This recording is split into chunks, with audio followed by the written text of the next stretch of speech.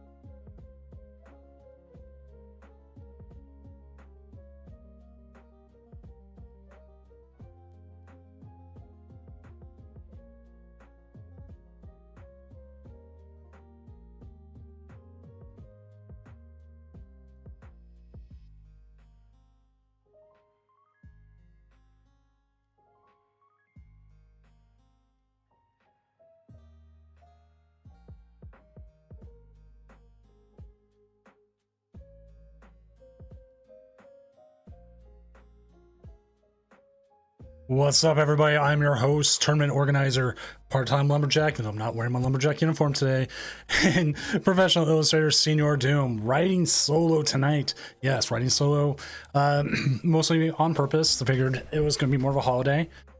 Yeah, see, like Jolly Flying Managed in chat just said, they forgot about it tonight. It's a little holidays, people don't always remember, there's a couple different things, and so we kind of said, okay, you know what, we'll take it easy, we'll have an easy night. 6 players, oh my god, that sounds horrifying. But yeah, we'll have a good easy night tonight. I figure as much. We have the holidays, doing everything we can, and then yeah, after that we'll hopefully have a good tournament tonight, and we'll see how things go. So let's go ahead and go look at our metagame. So we've got our metagame up here. Plenty of stuff going on where we are seeing we're seeing quite a few decks kind of start going up, and one of those decks is Iron Thorn's Dragapult.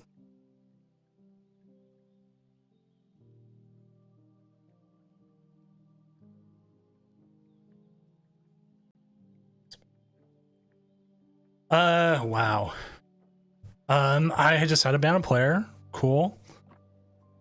Thank you for the player who decided to use a slur against one of our other players. That is an instant ban.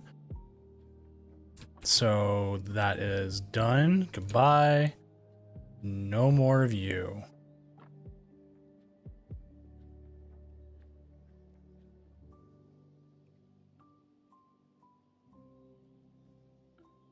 Oh man, something else has come up.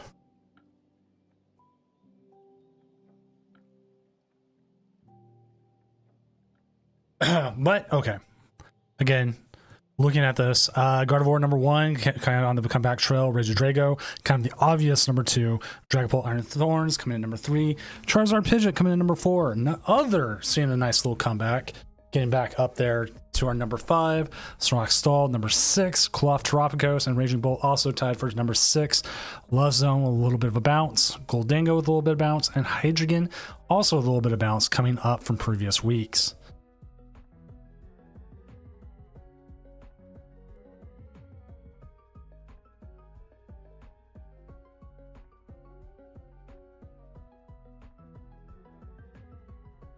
Just one moment here, chat. You're gonna see me actually do something real quick.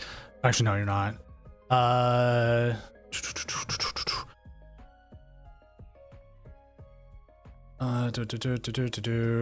take care of something because we have somebody who decided that, hey,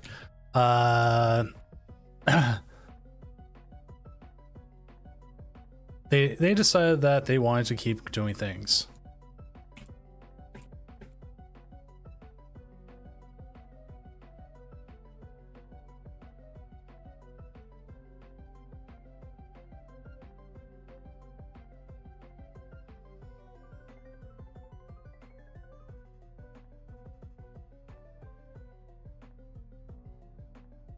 All right.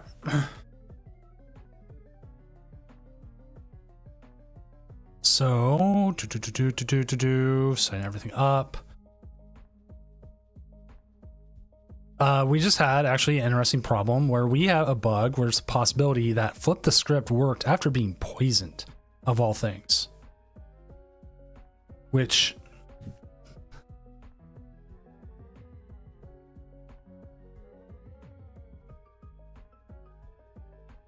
it shouldn't do. You poison, everyone knows that, right? It's what it is. So I'm at least getting the game log from it, and we're gonna find out what happened. It could be a multitude of things. Like it could be that a player just misunderstood, or anything else.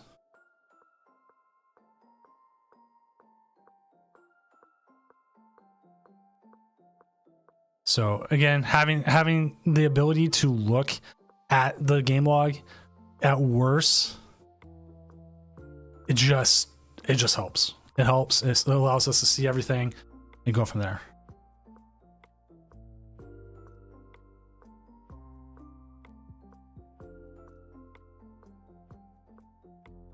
So if you've run into that bug or anything, just tell me and we can definitely see what's going on. Now let's check out what's doing well in other. Let's go ahead and update this. I've almost actually, Jolly Flying Man, I've come very close to getting it to work. Like it sits there and it flashes like it wants me to use it, but it doesn't let me. So the thing is, like, it's flashing to let me use it like it wants me to, but it won't. So I haven't been able to get it completely, but the fact that I can see it makes it interesting. Oh, this is Baby Armor Rouge.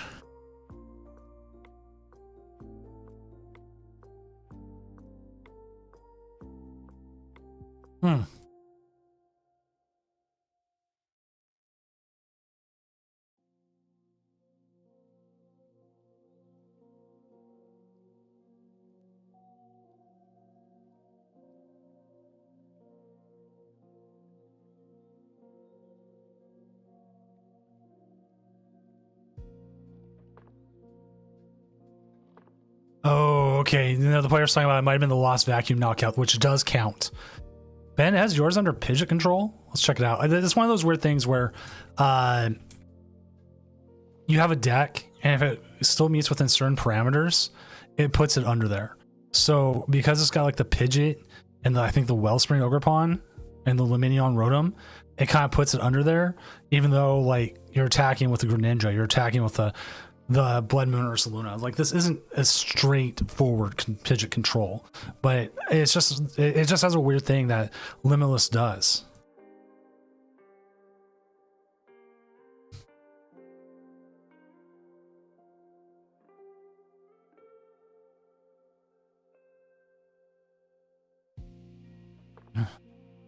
So I'm going to publicize this real quick about who we just did ban and why. You see this person here, Bro Flamingo TCG. This person here, they played up against Day Camp. They lost, and they decided that using various slurs and swears and whatever else you want to say is a consistent thing to do with losing. It is not. It's an instant ban. Like I had just see the first word and it's an instant ban. So if you see this person in any other tournaments, please notify a judge. I can send them screenshots. I can send them the whole thing showing this player is just a detriment to the community, detriment to anybody, and we'll 100% work on trying to make sure that they don't get to play with anyone else, because yelling at other players for losing a game is on you. It's bad form. Like it just sucks, and nobody wants to be yelled at for winning a game and being called slurs and various other things.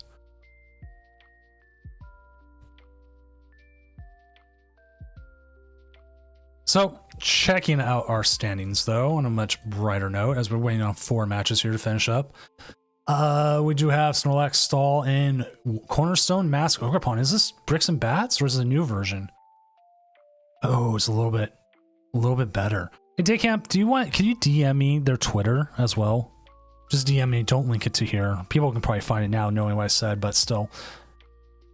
Ooh, going different Bouffalont. That is good, because if I remember right, Curly Wall here, it just says other Bouffalont. Doesn't say Bouffalont with Curly Wall. Just other Bouffalont. So they can bring in the one here with Lost Headbutt and start taking out energy. Like they're playing the counter gain, I believe. Yeah, there's the counter gain. Lost is owning energy. Just horrible. And like, I mean, how much does that suck? Like, I've been playing some Gardevoir with Mawile, and so many win conditions come from this now. It's so good.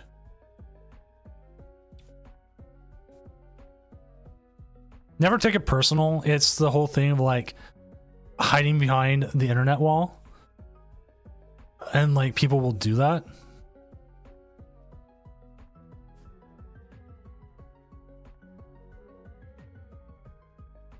Right. So they want to sit there and be like that, and like if I can find out more about it, you actually can report a person with this stuff and possibly get them have more implications done to like bans and stuff, because that breaks the Pokemon personal conduct thing. And even though these aren't official Pokemon tournaments, they are still part of Pokemon, the Pokemon experience. They know about online tournaments. If you watched Toronto this weekend, they mentioned our winner. Our winner with the Quad Thorns got their tweet promoted on there. And they talked a little bit about the online tournament scene. Thankful, like I was glad that they tagged me and I was in it. They even said my Senior Doom's tournament. I'm not gonna lie, but because of Juan and his win, him posting it, 100%.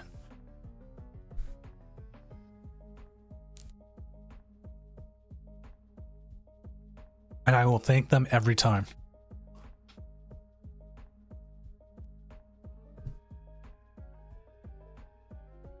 Right. Thank you, Day Camp. I'll check that out here in a minute. Let's go ahead and check out, make sure whatever we got going, whoever's left with a tie, it doesn't have any issues. Both players already tied once. Where are they playing? They're playing Arch Alodon versus Gardevoir twice? They tied it? How can you do that?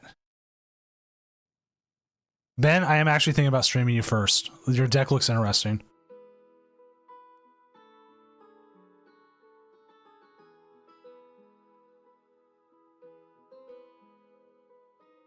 I just hope I don't curse you, because we get you on and sometimes you do great, then other times like you've been donked and it sucks, because like it's such a good fun deck.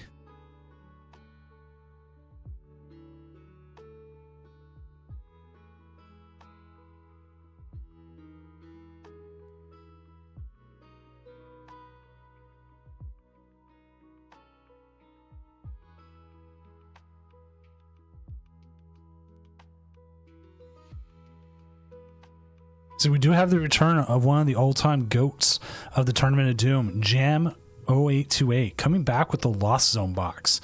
That's what Lost Zone box they're playing. They're playing just the Pikachu box. Yeah, there's the same Arch Alodon player has tied Gardevoir twice, which, I mean, is completely fine, because you know what? You can tie twice and still make cut. It's better to like tie twice and it's still possibly make cut than not. So it looks like they are all good. So I think we're gonna get the timer started here in a minute. Yeah, they've had plenty of time. If they've come in and say GG, we're gonna pair the next round, get that going. And then as soon as we get to we get this all going. Got the timer going. Let's go ahead and find Benjamin's match and go from there.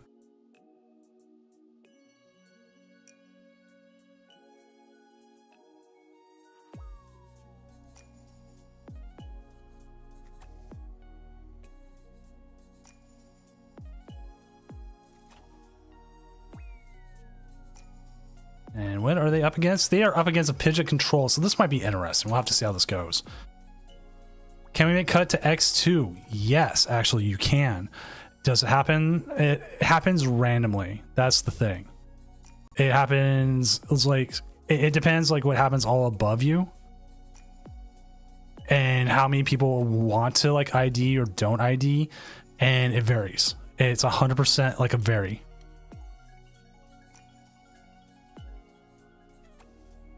So as soon as this game gets going, we'll have it on.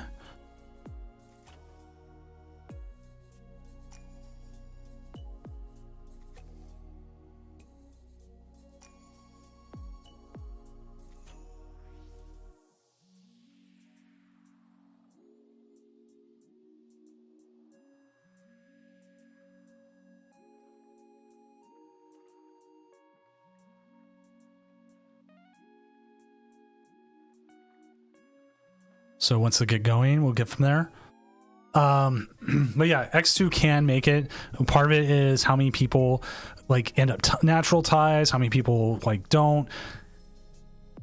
The biggest thing you want is to have a high opponent's resistance. The higher that is, the higher chance you have at X2 to make it. The lower it is, the less chance you have. So you can 100%. But there's no absolute guarantee that you will. We've had weeks actually where we've had multiple X2s make it because somebody drops at like 5-0. And so they're like, oh, well, okay, the points change. So it's more of a not likely, but can happen. The deck should be going. There we go. Here we go. As we got, going up against Benjamin Merritt. As we've got Benjamin Merritt's weird Pidgey control deck. It's not exactly Pidgey control. Going up against Regidrago. So this should be an interesting matchup as we go into this.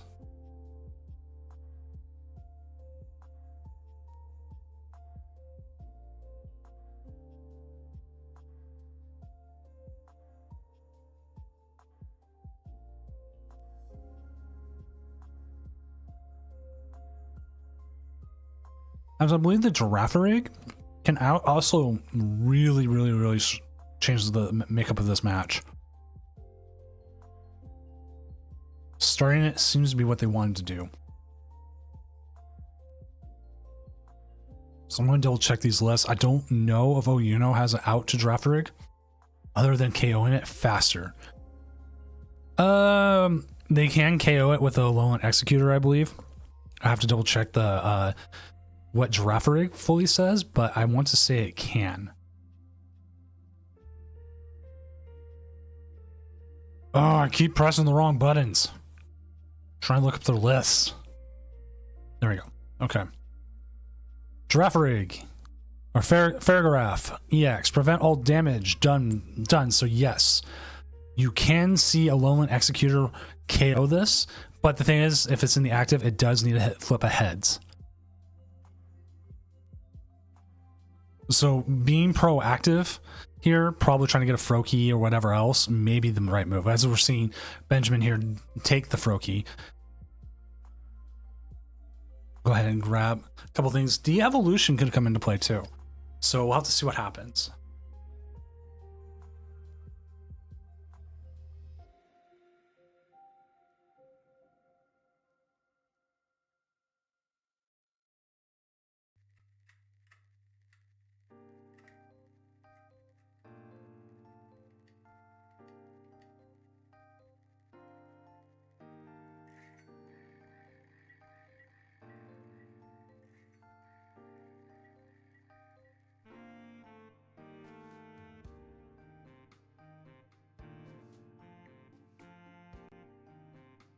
All right.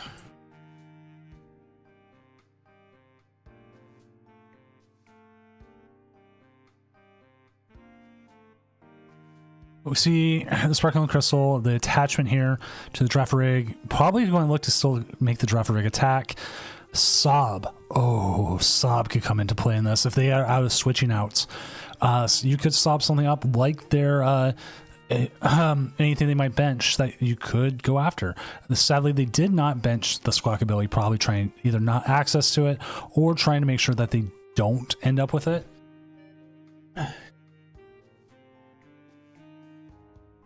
As we do see the Iono, the Toedscruel will come in handy.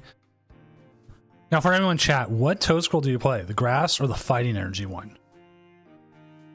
That's the question. Toedscool, not cruel, cool.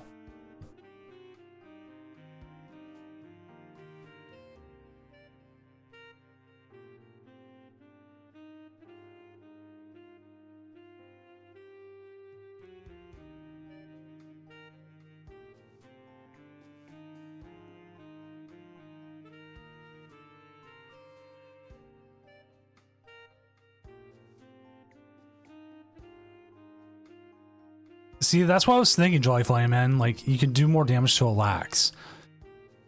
They both take double energy to do it, but the thing is, like, doing double damage just makes them, like, it makes it more of like, okay, it's there. I can attack.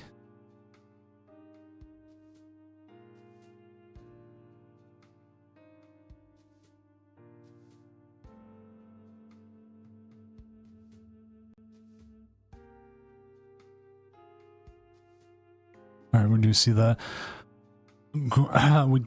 Froakie in up there. No access to rare candy.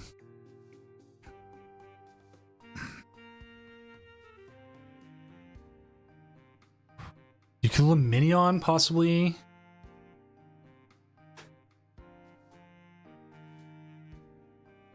I believe they play Arven. There might be a world where you're able to do that.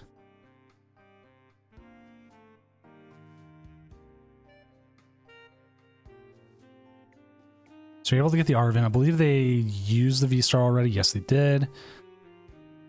And it gets you a candy. Possible counter gain as well.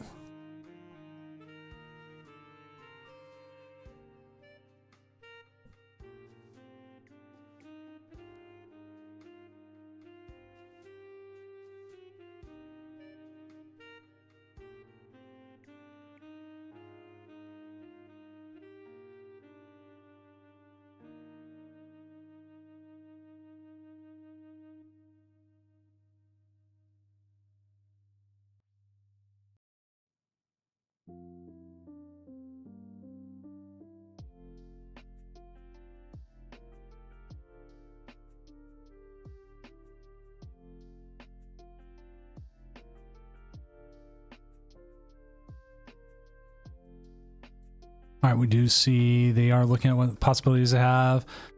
Oh, we could see a Pheasant Deputy attack here. Ooh. Oh, yeah.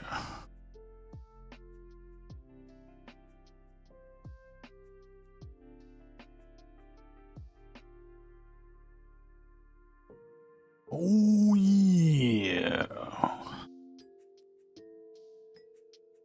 But they probably just realized afterwards that you cannot attack the benched Ogerpon. Something we've all made that mistake of. It's like, hey, there's an Ogerpon on the bench. I can just finish it off. No, you cannot attack the benched Ogerpon.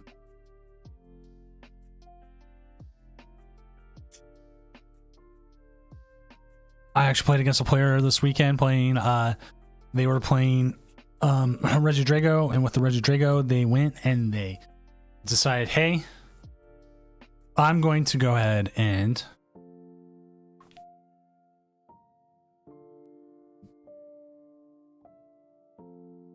do probably the dumbest thing I can,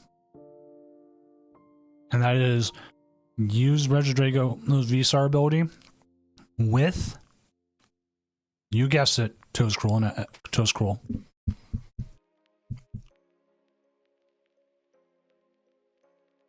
They also tried to use energy retrieval, which was pretty funny too.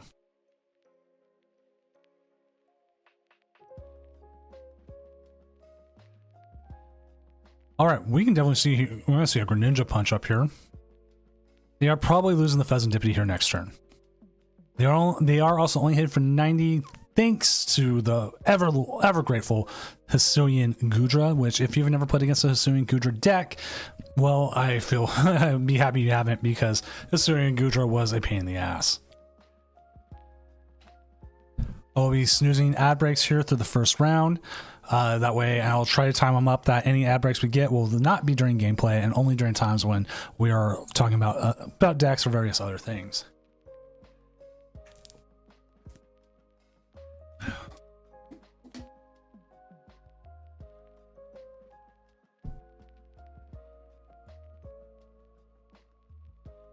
So we do see the second Regidrago come down with the double Ogerpon double. Oh, we do see the V-Star activate. They did get the Giratina. And Giratina does hit for 280. I don't think it's enough though to take out the Greninja EX. They're probably looking more for that Dragapult so they can take out the Pheasant Deputy and put some damage counters onto the Greninja. But not getting that doesn't help. We do see the Prime Catcher. They're probably looking for. Ooh, they're going to go after the bird. No more bird.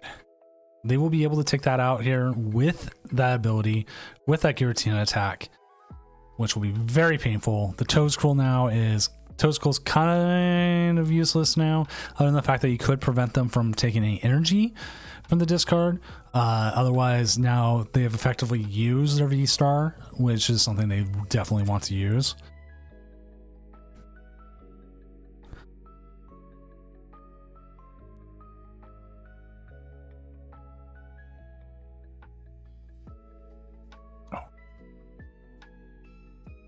If they get an rare candy here, you could thwart in the Toedscruel or something else and then go with that, but we are not going to see that. We do know they've used our Prime Catcher. I don't know if they have any other outs, but we're going to see the Pheasantipede come up. No reason to have it out there right now. It is kind of a liability, but then so is your fish. Hitting that magic 260 here. They should be able, hopefully be able to get a KO here in just a moment. Setting themselves up much better.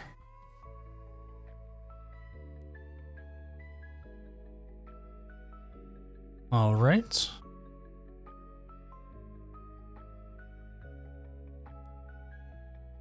Now you could see a de-evolution here.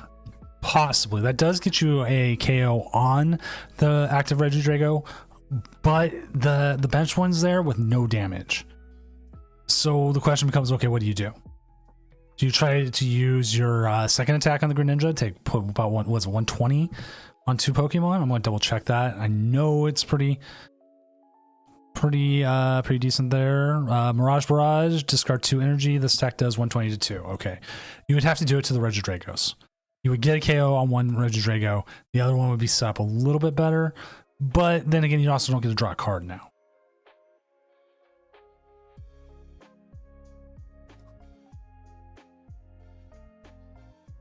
They do have the Alolan Executor here. Playing that does guarantee him a 2-price turn. And we did see them not bench. Ooh, that is the active. Wait. Why didn't that KO? I thought that was the Alolan Executor they used.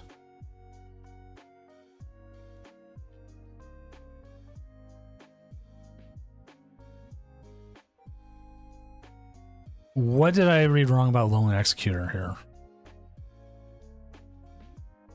Is it only actives?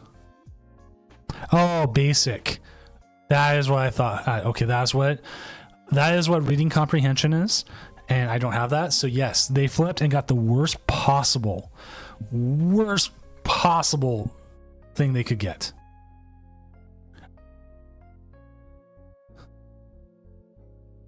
I was like, okay, you know what? I was trying to remember exactly what it did. That's so much better. That was the worst flip that the Regidrago could have was the heads. You see the boss's orders here. The Rotom V is coming into the active. And the pass. Okay. There is a missed energy. Could just see the hard retreat here. We will be 10 short here on the Shinobi Blade, but putting some damage counters out here onto, or actually taking the KO. Forgive me, I forgot this bird is weak to the fighting.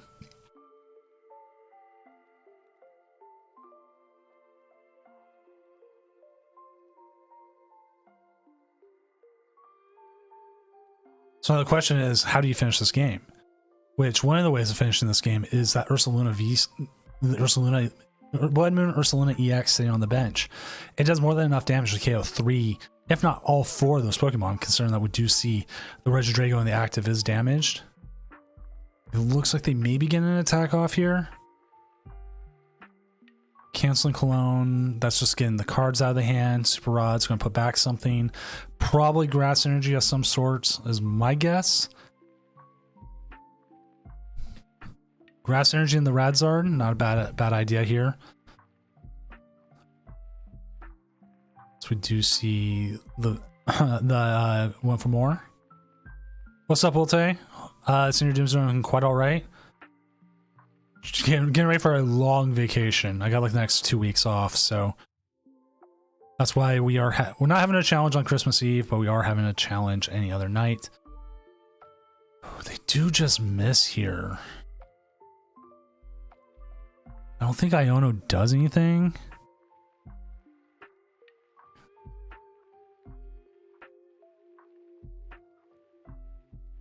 Jam, I saw your back. I saw you brought back Lost Box with you. At this point, I think you need to grab another energy or the boss's orders. I kind of felt like the energy would be better if you had it, just in case they've got another out. Hey, I played my first Limitless turning in over a year on Wednesday.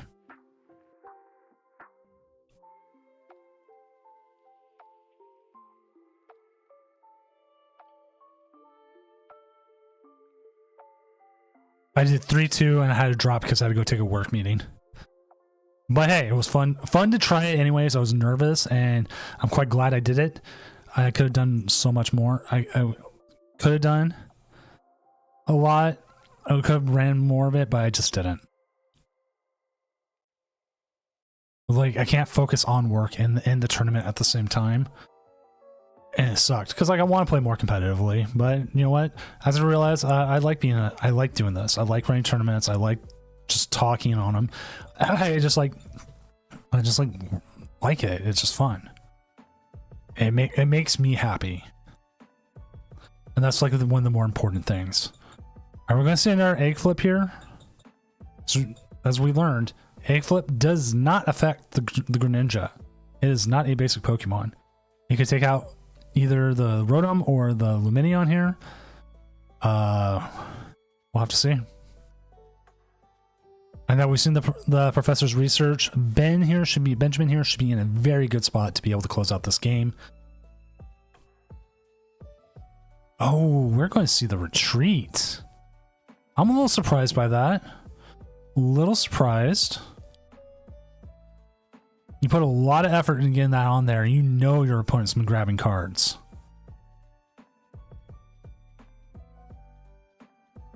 They just deck out. That's game. Wow, what a game here. Ben coming in with this very... The Limitless wants to classify it here as Pidgeot control. It is not Pidgeot control as we've seen. It's more like a hybrid. Like, you do have the Greninja, which can attack a whole ton with that Sparkling Crystal. And come in and do what it wants. The Pidgeot's grabbing things. Rotom's good for draw. Toedscruel's stopping stuff. Farigiraf is stopping EXs. The Blood Moon Ursulus to clean up games. Pheasantippities to draw more cards. We saw Pheasantipity try to attack. Didn't happen. Wellspring Ogerpon also. The Sob is like pretty Sob and Tempting Trap right now I think are kind of underrated. And maybe may need to be played more decks. Yeah, PKS Blades gets it. That's the whole thing. It has Pidgeot and it controls. It controls the tempo.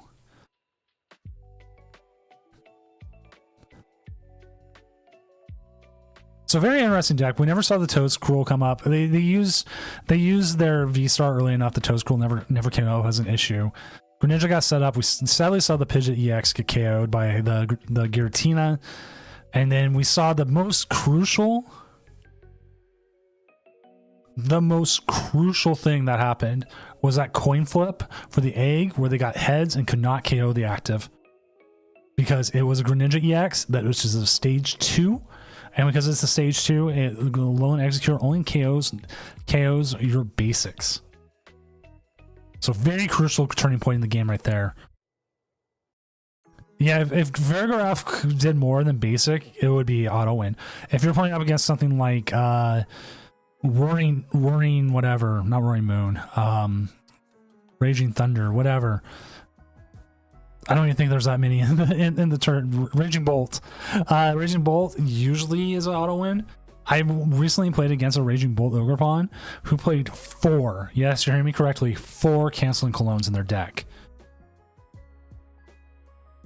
I was like, really? which I currently do have 2 3-0s with. One of them is currently is Vatna. They currently play 0 canceling clones. But what I've noticed with the ELO, the new ELO system at Arceus level, you hit different decks at different points. Like when you're in the 1500s, I keep having like stuff like Archaladon all the time, and Regidrago, especially around 1500. They're low 1500s. Now I'm in about the mid tier 1600s. I'm hitting a lot of block lacks, a lot, like maybe a little too much, but it's helped me get better with because I've been playing a lot of Dragapult Iron Thorns, which is not having a good night tonight, but that's how it be sometimes. It's taught me like, okay, what do I need to do? How do I get rid of things? What can attack? Like, I'm trying to make sure they never hit their accompanying flutes. One of the ways I did it is I put all 4 Dreepies out right off the bat. And then any chance I got to like throw away Iron Thorns or the Toedscruel or Radiant Alakazam, I used it. Or alternatively, you just go you just try to go a single attacker and go fast, preferably the Dragapult EX. And I do play Rare Candy in mine, so I can get Dragapult EX online going second, which is really fun because like I can get it depends on the draws and a little bit of energy attachments. There's various factors in there, but it can be done. And then once I'm hitting 200 and spreading damage, they usually start panicking and trying to set up like penny loops and maybe get that damage out of the way, especially if I can target the Rotom early and they don't have the ability to keep drawing. Like Iron Thorns is okay, but the problem with Iron Thorns is you only hit 140, and if they get something else on the bench, you're losing that energy off the Iron Thorns. So usually Dragapult's the better attacker against a control style deck, usually. But as I said tonight, Iron Thorns isn't having a good night tonight. A couple O2s, a couple 1-2s, 1-1, 2-1. 32.2% and 6% win percentage tonight. Not going for it. I think it is a more difficult deck to pilot at times, but it should be definitely up there. Gardevoir is kind of pulling the 50% here with 6 natural ties. Snorlax Stall bringing it up a little bit. Cloth Terapagos. What's actually our highest win percentage tonight? Currently right now, Pidgeot Control. Pidgeot Control is hot. And part of it is Benjamin Merritt here, who is not playing Pidgeot Control, carrying the torch. So if you remove Ben here from here, it's 3-1, which is still pretty good for it. I've been trying to figure out the Guardy matchup with it. Like the way I figured it is I need to target down their monkeys early, usually using Iron Thorns. Try to get their monkeys out of the way so then I can attack with Dragapult later and start taking more KOs.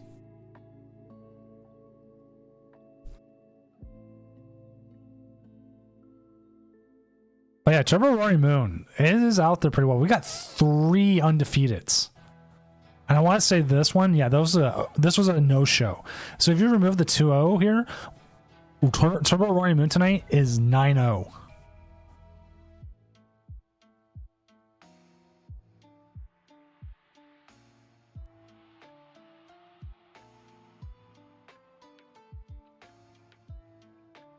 So this is going off tonight, which we could see it keep going.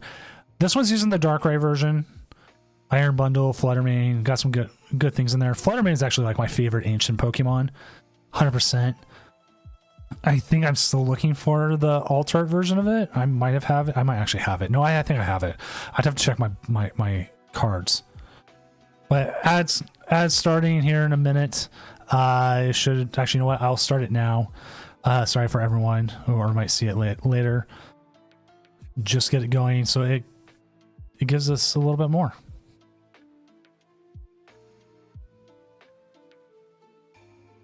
What's up, Zan? Thank you for redeeming. I love breakfast. I love bacon. Hope you're having a good night.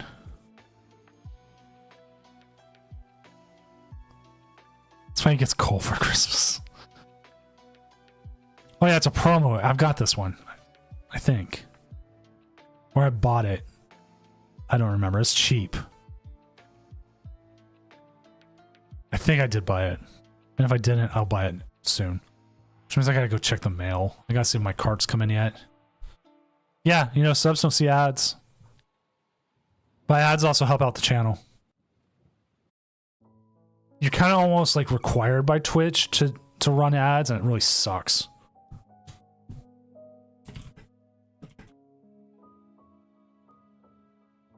So you have to figure out like what the best combination is, and the best combination I've still been told is 3-minute ad every about 30 minutes, and you can get pre-roll ads turned off, which I don't like pre-roll ads at all. I hate pre-roll ads. I'd rather have the ads run when they do than having pre-roll ads.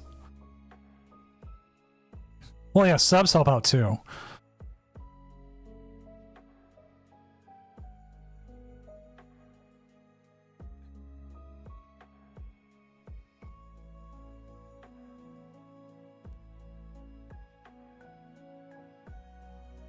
Everything helps out. I've debated about setting up a Patreon for the tournament, but I have no idea how I would do like Patreon rewards. Like I can't be like, you get priority whatever, right? I can't do that. It's like, it has to be like,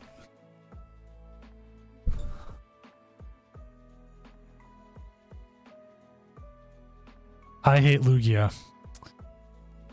I don't, but buddy, I understand why.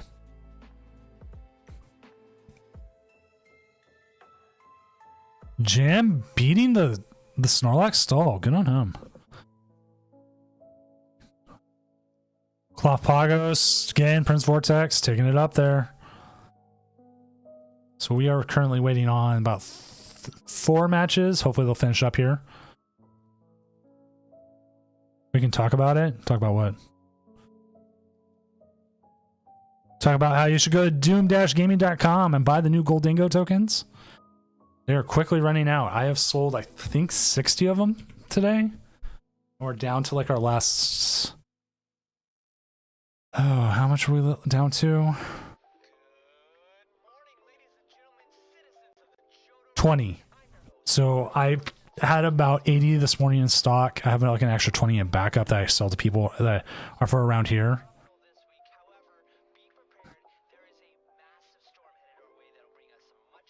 So there's about 20 left. So if you need and the shipment of Goldingo tokens, and if this keeps selling like this, I'm going to put another order in. What's up, Denakles? Alavez, 25th. Talking about the Palpitoad here. We talked about this one actually earlier, the Cornerstone Mask Ogrepon. Yeah, we actually have you and Jam have come back, 2 of the longtime regulars. Because I looked at this one earlier coming in, like, wait, what's with the double Buffalont? But the Squovit, what is a Squovit? Oh, it's just like a little, a little extra knockoff. Plus, it's cute.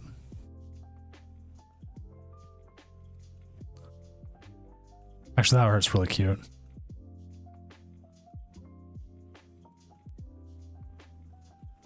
Also, oh man, that reminds me, I do need to update that real quick. We do have a new sponsor if you haven't seen. It was from last week.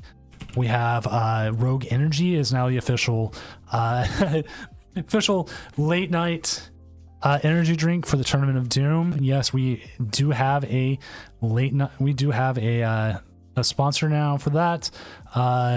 If you use code DOOM, that's DOOM, you can save 20% on any order with them, and it helps me out as well. Helps the stream out, and it's usually exclamation point Rogue, but the problem is here I need to go update it because it still has the introductory code, which is no longer valid.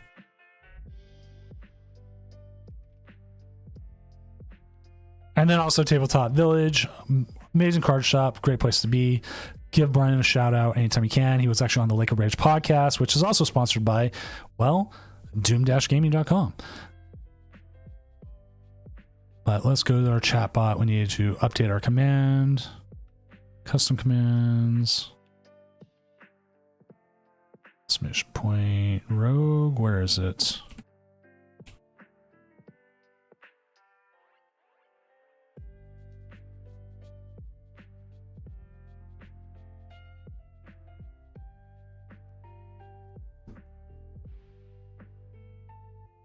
I do need to what's the word here? I'm trying to get a little bit more from them. I can 100% always tell you that the sour candy one is the best. That's the one I like. It's pretty good. They're a little bit smaller than like Advanced GG or some of the other ones. I'm actually had talked to Advanced GG. I found out there's a little bit of AI art controversy, a little bit with them going on right now. So I'm kind of glad it didn't progress too far. That they were using like AI art on their labels and some other things. So it was weird.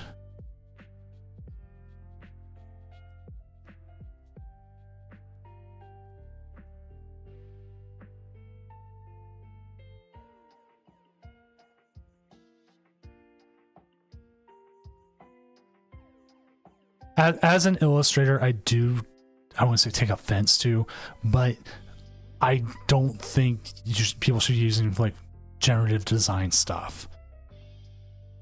It's just a whole copyright minefield.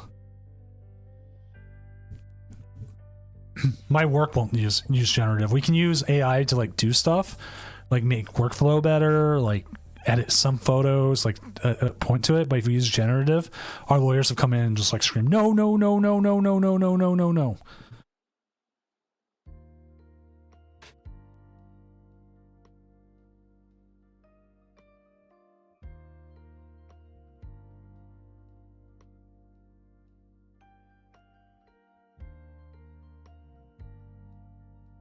Zan, on that last one, do you think we're good? Get the next game going. Maybe we get the prodigal son back on. We do have PKS plays. What's PKS plays out right now? 2-1 Lost Box Charizard. Could get Jam back. Prodigal son. Do also have Supercell Cambo. Knuckles still winning. Let's see what they're matching up against. Next round is up. Round 4 is up. Oops, I never announced round 3 was up.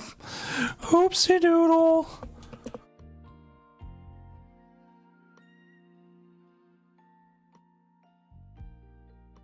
Let's see what they're paired up against. We got Jam is up against Miles. Knuckles is up against Levante. Chat, I don't know which one I want more.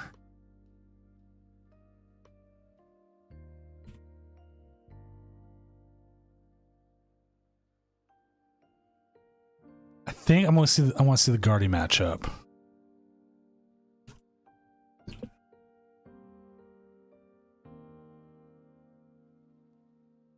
He's on a win streak. I want to see it keep going. I think it'd be good.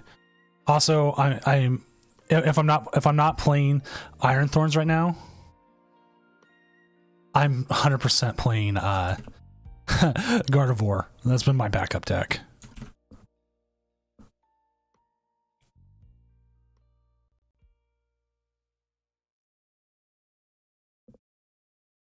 That's 100% been my backup deck. But then again, I like Gardevoir. Where I got a judge request. Someone accidentally clicked.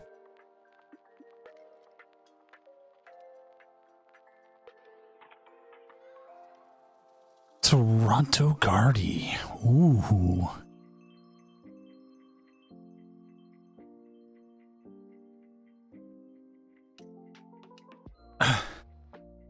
Okay, I have to tell you, PKS, about Chien-Pao. In the tournament I played in, I had Chien-Pao round 2 playing Iron Pult, right?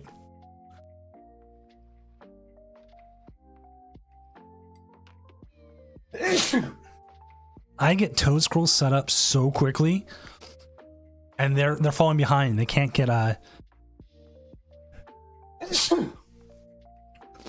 their Baxcalibur set up.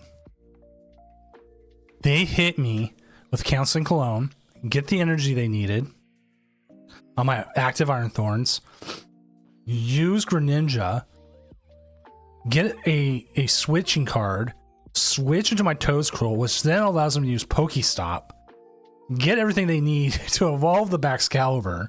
I was like, oh my god. And they took out my Toe Scroll in the same turn.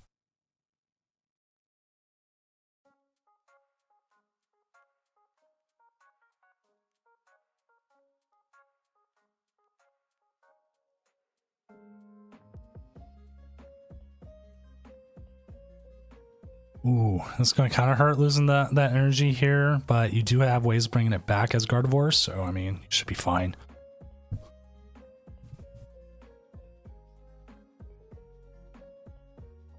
I think right now Chin Pao is a little underrated. I don't think it's like top tier deck, but I don't think people respect it, which is causing issues.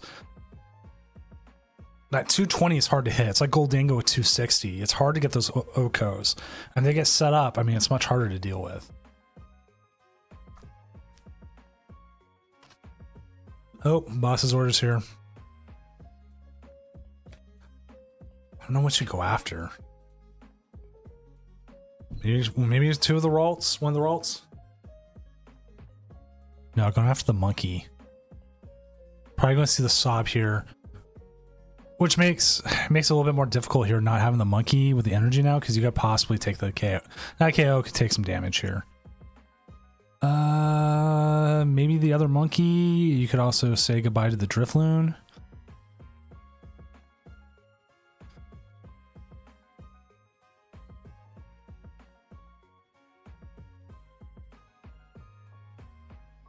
Dude, Denuckles is awesome. Denuckles has had one of the largest win streaks we've had ever on the Tournament of Doom. I think you might Earthen Vessel the Ultra Ball here, or you can Earthen Vessel the Drifloon just to get more energy. You know you're not getting Gardevoir this turn. You also know they don't have a Lugia.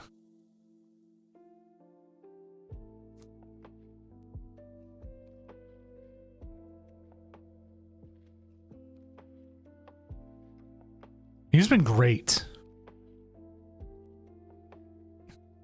I honestly do like seeing him play.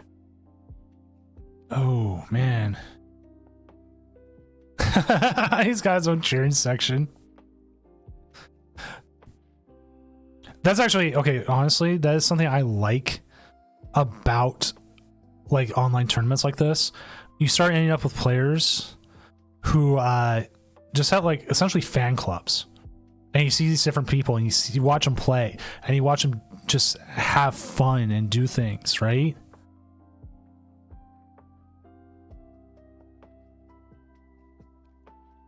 And you get to see people who you might not ever see on stream, because like, yes, one thing, we are a much smaller tournament than a regional, but we also I don't know if I would have done that for the Gardevoir here, but you know what, I'll trust in him here. You kind of don't want to lose that Bravery Charm anyways.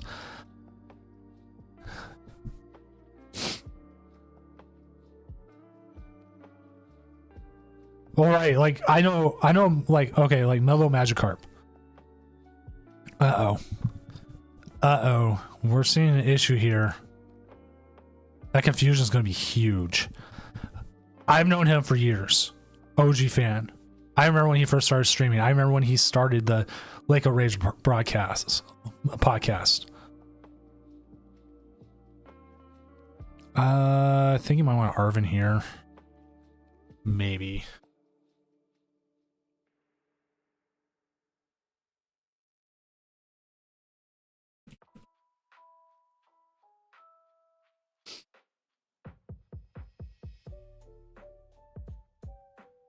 And that's always great things. It's great things to know these people, to see them.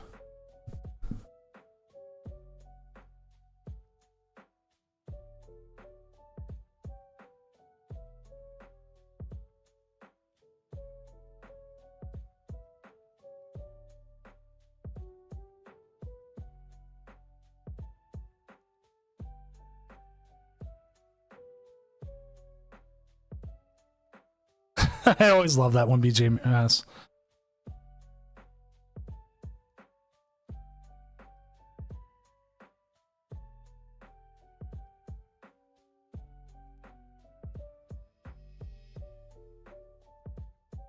All right, I'll jump out of those. And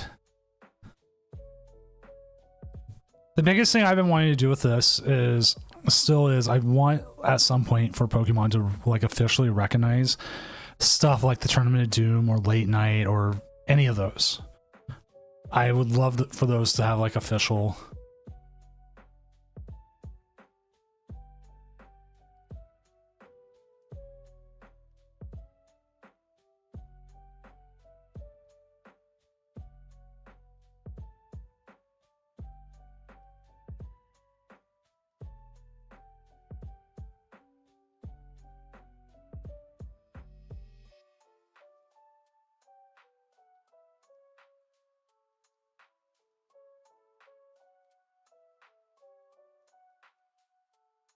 Oh, we finally see the Lugias as they retreated there. I'm not wanting to take the chance at all of getting KO'd there.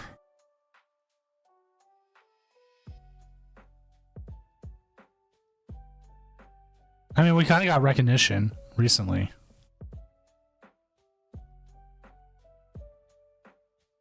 You can take the KO here with the monkey, but your other monkey is in the discard.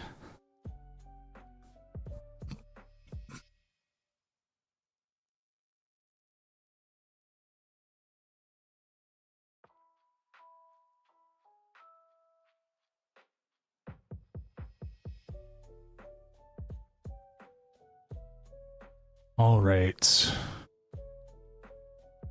Ooh.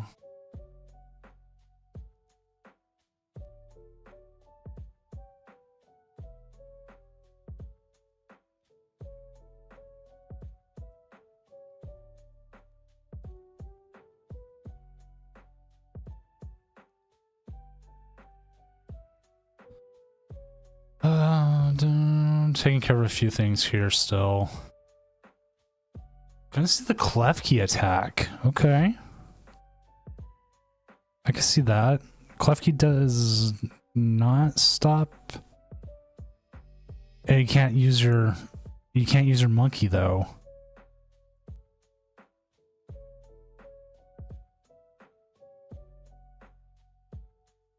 But it does prevent a action from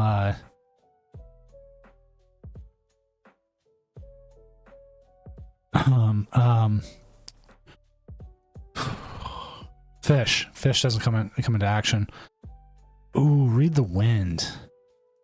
Not what you want to see. You see the Archeops hit the discard pile though. We could see a KO here from the Gardevoir, the big Gardevoir.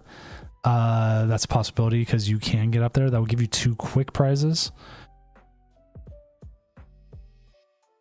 And we'll start getting that damage off that Klefki.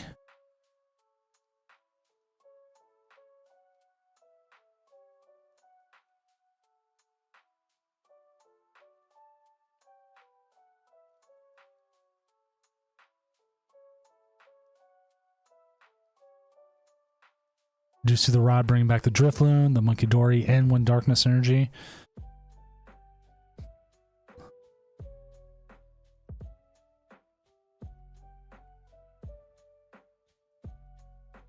I'm trying to think what you do here.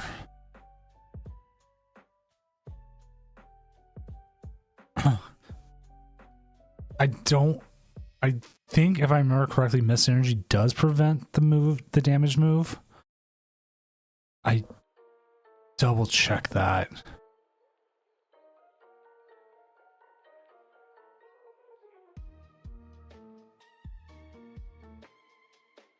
Attacks. Okay, so no, it does not prevent the move from the Monkey Dory, but it does prevent the move.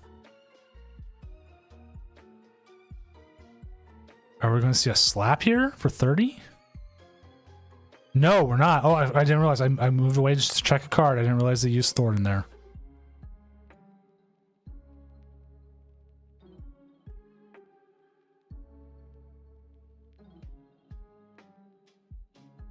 I see a Screamtail come in here.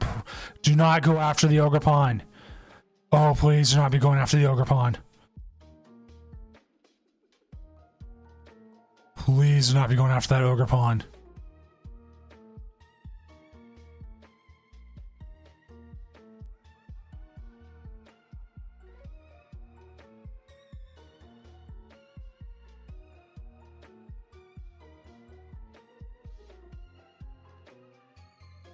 Oh. Oh. I was absolutely worried they were going after that Ochre Pawn. Now, I saw in the Japanese leagues there is a new card they're playing, and back in some of them are playing back into Gardevoir is the classic Cresselia.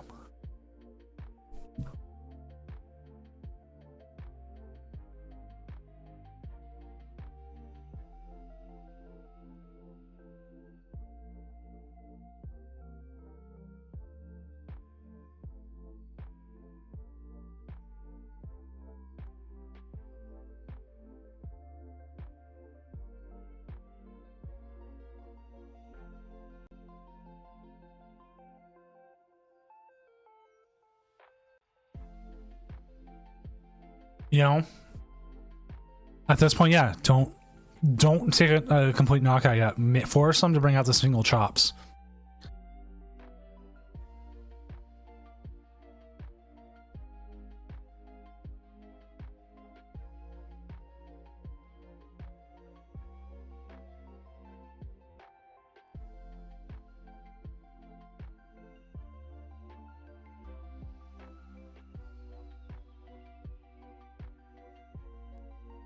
Send our energy there.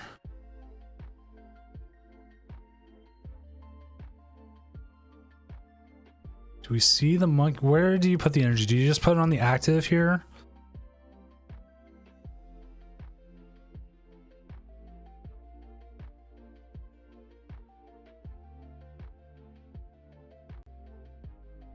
Like, I've played enough Lugia, like I almost instinctively never put more than 4 on the bench.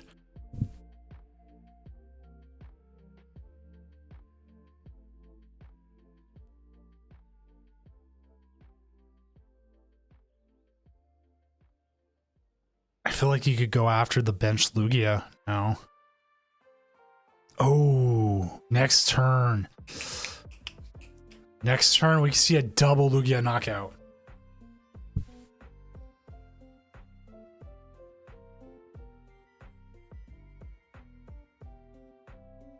That would be so good.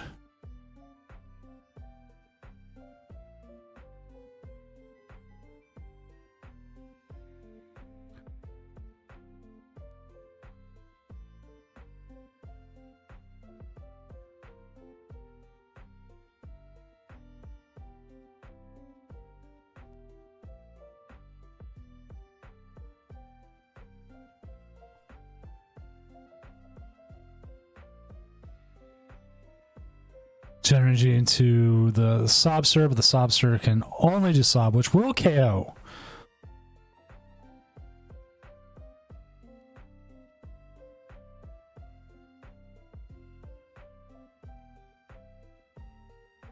They're going to put it on the damaged one. They have to. Oh, they didn't put it on the damaged one.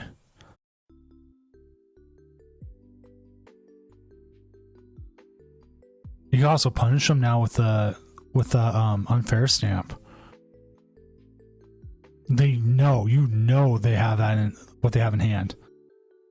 One unfair stamp later. You can even just bring back the Screamtail here.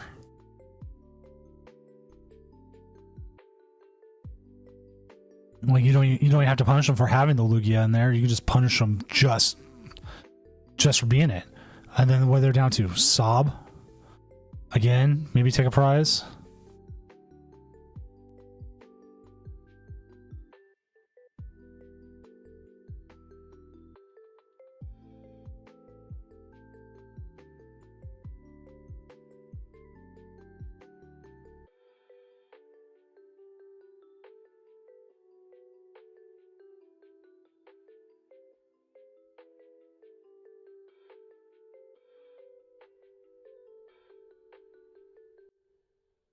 I'm fine with that. I'm fine with bringing up the bear. They still need at least an energy to attack with bear, and even if they do, bear is probably easily KO'able.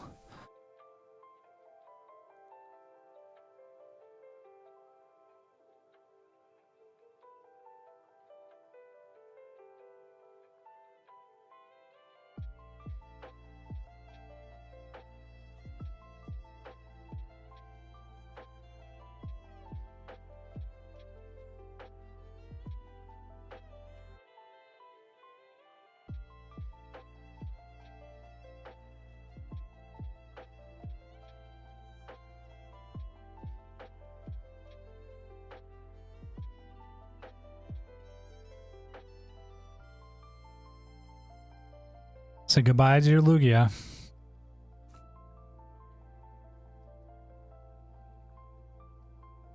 There goes one. 4 prize turn. Hate to see it. I mean, I'd love to see it. I mean, you're pretty well set up here, possibly to take the next 2 prizes. You can KO the Minccino fairly easily. The problem is trying to get to the bear.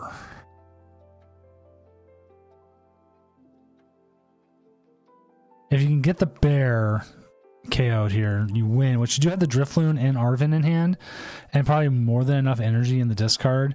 You should be able to just get that loaded up with the charm and then be able to take the KO.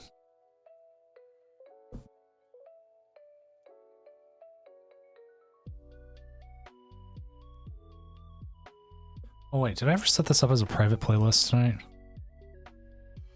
Oh, it is private session, good. Sorry, I really messed with my Spotify mix thing. I'm like, man, I love it, but I don't. Sub, hoping they don't have it out here. Now, surprisingly, if they do have the Ralts, I believe it turns the sub off. Also, Wilte, congratulations. Ooh. I gotta sing the Doom song now. Doom, doom, doom, doom, doom, doom, doom, doom, doom, doom, doom, doom. Prime sub gang. Thank you, BG Mass, for the Prime sub. Every time you do that, you take money out of Amazon's dirty hands, which everyone likes. Oh, they did get the refinement. That is game right there.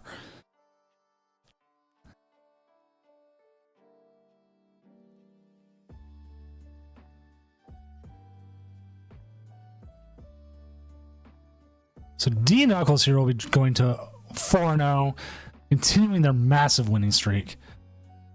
Also, BG Mass, I'm going to say you are the CEO of the Knuckles fan club. As being the CEO of the Knuckles fan club, just keep doing what you're doing. Welcome to Doomco.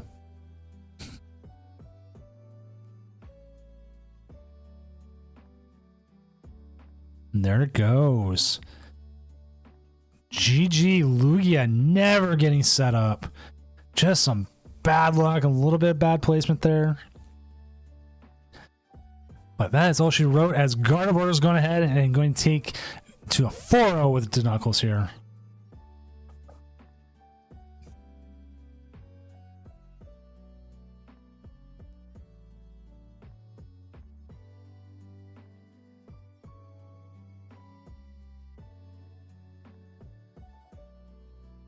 So I wanted to talk a little bit also about an upcoming Tournament of Doom coming up. On the first one of the new year, January 3rd, I believe it is, we are going to actually attempt a asymmetric cut for one of these, where we are going to have a point minimum with a minimum top 8. So if you go 6-1-1, you should be able to make it into cut now. So no 6-1-1 bubbles. Or 6-2 can make it in, and then a whole bunch of other 6-2s can make it in. I think no, it's point minimum and then top 8 cuts. So if a top 8 cut, 6-2 can only make it as the 6-2, the only one, but 6-1-1 will guarantee in. So if we have 12 6-1-1s, then there'll be a 12 person asymmetric cut. So we're trying that out for the first time. We're just going to see how it goes. Like, as I went back in the last 5 tournaments, if we did asymmetric cut at 6-2, we would have 2 of them would go into a 15 and 17 person cut, but we do 6-1-1 only happens once, and it was like a 10 person cut.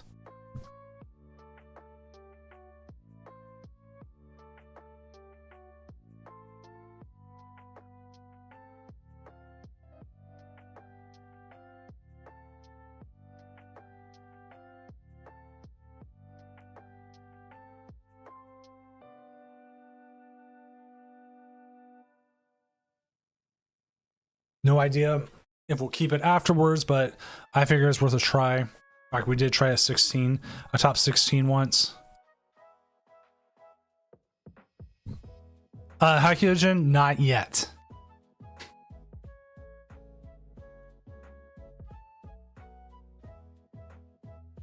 Most of the time cut is a 611 and we get like a 6-2 that sneaks in. What we're looking to do is a test on the January 3rd with an asymmetric cut that all 611s get in guaranteed.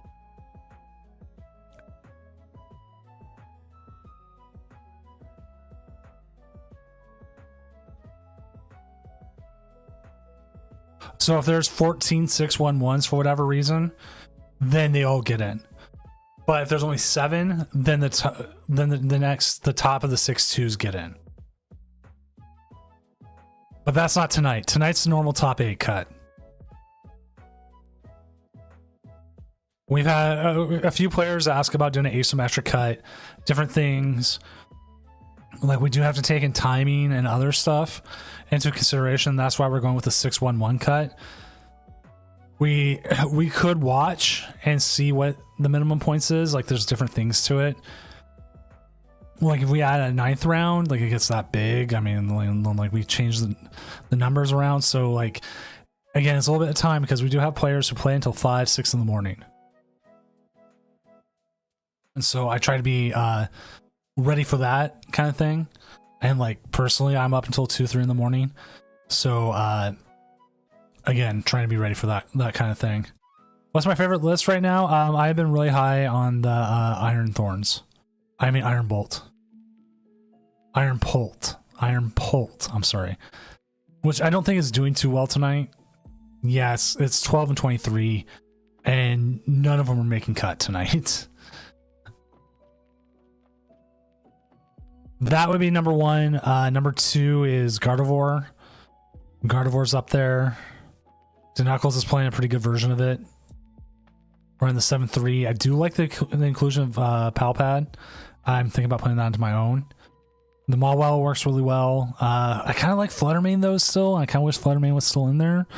But you know what? Sometimes it needs to be cut. The only reason I like Fluttermane is because just how much Iron Bolt is out there. If you do Fluttermane and Klefki, that gives you 2 outs to hopefully get around their Iron Thorns. What's up, Emiosaur? Redeeming random fact. Oh man, let's look up a random fact real quick.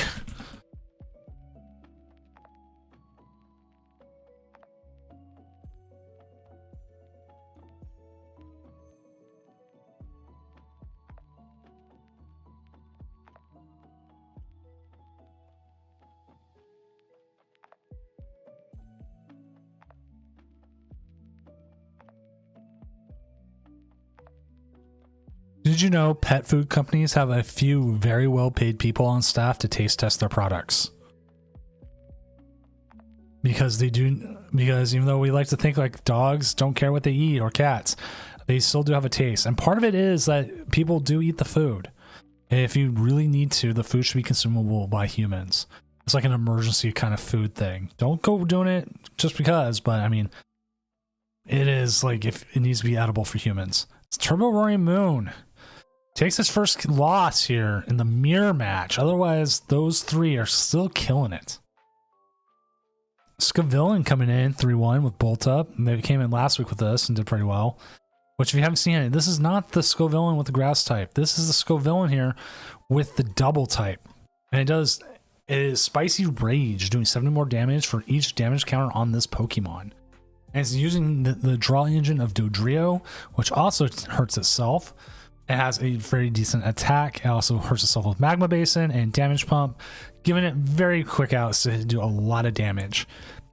And by being dual type, it does have a more effective matchup against stuff like Charizard. I'm a little surprised it did lose here to Goldango, considering it is dual type. But you know what? Goldango's Goldango. Maybe they didn't get there. They did beat Luxray Control.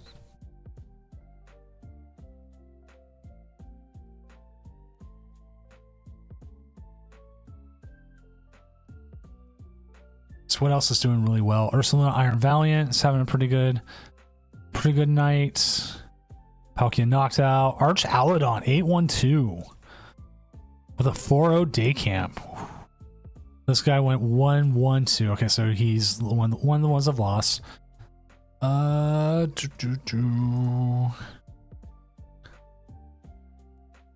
Keep this updating. Cornerstone Mass 5-3. Goldingo 14-8-1. Raging Bolt having a pretty good night. Lost Zone Box having a pretty good night. What is our worst deck tonight? Clefairy probably didn't even show up. Future Hands 0-1 dropped. Surledge 1-9. Wow.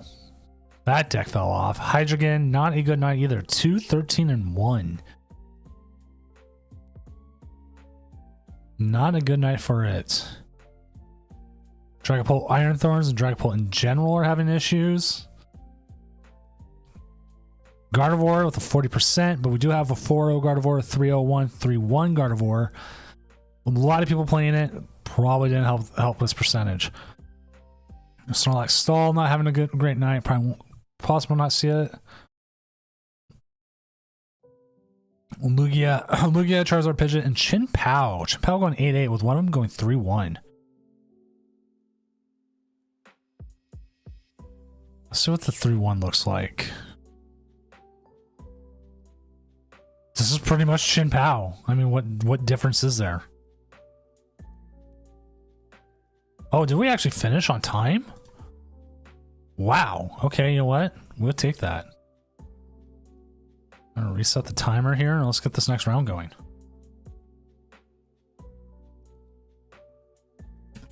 So we need to find a game.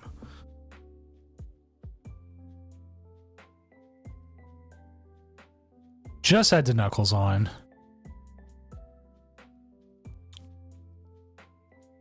Let's see. Jam's got AI Venture and the Charizard Pidgeot. Supercell Cambo with the Regidrago up against Iron Thorns. That doesn't seem good for him. The RG guy with Gardevoir. We just had Gardevoir. You know what? We need the Prodigal Son. I'm sorry. The Prodigal Son needs to come back.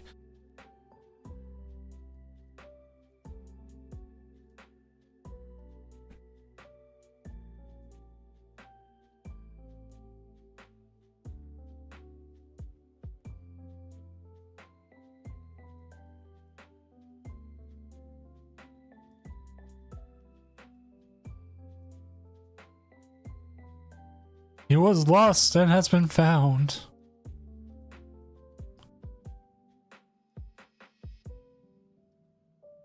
What about the Prodigal Moon? I don't know. This one's a classic though. This is a Charizard Pidgeot versus Lost Box, but there's a lot new Lost Box with the Pikachu. Jam says okay as they're going up against AI Venture or AI Venture. I don't know. I'm horrible with names.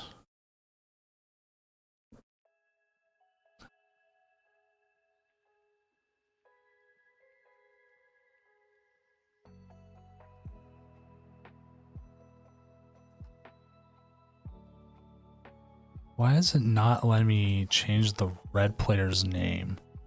It's so weird.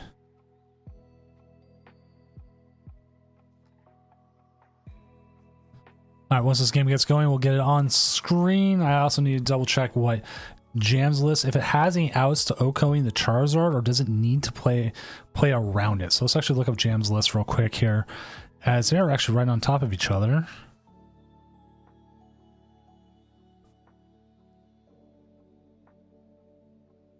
Does he play the stadium? No, he does not. So he does need to work around if he's going to use the Pikachu EX to get the KO.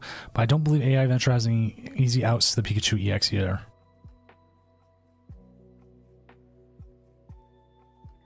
Hey Zen, thank you for doing hey Doom, hey. Pay attention to me.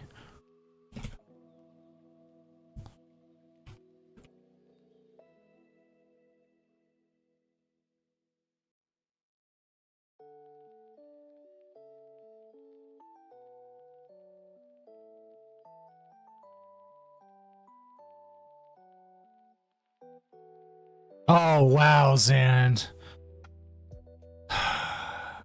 So bad. After redeeming I Love Breakfast and like attacking people for liking turkey bacon. The stab. A2 Brute. A2.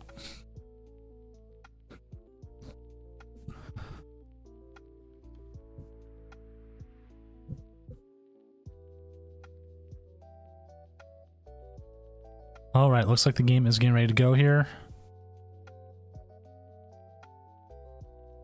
Oh, I thought it was going. Well, we'll sit here and wait for a second. That is true. You are allergic to eggs. I forgot to press the button for the timer to start.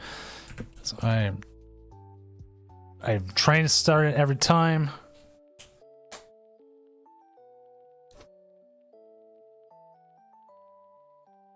You know what I'm sad about? The place I got cheap Chinese changed it. They like now give like way smaller servings, and they changed up like their general sauce, so it's not like these big chicken pieces with like this really good hot sauce now. It's like this microwave chicken. It's just bad.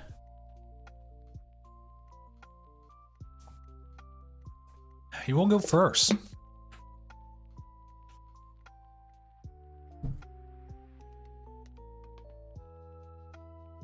Do see the chorus. Got a couple switch cards here, like 4 of your switch cards, but do still get a Comfy at least once.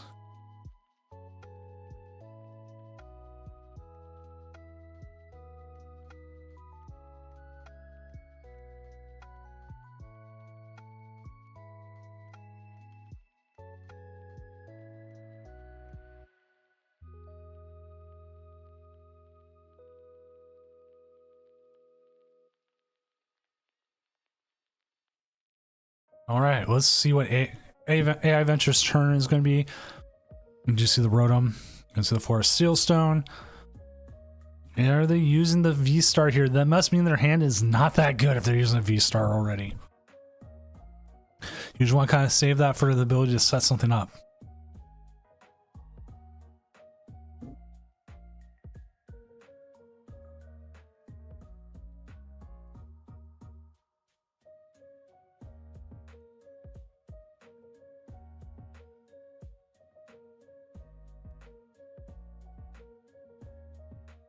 All right, see the double Pidgey. Interesting. Probably trying to hope to make sure they 100% set up here. We'll probably see the Grass Energy and the Mirage. You do lose a Rod, but usually Lost Box lists do play 4 Rod. And we'll see a Flower selection here. Chorus for Boss. We're going to see the Boss over the Chorus. Kind of sucks, but you know what? Sometimes that's how it has to be. And we'll send our Flower selection here. We'll keep the Vacuum? No, we're going to see the Comfy. We're going to see the Vacuum go away. Comfy, we're going to see our Comfy here. Which I recently bought the Alt-Art Comfies. There's Cramorant as we say goodbye to Night Stretcher though. But I think picking up this early prize is pretty good. It also limits them from the ability to have an extra Pidgey.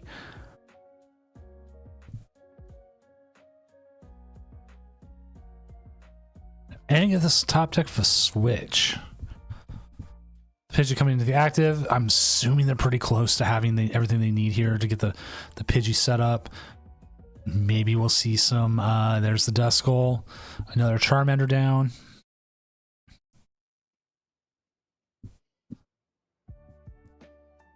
Pheasantipity. And we're going to see an extra 3 cards. So we see the Candy into the Pidgeot. So they did have that set up. But the thing is, the Collapsed Stadium. Probably getting rid of that Rotom.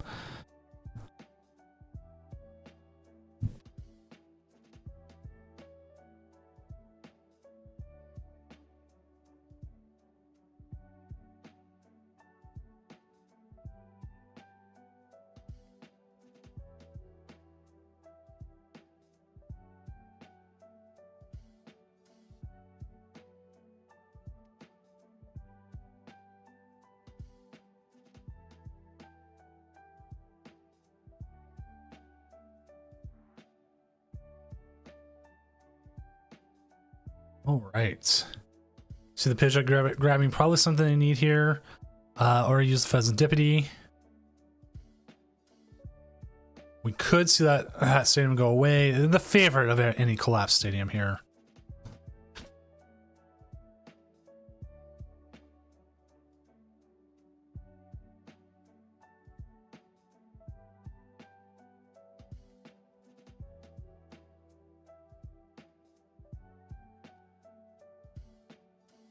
We are very close here to possibly getting the Rad Greninja here, getting a 2-price turn off the Charmander and the Duskull. You're not too worried here about the Charizard just getting built more and more.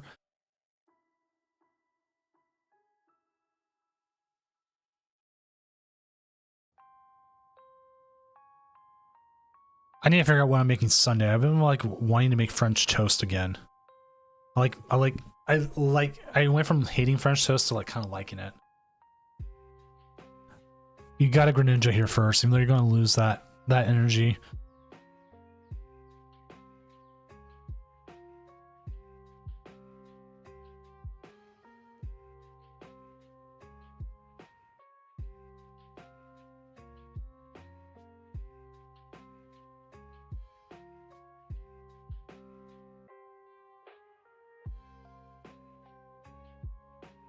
I also thought about making waffles. Oh, you have to decide between bear. I kind of like keeping the bear. The bear finishes games.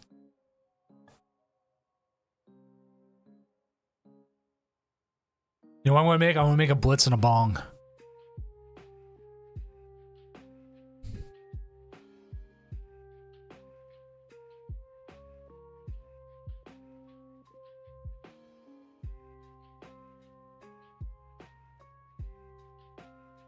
Well, probably gonna say easy KO here.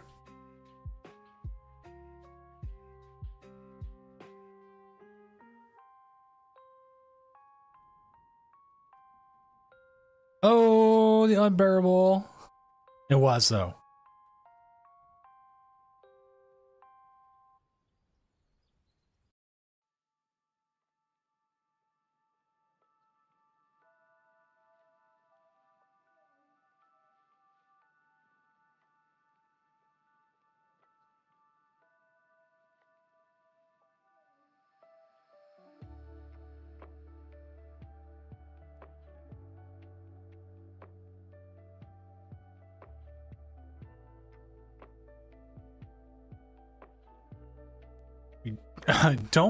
Don't see there. We do not see the Dusclops be set off. I wonder if they're just waiting for the opportunity of Pikachu coming out and doing its damage.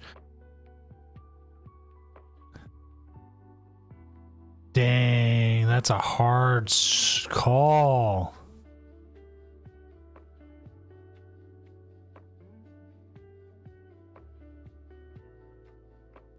Like, I feel like you need the Roxanne still.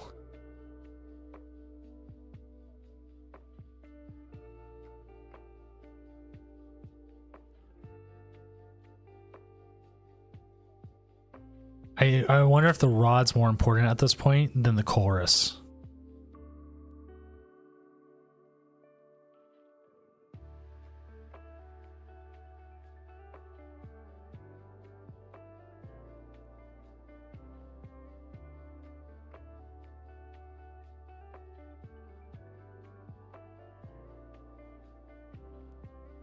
This is one of those things where I think Gravity Mountain is the better stadium for Lost Zone Box than anything else. As we do see the Prime Catcher.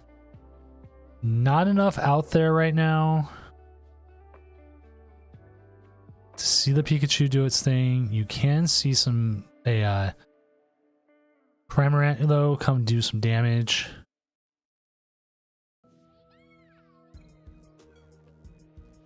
Take out the baby Charmeleon. I think that's a good idea. Lower their options here.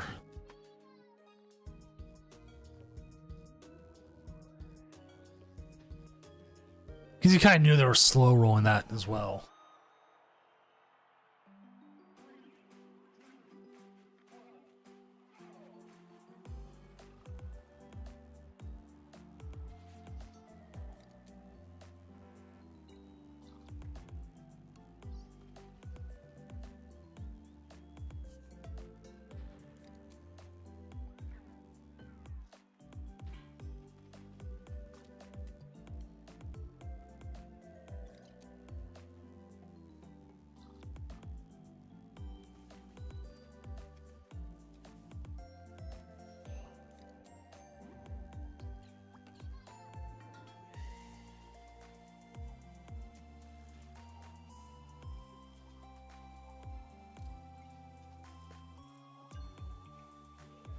You see the Manaphy come out, trying to prevent anything in there. We can see the Roxanne. You have options between Roxanne or Colress here. The big issue is, can you take 4 prizes if you Pikachu this next turn?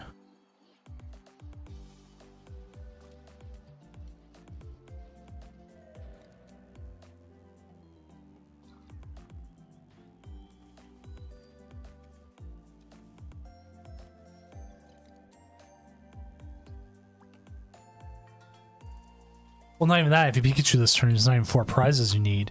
You just need to get,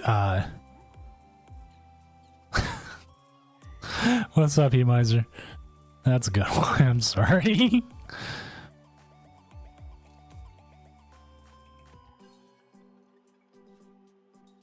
You gotta hit the Pikachu this turn. And that is not what you wanted to see. If you hit Pikachu this turn, it sets up a Sableye game.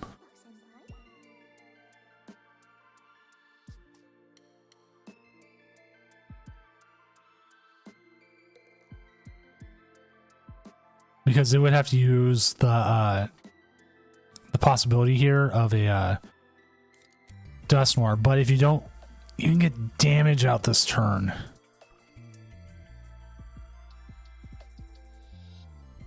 oh, this feels bad. It feels like they're just too far behind now.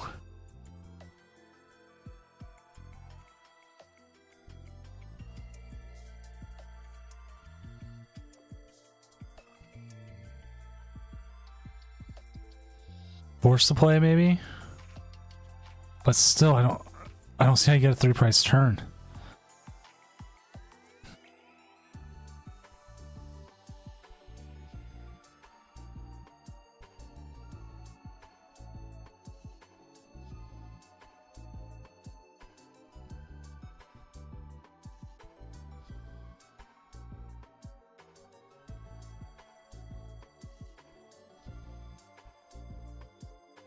Because there goes your Greninja.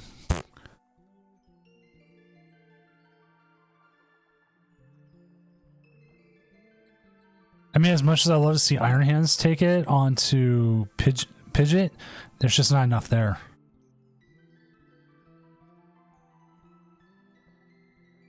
Burning Darkness puts it... Oh wait, did he hit him with the Canceling Clone? He must have. I didn't see that. Dang, Jim, my boy. My boy. I know more. Yep, there it is. Canceling Clone. More of these Charizards are playing Canceling Clone. Part of it is because of the uptick of decks like Iron Bolt and Pikachu and stuff like that, just causing issues. Hey, Prince Vortex coming in at 5-0. William T coming in at 5-0. New Gens at 5-0. Supercell Cambo at 4-1. Sadly, DeKnuckles' streak has ended up against William T 4-1. Milesas coming in 4-1 again with a Turbo Moon. Turbo Moon's Night Tonight. Benjamin Merritt with a not Pidgeot Control at 4-1.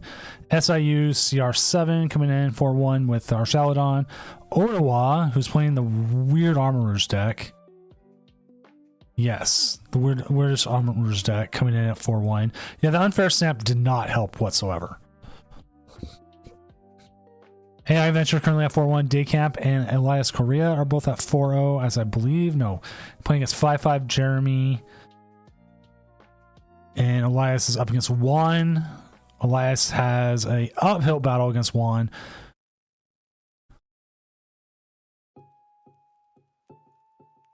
Isn't Iono's like 100% a lie every time, right?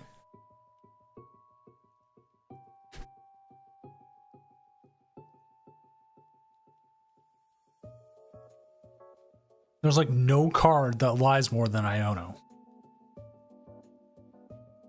It's like tee hee hee, I'm a comeback card. And Vezendipity's like, nope.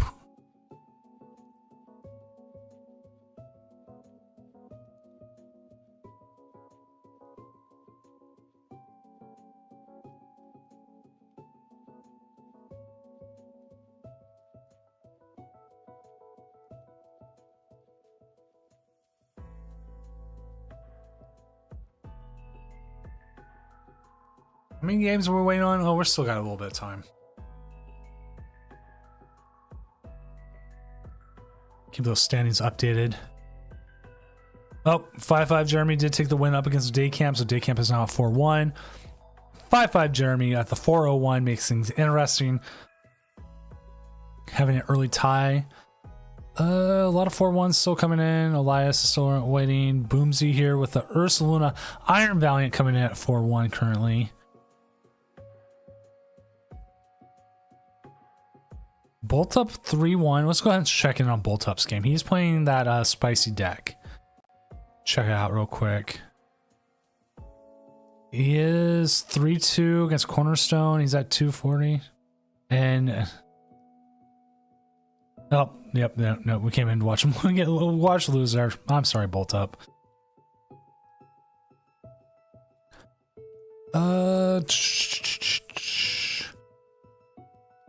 Got a couple 1-2s, a bunch of 1-2 drops, drop. You just see a lot of drops if I can get further down. So we are now waiting on 11 games with 11 minutes left. No, 10 games now. As we're seeing things come in, as one is 5-0. I figured that might happen. I don't think Elias plays Canceling Cologne.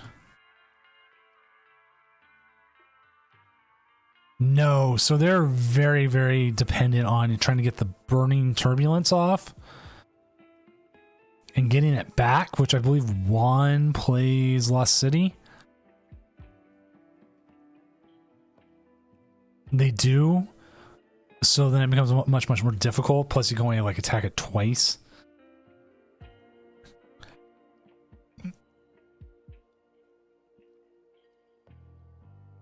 So that was an uphill battle for Elias there.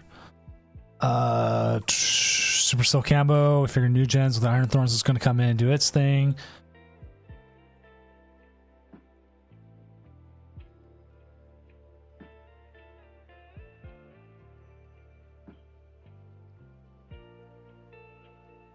Camp lost to 5-5 Jeremy. But yeah, the ties are going to cause some chaos tonight. Like the 3-1-1s down here, they win out. That causes issues. Hyper TK here, if they end up winning against Blaze Bailey Finnegan the third, can cause issues. So, like, no idea. But it's interesting to watch and it's interesting to know. Because you have no idea what's going to happen.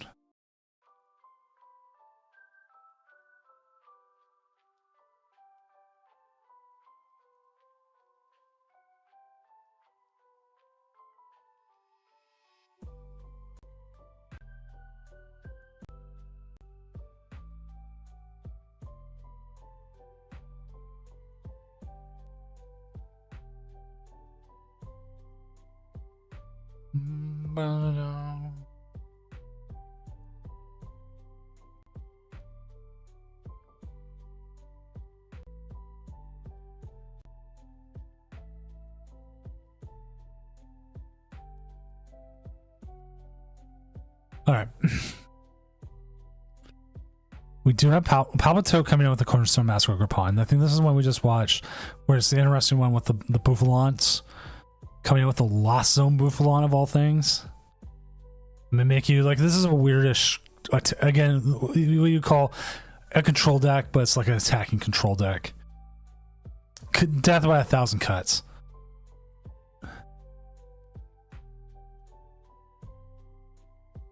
Vortex. What does Prince Vortex run up against?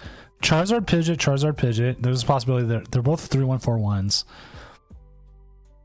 Blue Jays with Conkeldurr. Didn't Blue Jays come really close last week? They made top 8 with Conkeldurr, right? I think Conkeldurr's not having a good night tonight.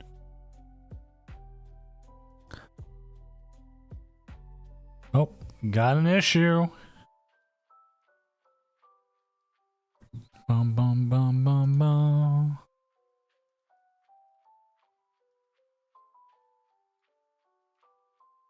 And always, like, this is, I will say this is for a slow play. Having the ability to stream it, it really helps. I gotta sing the Doom song now. Doom, doom, doom, doom, doom, doom, doom, doom, doom, doom, doom, doom. Rubber Ducky, thank you for the Prime sub. I love you too. As the CEO of Rubber Ducks, please make sure that all rubber decks are up to standard. We had a few slip through this last week that were purple for some reason when we want yellow ducks currently. Purple is only for the month of October. So please check your quality stuff right now. But otherwise, you're doing a great job. Thank you, as CEO of Rubber Ducks. Yes, Merry Christmas as well. This is actually the last stream before Christmas. I am not. I gotta sing the Doom song now. Doom, doom, doom, doom, doom, doom, doom, doom, doom, doom. Robert Rubducky gifted a tier 1 sub to Plusonic. I gotta sing the Doom song now. Lots of Doom song coming through. Robert Rubducky gifted a tier 1 sub to Mike Meader and Zero. I gotta sing the Doom song now. Doom, doom, doom, doom, doom, doom, doom, doom, doom, doom, doom. Robert Rubducky gifted a tier 1 sub to Nicklex9. I gotta sing the Doom song now. Doom, doom, doom, doom, doom, doom, doom, doom, doom, doom, doom. Robert Rubducky gifted a tier 1 sub to Paste Wave. I gotta sing the Doom song now. Doom, doom, doom, doom, doom, doom, doom, doom, doom, doom, doom. Robert Rubducky gifted a tier 1 sub to Emptal_V2. Okay, I think it's done. Okay. Thank you for the 5 gift subs. Always appreciate it. Everything helps out the Tournament of Doom as it is. Helps bring helps just in every way. Like everything, it helps when I need to pick up prizing for extra stuff. It helps when I need to be set. And again, I appreciate so much Robert Rubber Ducky.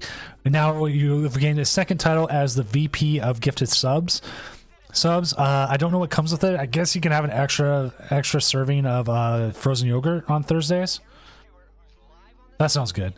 But yeah, lots of Doom. Like I have to just sit here and just wait for it to go, because like if I try to talk over it, I'm just talking over Gur the whole time, and it's really hard.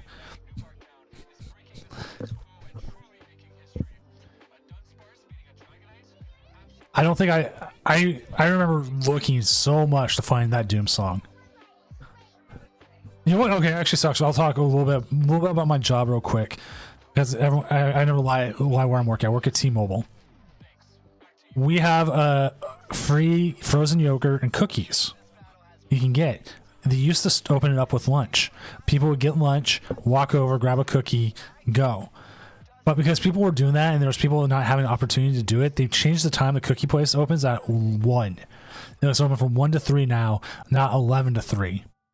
Which sucks, but I understand why, because they're trying to make it so it's fair for everybody, because not everybody can get up there at 11. But they found the majority of meetings do not take place around 1 in the whole company, which is weird. But that's what it is. So they made it so that everyone has a fair chance at getting cookies. Because they only have a limited amount of cookies, but they can do frozen yogurt the whole time. Which the frozen yogurt's pretty good, I won't lie there, but...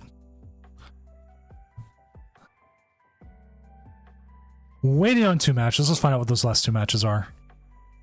Hasselhun and versus MKGS, and Holloman versus Vontae 1503.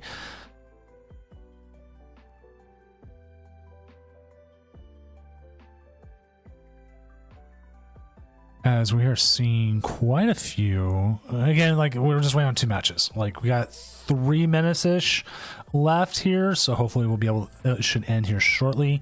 And we'll get going to the next round, which means we got to find a player. Daycamp, you're usually in chat. So how's your streaming been lately? I'd like to see some Archalodon. Haven't had you on in a while. I can also reach out to Supercell Cambo with the Regidrago, because they had like an instant loss. I'm sorry, this was like an instant loss. There's not an instant loss. It's a very difficult matchup. Like if you go to Trainer Hill and look at that matchup for Regidrago, I don't think it wins that often.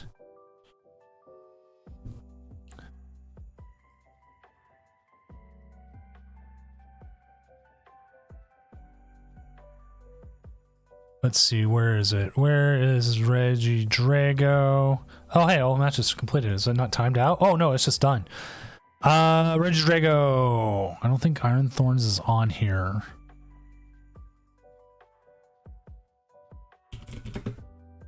Let's add that in.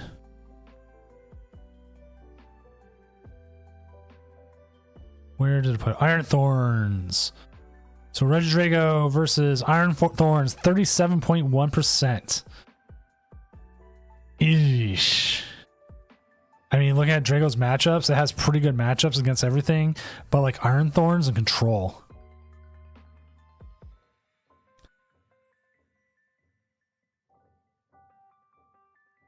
Surprisingly, Gardevoir's worst matchup is Iron Thorns, obviously, but its matchup spread's pretty good, or close to good, except against Drago and Snorlax. Snorlax 100%.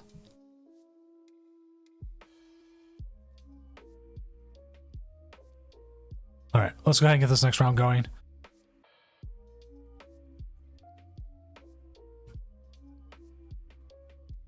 Okay, let's pause that. Let's reset the timer.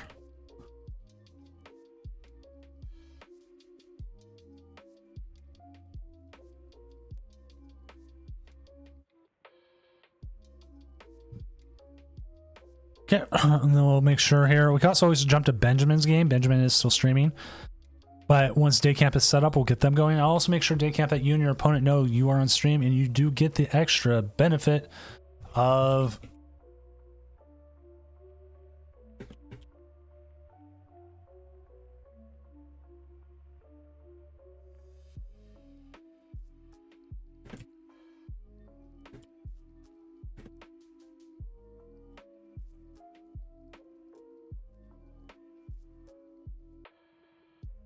yeah, no worries, day camp. You guys do get extra.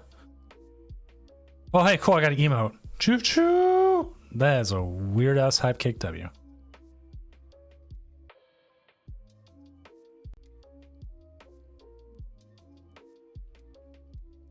Which also, I still need to publish the guide. There is a guide for setting up your stream and having it run as efficiently as you can. And part of it is making sure you have like acceleration off. And the other thing is coming in and using the desktop. We're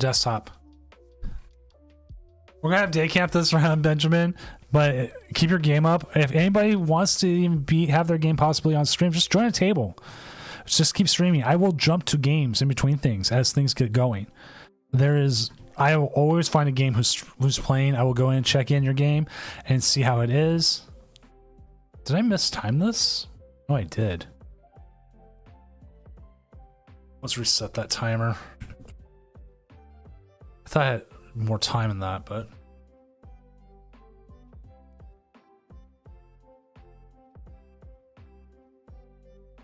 Oh, am I getting like Prince Vortex on, but he's streaming his own thing.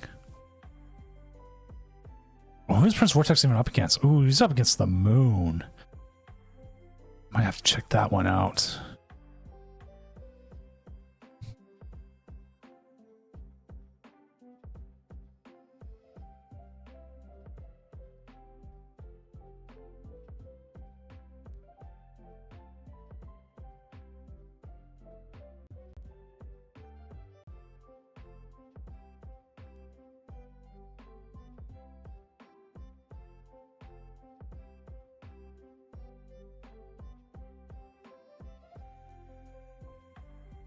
All right, looks like day camp is set up. Let's watch the stream. We'll get this game going. Looks like it's running quite smoothly.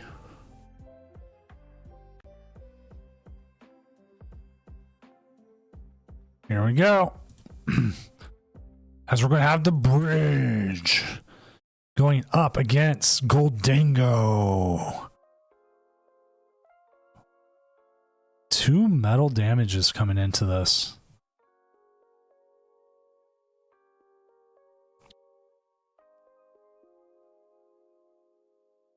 Oh my god, I hate this error. This is such a dumb error where you don't see the coin at all. But hey, it happens. I mean, there's worse things.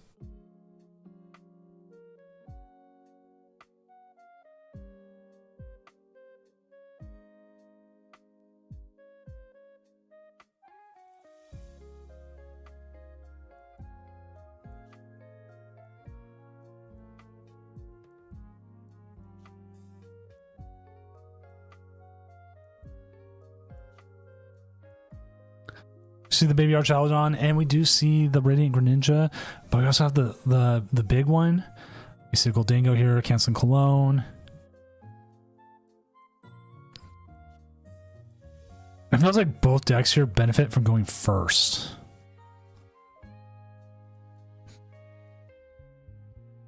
Ooh, the Togepi star. Do they have an out to the Togepi?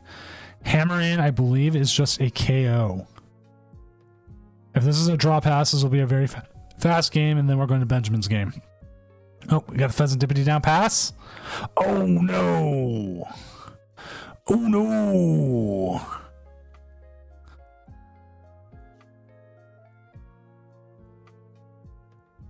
Wait, reconnecting? That was new.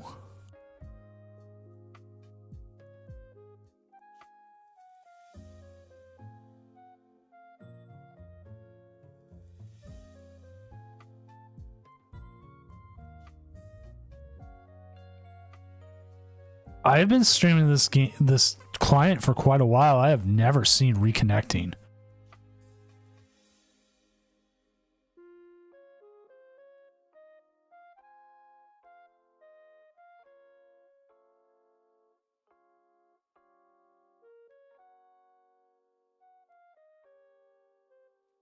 I hope he sees he has a quick KO on the Togepi, but it does turn on the Pheasantipity, which can give them maybe another out to a possibility of a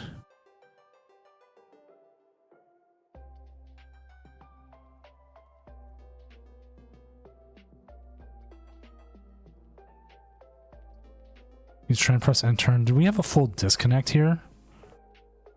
Can he even attack? Should be able to attack. Okay, so we are seeing no attack here to prevent the Pheasantipity from setting up. We could possibly see him go after possibly with a boss and go after the Pheasantipity. Also, there's a possibility of boss and trying to get one of the baby Goldingos. The Gimme Ghouls, so that is also a possibility here.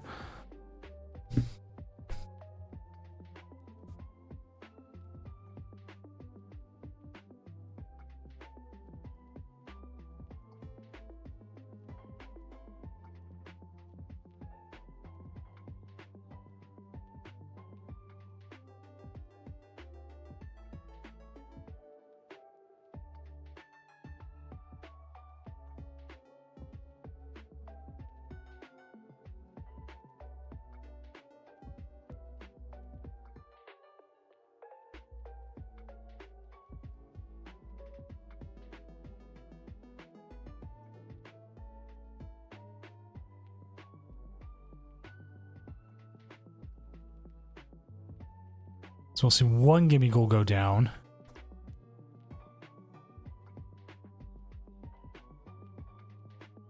But on the Archaludon side, you do need to find yourself another possibility. Ooh, not what you're looking for here.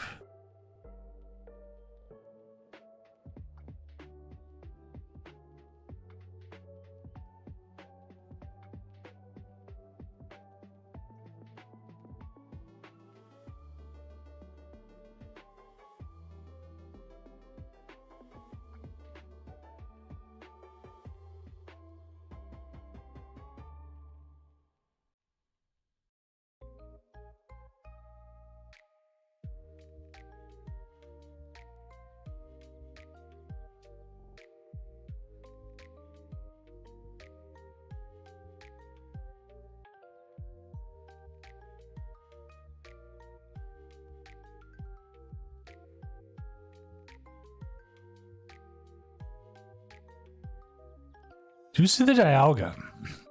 Now, Dialga can come into play here.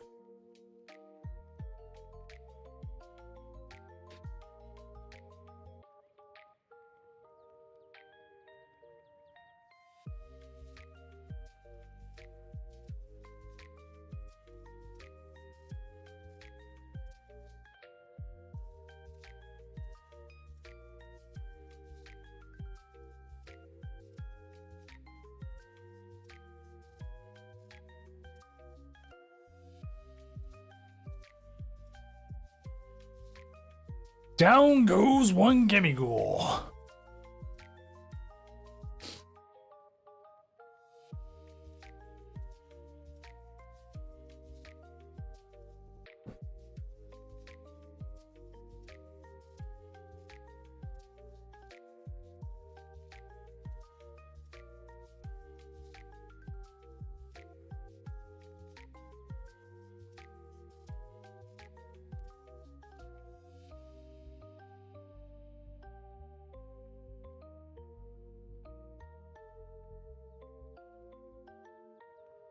Ah, the good old Cypher Maniacs. Coming in, doing that.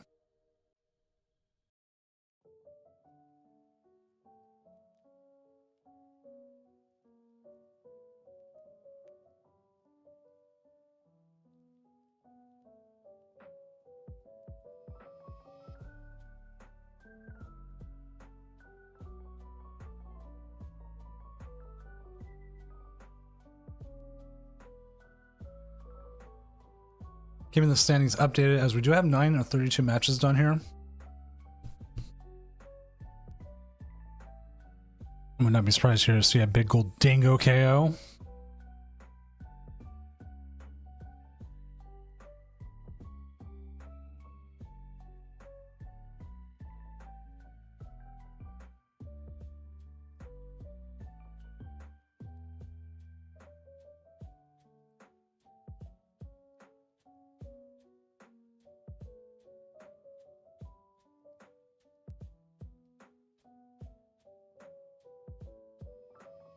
So here it comes.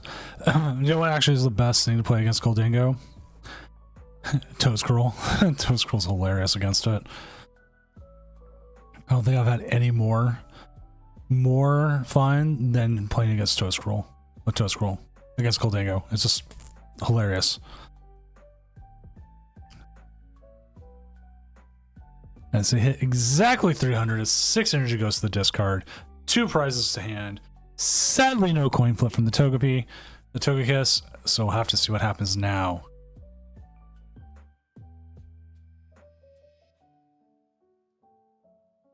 Do see the Heavy Ball, we do have the Earthen Vessel.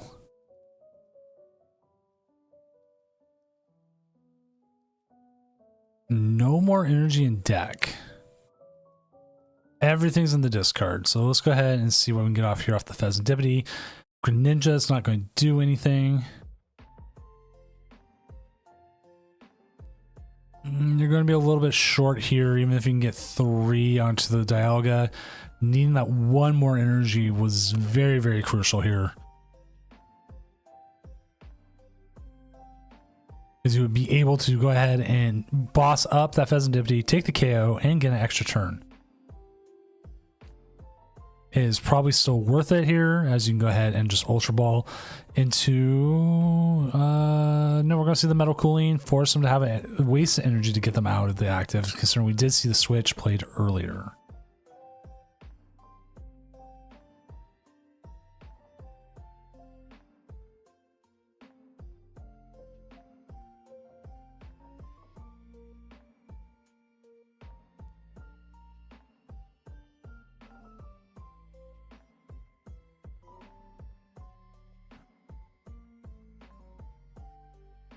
Now the question is, do they have all 5 energy? As we do see a Cypher Maniacs, which very good in this deck.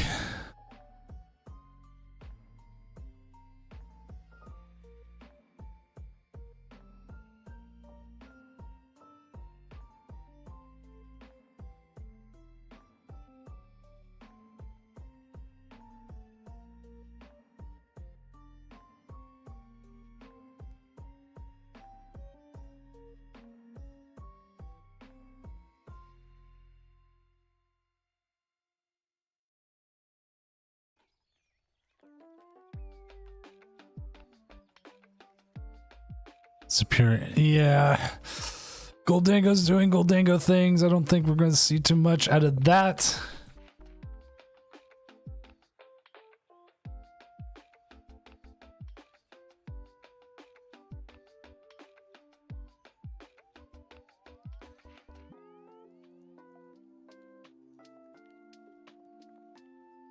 So after this, they don't have much outs.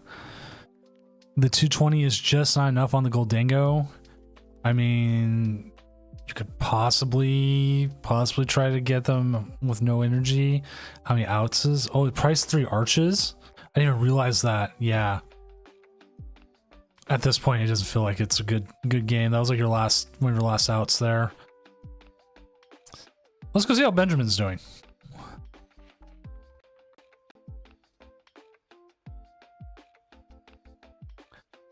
Their game is about done, but let's go ahead and pop it up. I think they might be finishing it up literally right now.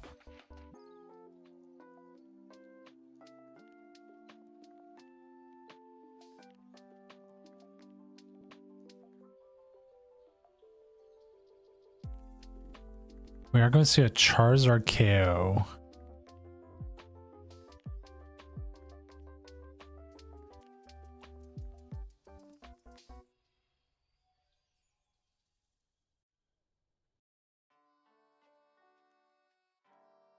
No, isn't Arch is 100% your not your drawing, it's your energy acceleration.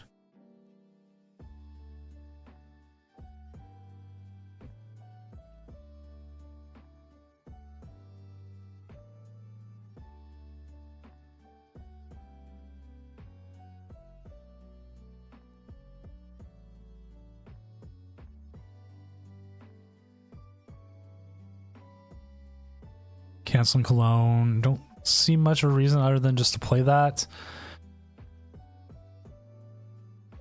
As we do see the birds go to the Lost Zone. They do have access to Fizzdipity and counter gain here. Oh!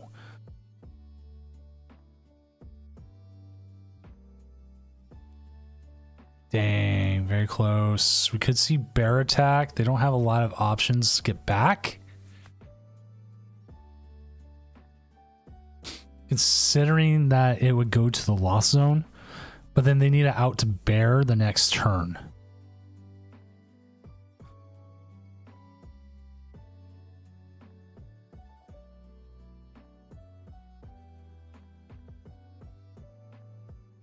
Yeah, those are probably your two best cards. There's Turos and Penny.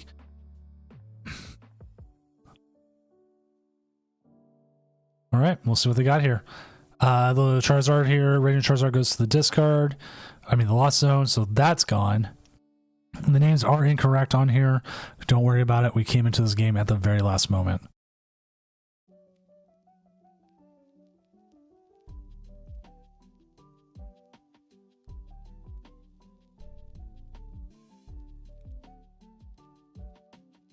One and one. AI Venture has to have something.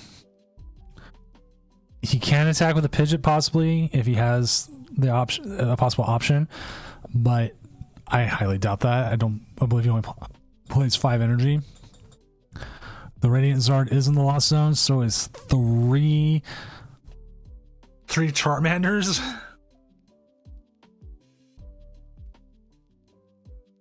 If we see a top deck of a Penny or the Professor Turos, that will be game. Well, actually, no, it wouldn't be. The Pidgeot EX stays in play, it's fine. We could see a Lumineon here if they bench Lumineon. Are they hoping for a deck out?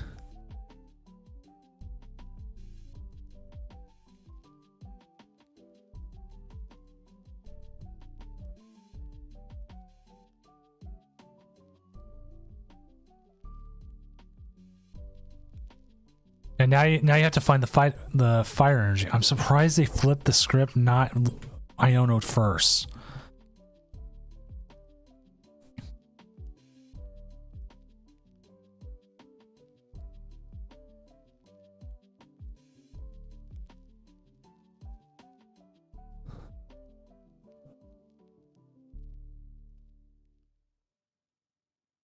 They're looking to attack with the Pidgeot. It takes 3 turns to KO with a Pidgeot. Unless they have a boss's orders. We do see the Arven. I don't think anything comes from the Arven. Sadly, Benjamin does not have his de-evolution anymore.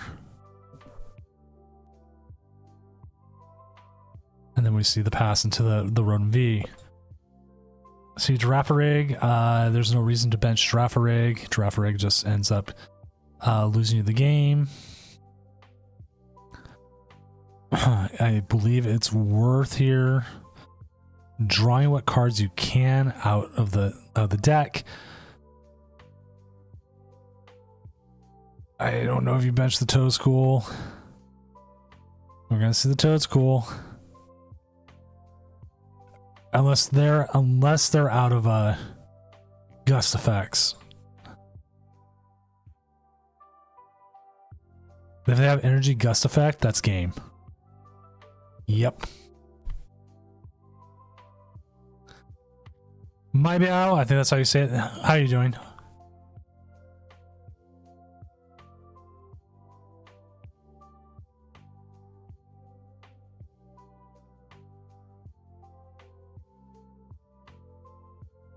Ben, I was wondering about that. I was like,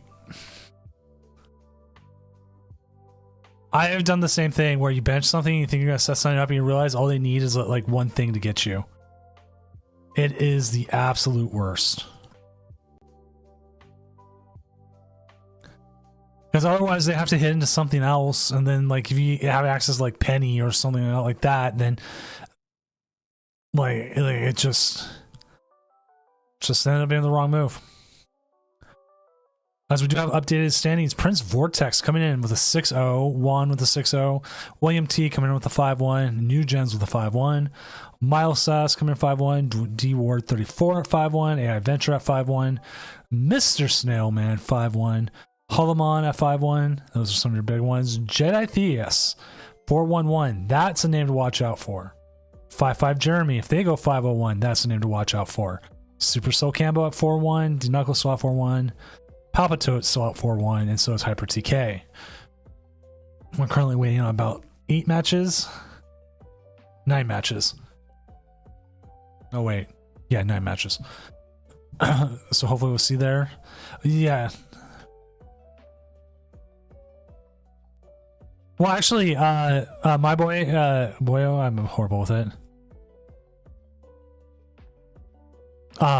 They were actually playing with a different version of Pidget Control, unless you're playing this version where it's got like the Girafarig, it's got the Ursaluna, the Sob, the whole works.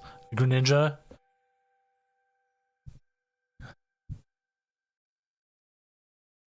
But this one's been really fun to watch. We watched it earlier tonight too.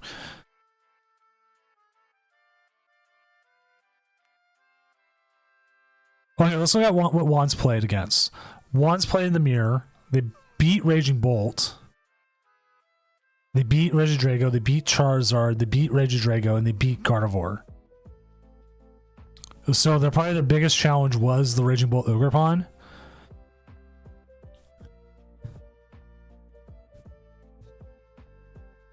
But who knows how that matchup went? Like they could have just never found their Setas.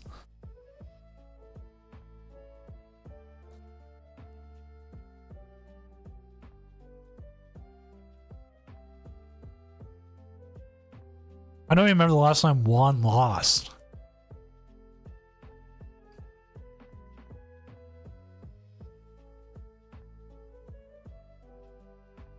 Okay, they did lose last week.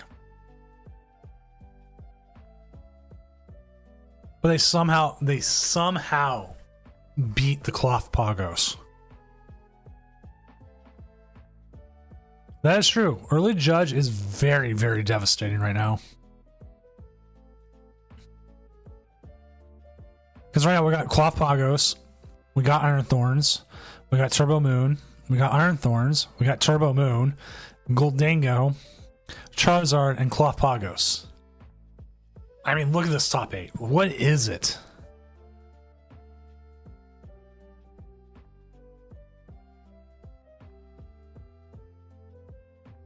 They are currently on only one enhanced hammer.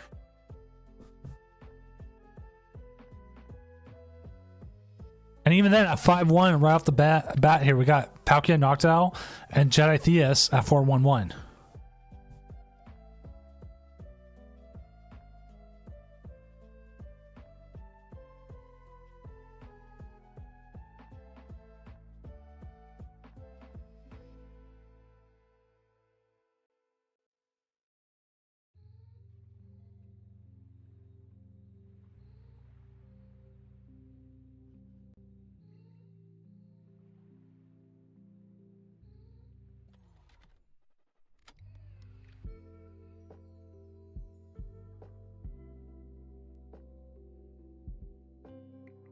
Definitely a difficult matchup.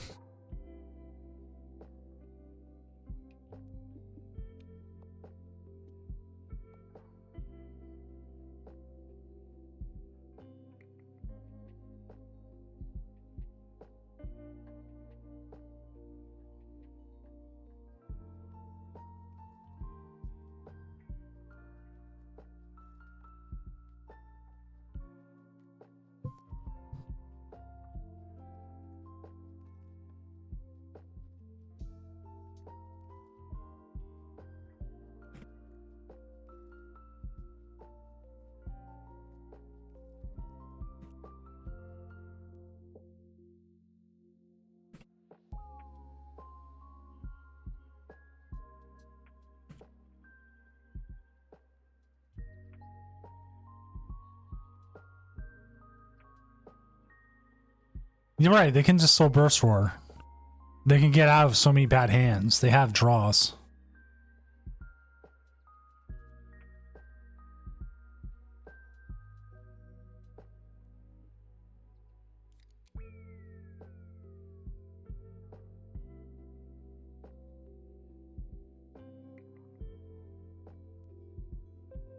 All right, let's see some other. Let's go ahead and update some standings here as we get more matches coming in, as we're waiting on 5 matches now. Supercell Cambo coming in with a 5-1. They just beat Lugia with Regidrago. Poor Lugia tonight. Lugia is like...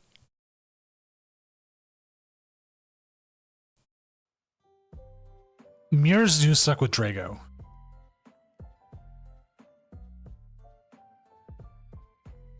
I'm at the point that the only reason I'm not playing Drago is I don't want to invest money in it yet. But then again, there's still a good 4 months with it.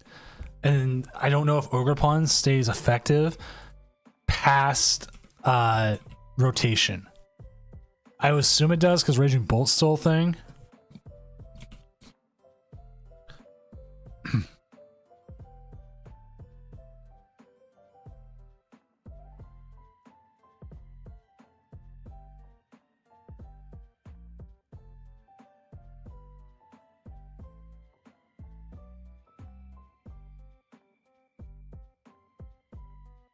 Like, I'm looking up some of it.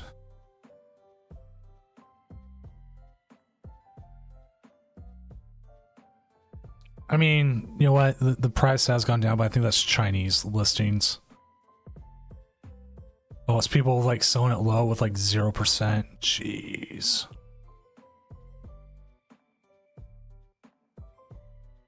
Yeah, no worries, Knuckles. Thank you for playing, dude. Did you end up losing your next round? Then I would definitely say, oh yeah, 4-2. You do have an extremely high here, but I mean, there's no reason to like play it out if you don't feel like there is. I don't have a cup until next weekend, actually. I'm going to play in a cup next weekend. Well, will be... I play in the area where with Cal Connor, who just won Toronto, and I'm like, oh man. I've played against him enough here. Like, Washington's getting like a lot more scarier.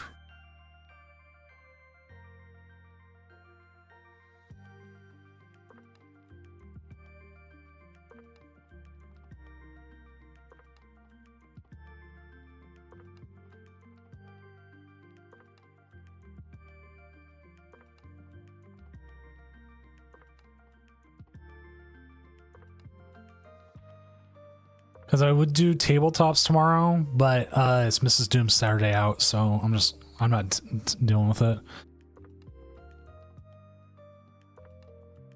There's 2 cups on next week in Washington.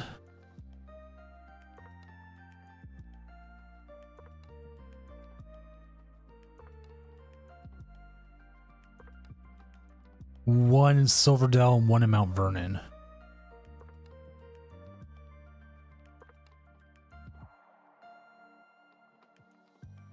I didn't realize Silverdale was like closer to my home. Huh. Wait on 2 matches. Let's go ahead and update the standings here, make sure no one is coming through. Things seem pretty well set here. Let's see what the last matches are. Palpitote Vatna, Daniel Sopko, and Professional Grump. That is Dragapult versus Dragapult Iron Thorns. I hate. Okay, you know what? Honestly, I hate that one. And then Raging Bolt versus Cornerstone Mask Ogerpon. Okay, I can see why that one's going the way it's going. Oh, this one's done. So yeah, we're just waiting on one match here with about on the timer says about 11 seconds. Yeah, that's about right. Considering I'm on 15-second delay, because on my timer it says about 15 seconds by the time you're hearing this.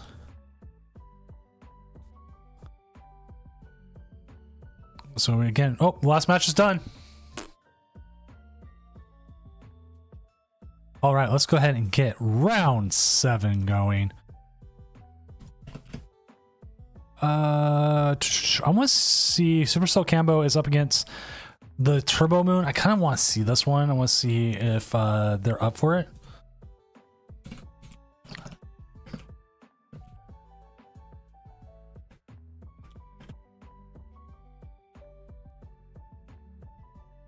And good luck to everyone. Actually, Maibo, I actually am not playing in this. I run it, I cast it, and we find matches we can. I'm asking Supercell Cambo and William T.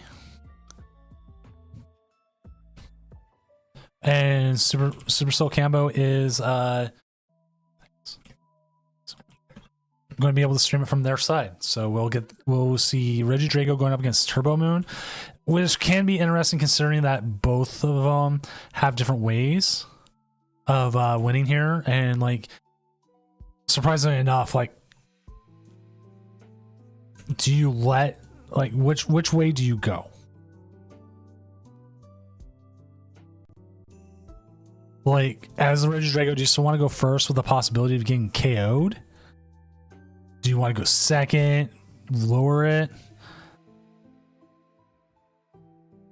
Like, what's your play against Turbo? You know they're going to go Turbo, you're going to go Turbo. There is also a possibility, a possibility that you can KO with an Ogre Pawn, like right off the bat.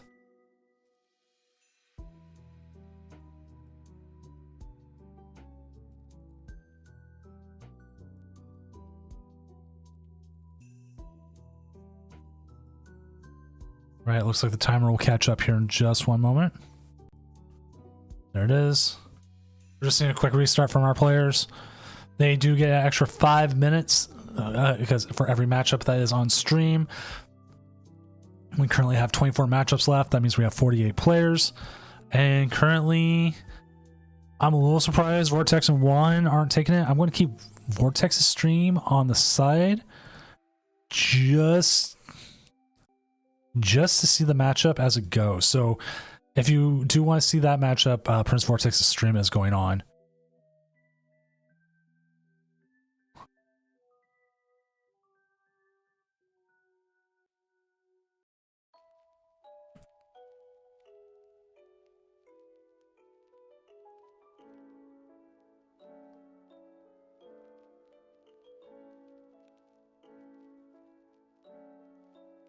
You see the Ogre Pawn.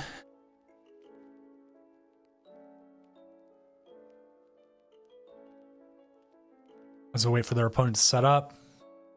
You might be like, hey, how do you KO with an Ogre Pawn turn 1? You can attach. You can do your one attack, and then you go from there.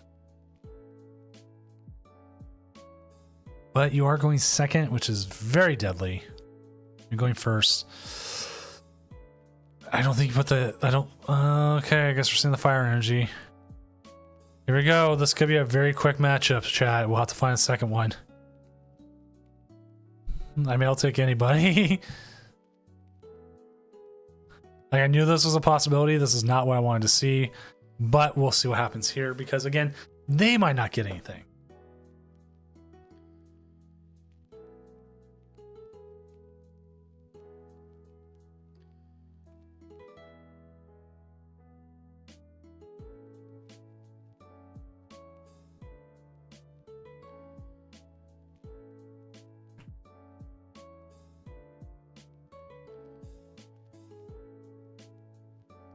So we do see the Squawkabilly here. They did discard their Pecharunt here. A little surprised with that. The Pecharunt could possibly get them into the active.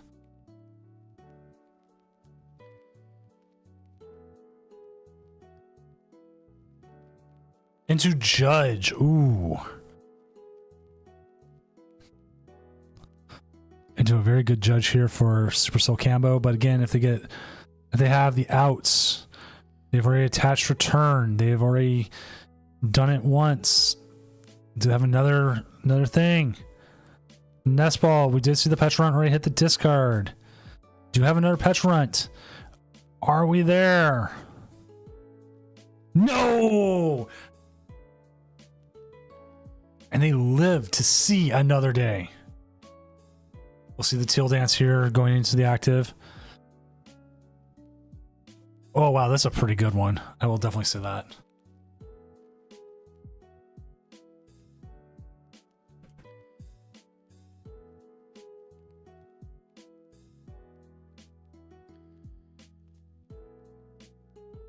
to more researches. But you can definitely get a KO here. Now you're set up way, way better than you were before.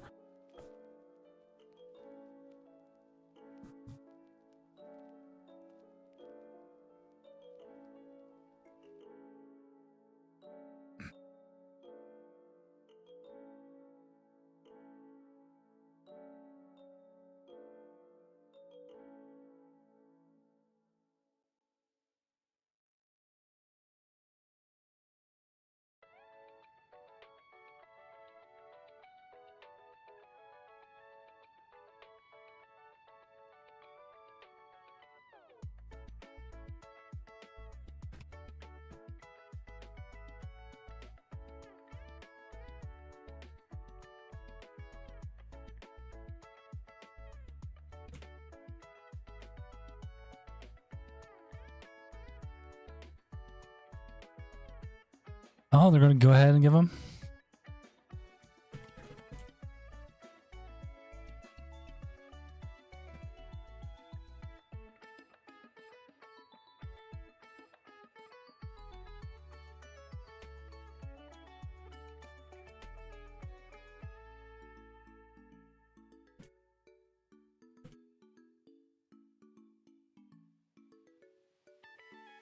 All right, just have some issues. Bugs suck, but if we get bugs early enough, we can usually do what we call a reset, where sadly you lose the ability to go first or second, but your opponent, they get the ability. They get to choose, but they also get one free restart in case their starting turn sucks. You see the Calamity Storm here, taking out the Ogerpon with the most energy.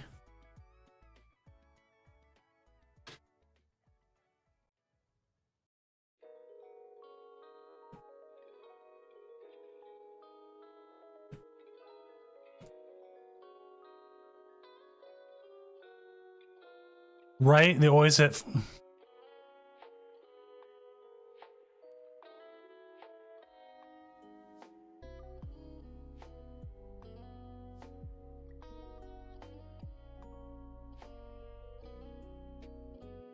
Hey, Vatna, I'm in your game real quick. What's the issue going on right now?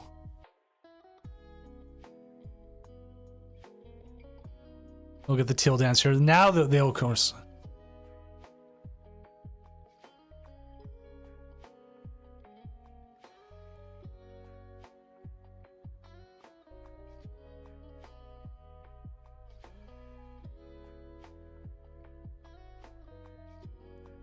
Then we see more squawks come here.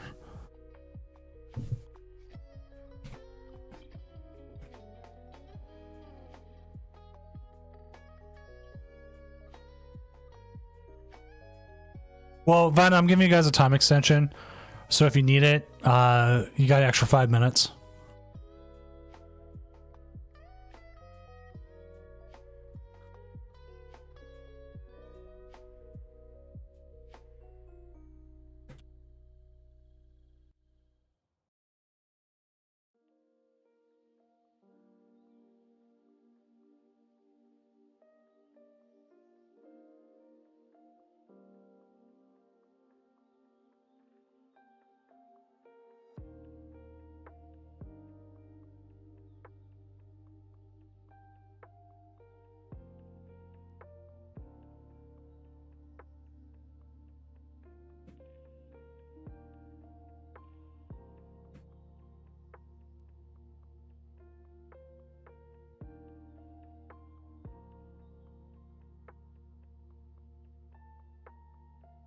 Right. Oh, we get the Satas.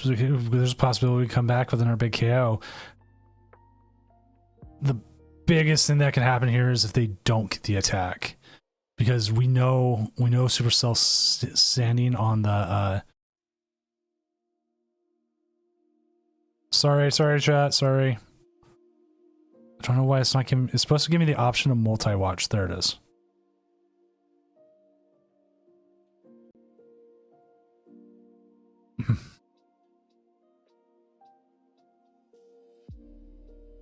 It lets me see multiple streams, like because we do have a slow play call going.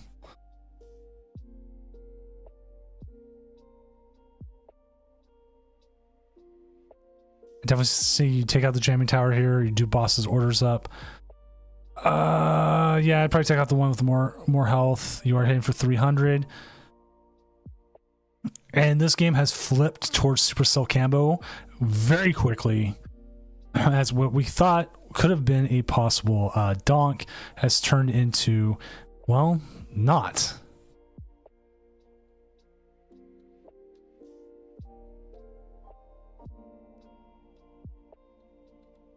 Did you see the status here?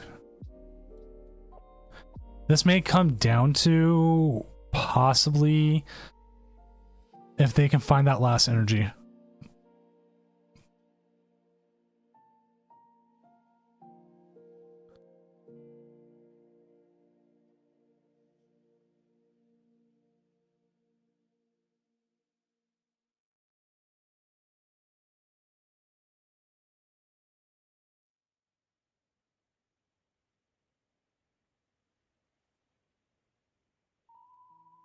All right, here we go. Comes down to that last energy.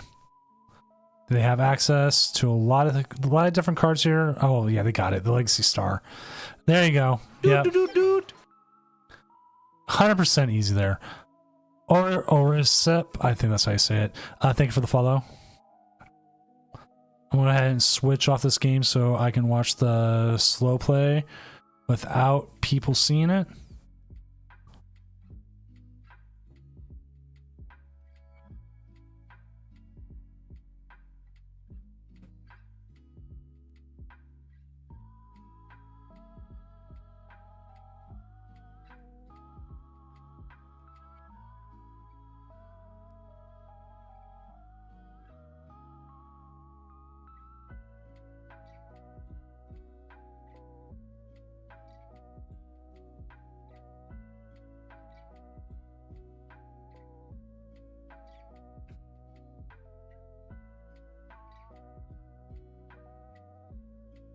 Okay.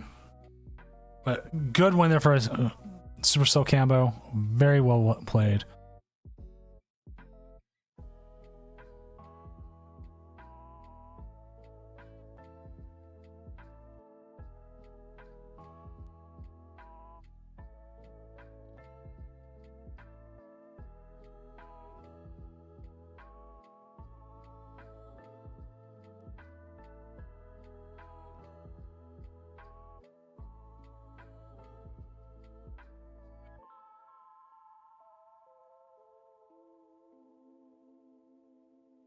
That is a hard call, Wite.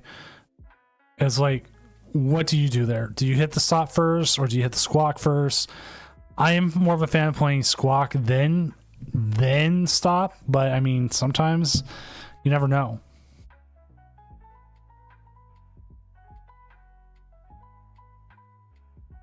Which, give me 1 second here, chat.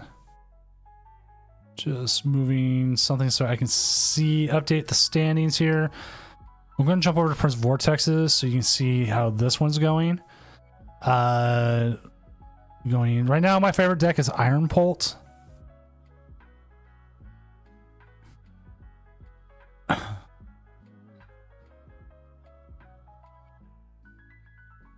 My all-time favorite deck, though, probably Malamar Dawnwings.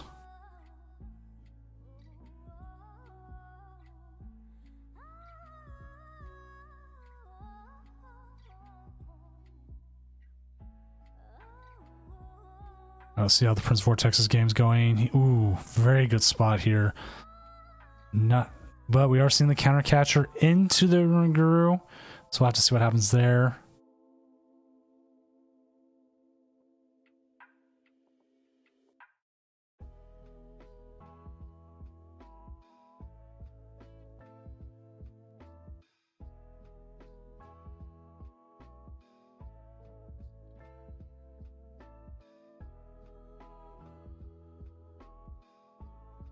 Oh, like some other decks I like right now is like Gardevoir.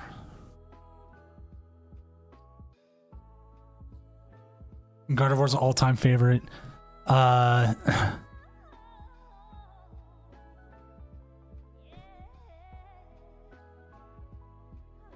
do miss that Gardevoir. I did miss day 2 with Gardevoir once. Oh, town store there.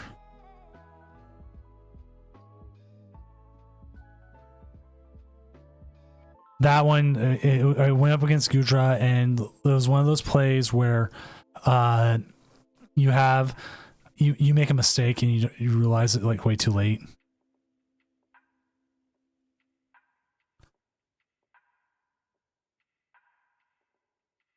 Like it sucked. It just happened, and there was nothing I could do about it. Where I put down whatever it was called, Zacian. I put Zacian down too early, and it cost me the game.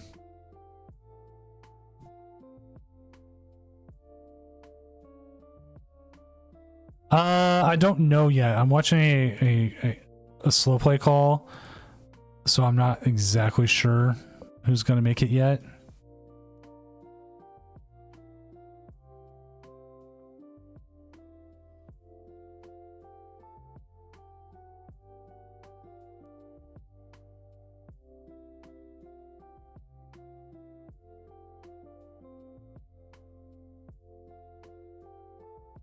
But I will keep updating the standings so everyone can see it.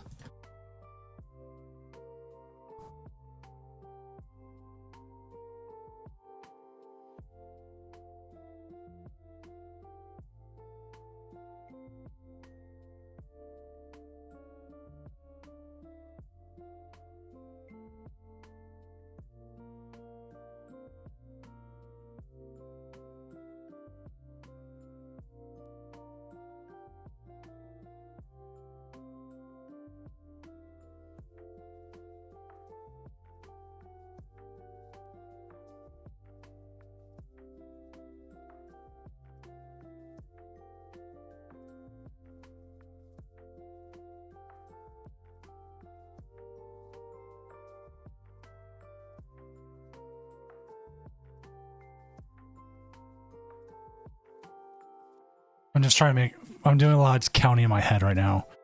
Was Prince Vortex 1 yet?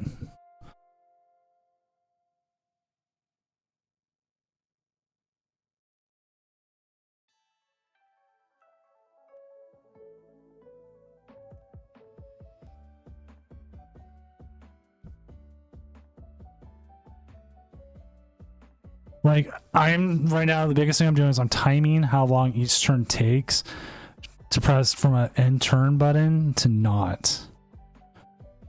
And I'm pacing it based off what I'm seeing.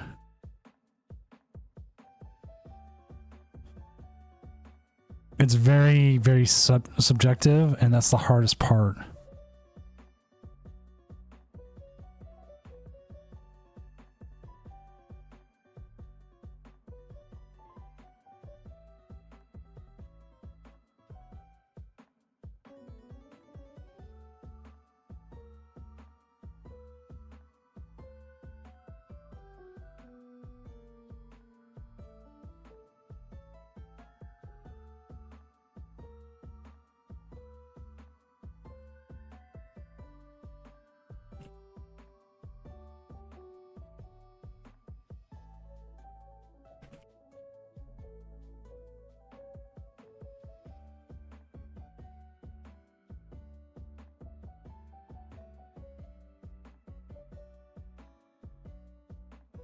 All right, sorry, I just made a call on a slow play.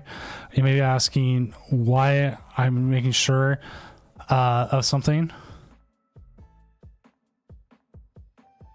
I called it because I was counting the player. He was taking slightly more time, and then he went back to playing about 15 seconds. There was about almost 11-minute difference between the players, and they were taking no actions. So it definitely did not seem like there was anything with play. So definitely something you would call for a slow play. Ooh, we're going to see Prince Vortex here go 7-0. There we go. That's the thing. Someone going 7-0 really screws up a lot of things and makes 6-2 a little bit more likely to happen. Because as you see right now, there's a 5-2 on top. Which actually I think is you, Wilte, right? Because you have, whoa, 70% opponent win percentage? That's insane.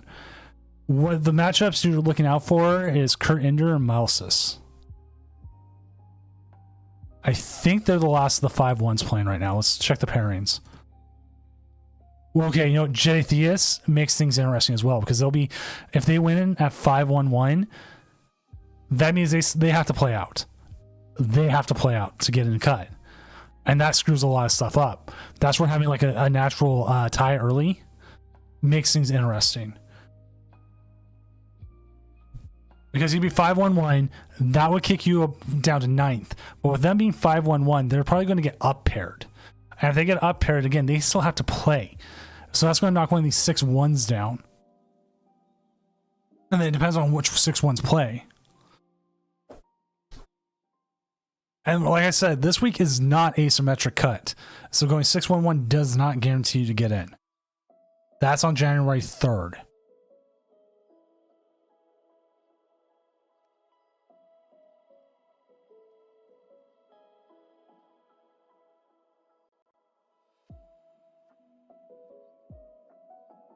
Five Jeremy and Prince Vortex should be safe.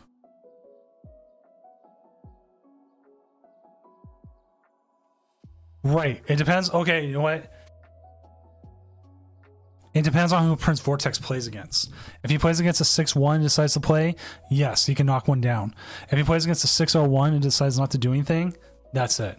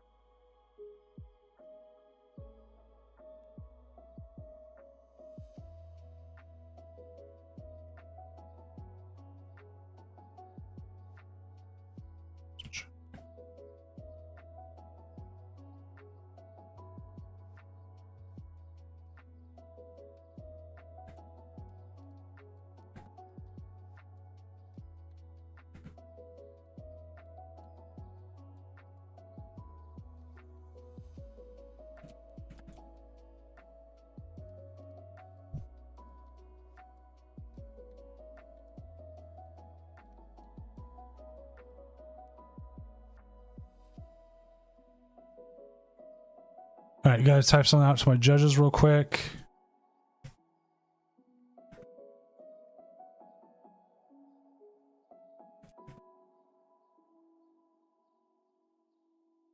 We do keep records of everything that comes through. Like we did have to update our band today. That was fun. See, right now, William, you're still in there, 6-1. AI Venture still needs to play through against Kurt Ender, so there'll be 1-6-1 there. That will knock you down to 9th.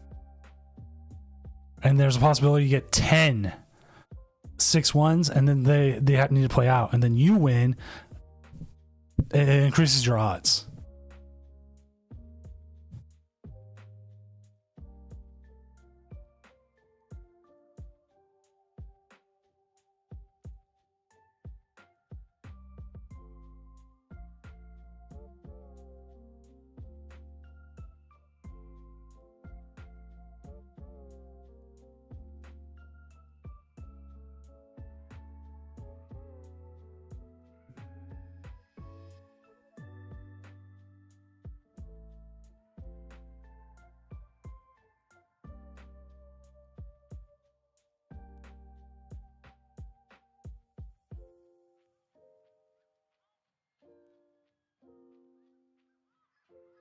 I'm going to say this now.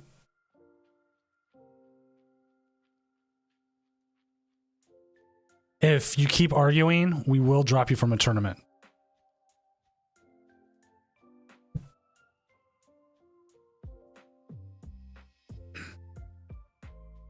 Yeah, it sucks getting called out on slow play. I'm not gonna lie.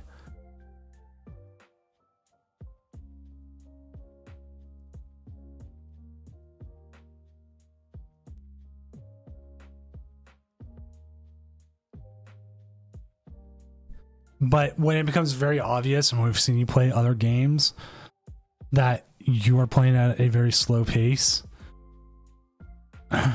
it is what it is. I'm just going to call you on slow play every time.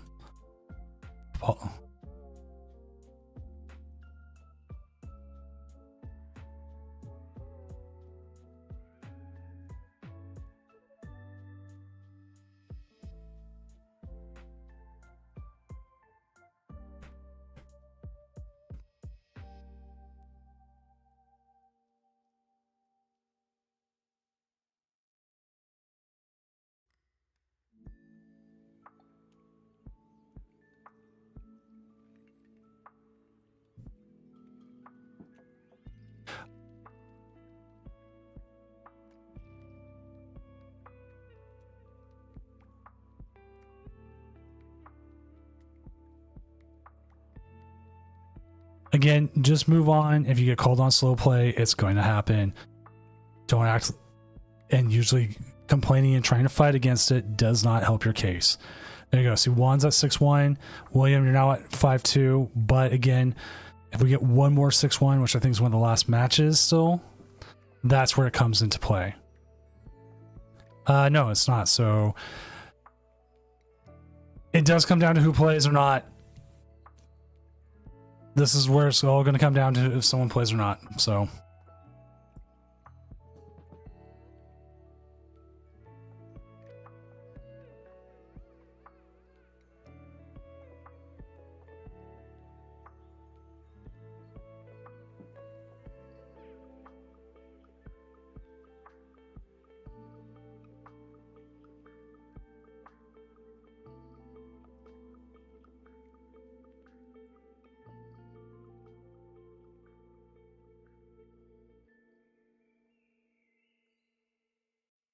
that's well, fella. I agree. I think it's still a good deck. It takes a little bit of luck, a little bit of piloting, but it can get there.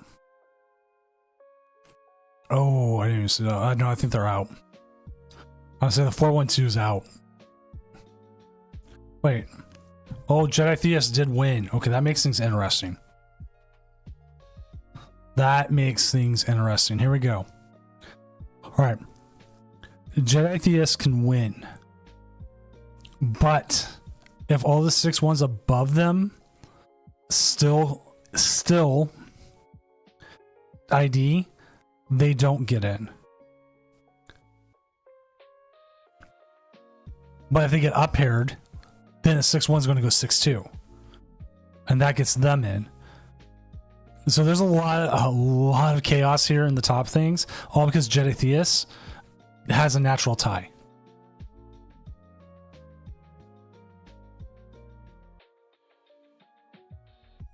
The largest streak I had playing that game was 14 games in a row I won playing Iron Pult. The reason why, I hit like Arvin every time. I never missed Arvin. Like I had the best hands. Like it can go hot. Like any deck can go hot. It just happened to be like, I mean, Prince Vortex is running hot tonight. He even just beat Iron Thorns.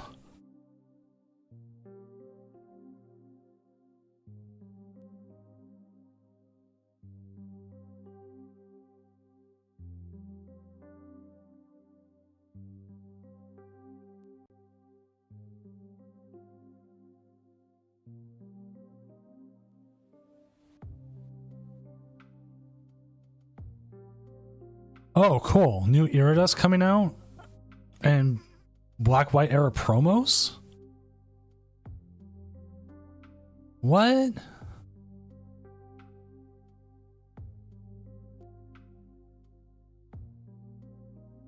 Oh, it's all expanded. So they don't have they're not legal for it, but they got like reprints of Computer Search, reprints of like double Dragon Energy, Floatstone, Battle Compressor, Pokemon Ranger, Garbotoxin, Garbotoxin. Some of the best ones you've seen.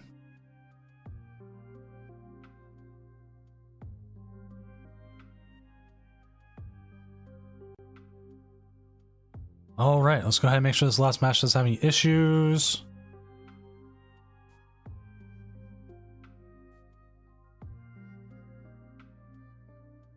Double Dragon being in this format would be insane.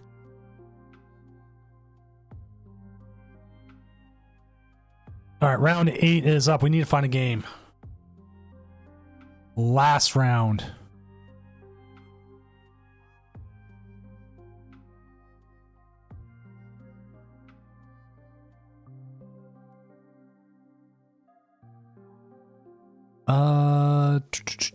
Kurt Ender actually dropped at 5-2. Supercell Cambo is taking the ID.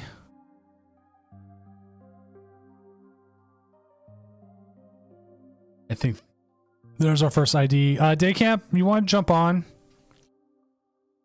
Or who else do we have? We have Hookington. I don't remember who Hookington is. That's a possibility of someone too. Is Daycamp's right on the edge as well with these ones? No reason to play Drago or Dragapult. That'd be the only two you'd want to play. Who are you up against anyways, Daycamp? You're up against... Oh, double mirror. That'd be interesting.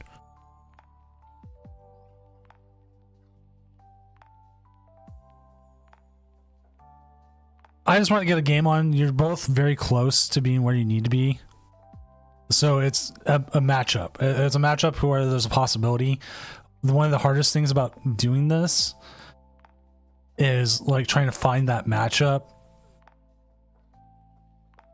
that has like a winning in, but there's like no winning in. So it's like let's get a matchup up. Let's see the double bridge, and we should be pretty well set here on Top Cut, unless we get some more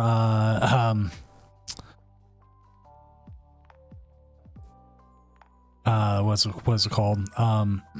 Chaos.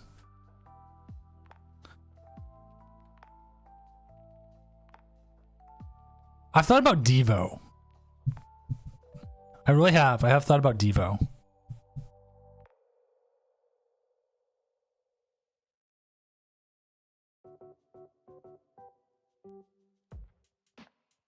I've also seen Lost Cities in quite a few.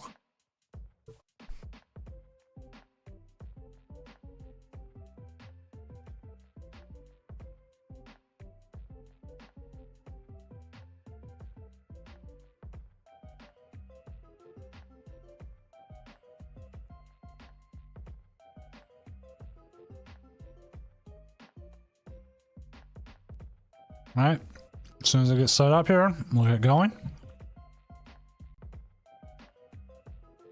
The 6-1 should be in if they ID. And it's entirely up to you and your opponent, and you need to ID now in the next 3 minutes.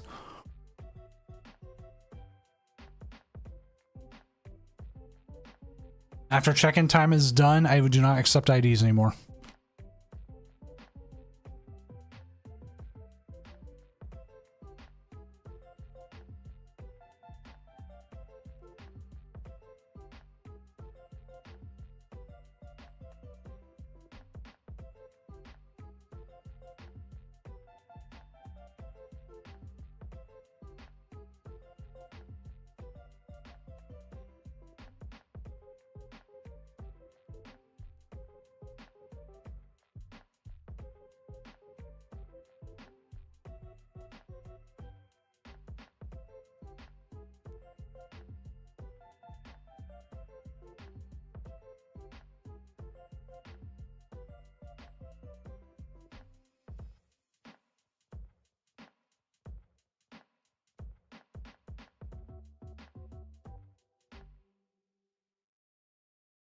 Okay, we do have one match not IDing on the 6-1s, and Prince Vortex and 5-5 Jeremy are playing it out, but Prince Vortex and 5-5 Jeremy are both in no matter what.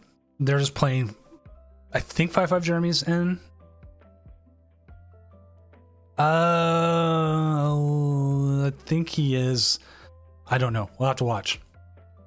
Chaos.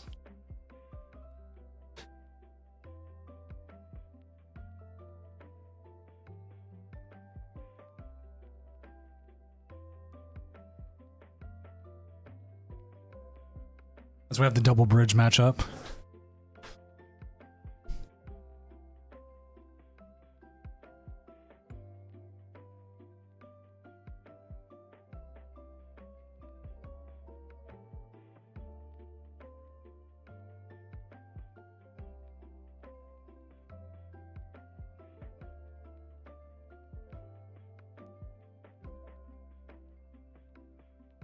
Go and see some energy search.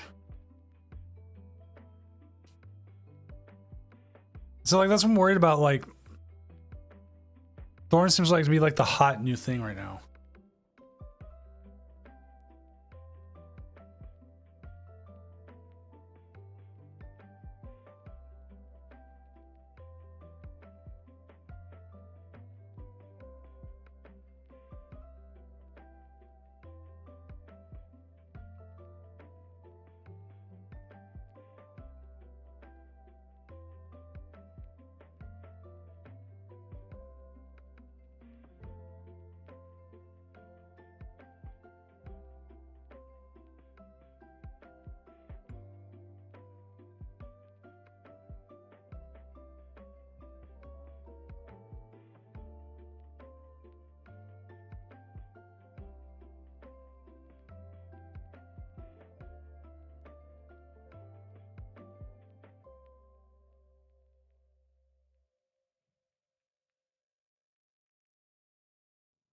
I'm actually a little surprised Miraidon's not seeing a bit of uptick right now.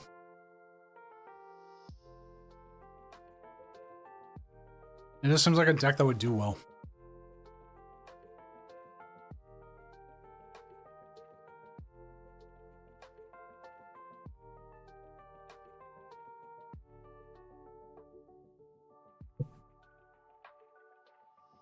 There we go.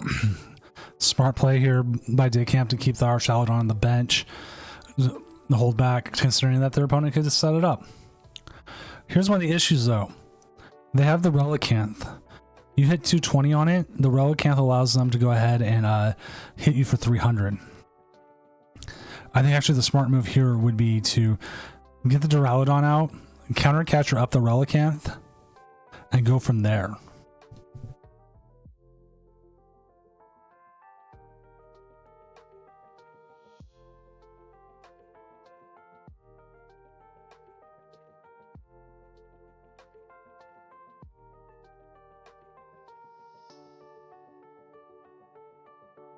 What's up, Cal? Congratulations on Toronto, my friend.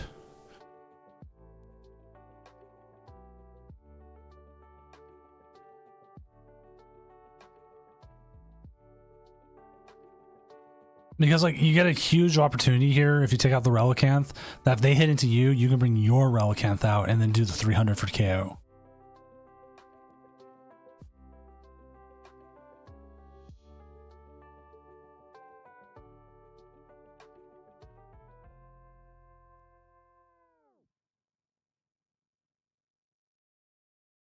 Okay, not great, not bad, not bad. We can get some Dialgas down. We got another Archaladon ready, waiting here in the wings.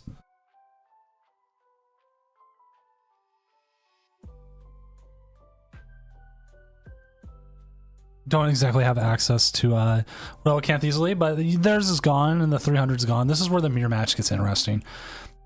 We also have a lot of matches done. I forgot to drop people like last round. Whatever. Let's go. So I'm keeping the standings updated for everyone who is standings watching.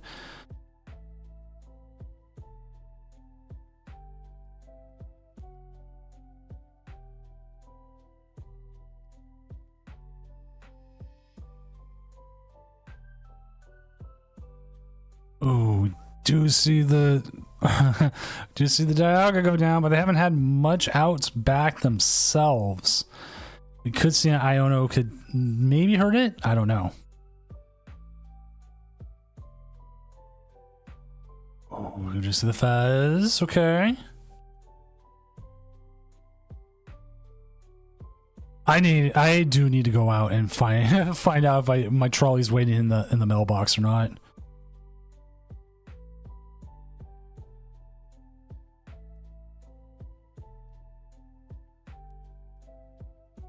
I ordered it about a week ago, so it should hopefully be there. It might not be. So we'll definitely have to see.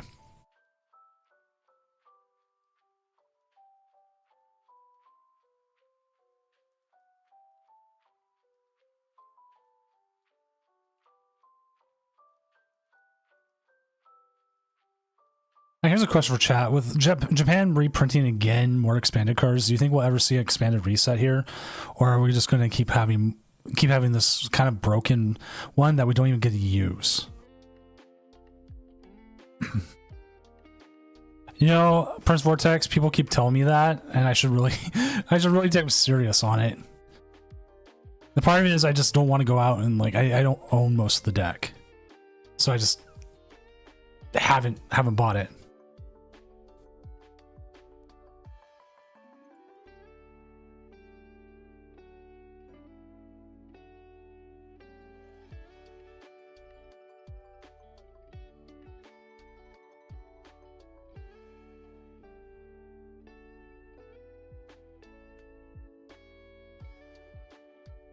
So we are currently still 10 of 21. We got some matchups here. You gotta hit the Iono by now. I don't even know if you even want to use the Pal Pad yet. Well, that's why I've seen people screw up the sequencing so bad. Like they sit there and they're just like they try to get like the poison KO and they completely screw it up.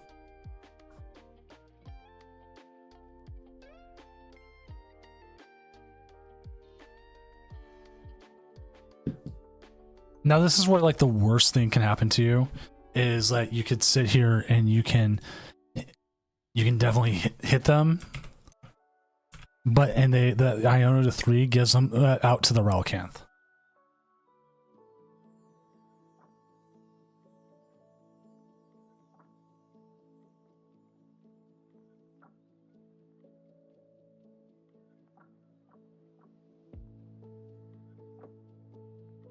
What is that last card? Nest Ball into Greninja. So chat, I had this diabolical idea, or not so diabolical, because it just said the Goldango coins, right? Double-sided Goldango coins. I want to do Pokeball markers, as I think Pokeball markers would be great. But I want to make it so like you have to buy. I wanted to do 10. I was thinking more like 4. I think you 100% Turos here. Just go ahead and wipe the damage away, even out the price trade. You buy like 4 of the tokens, you get 1 Premier Ball token. Like if you want a full set, you gotta pay for the whole thing. You gotta pay for a bunch. Just because it's so in game. It's 100%. It's 100% what you would get if you're in game, like buying Pokeballs. And so, like, I think that's what my next one's going to be.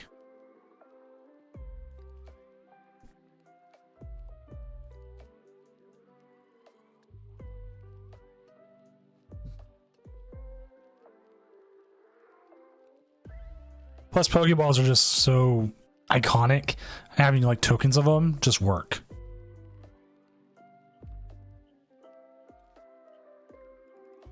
All right, so this is where the bridge is going to come into play.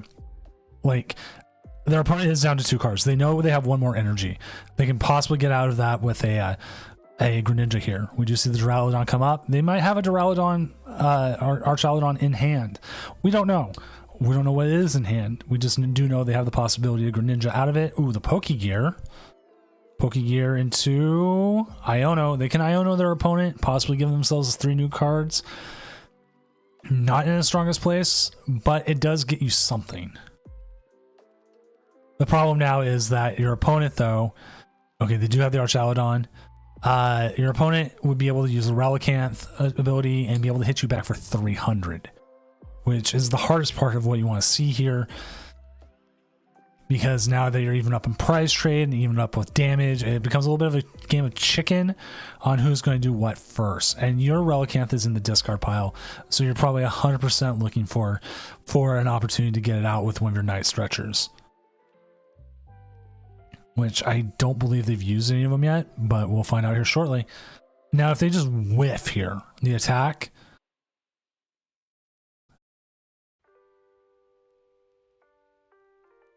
Oh, okay, this makes it interesting because you can attack in here now, and with the scoop up Cyclone, I think you're in a fairly good spot.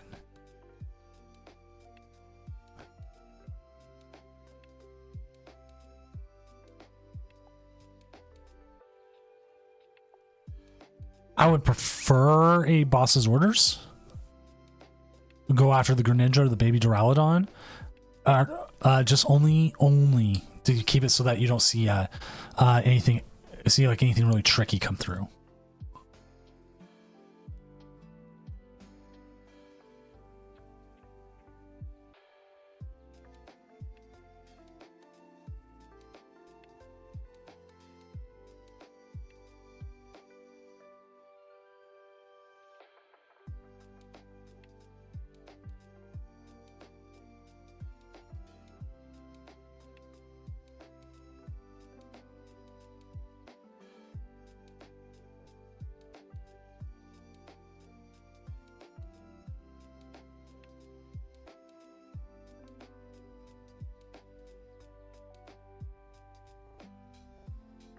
Did only go with the 80. The 80 there preventing the Relicanth from coming in and doing more damage. Very smart move there because now the 220 does come into play, but now they can't do much more to you. So again, we're just watching here. We're seeing how it goes.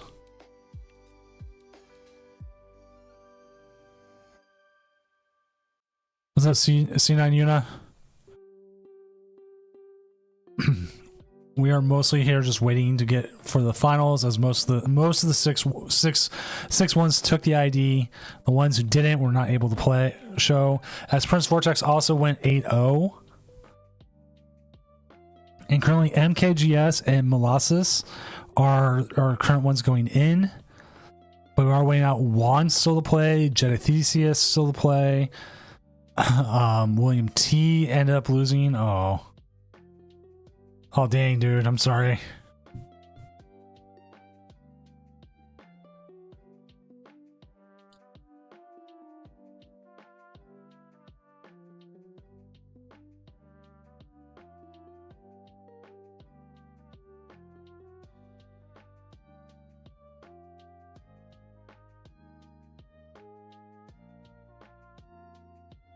Can I get a redo? I'm sorry. I can't. Too late in the game now.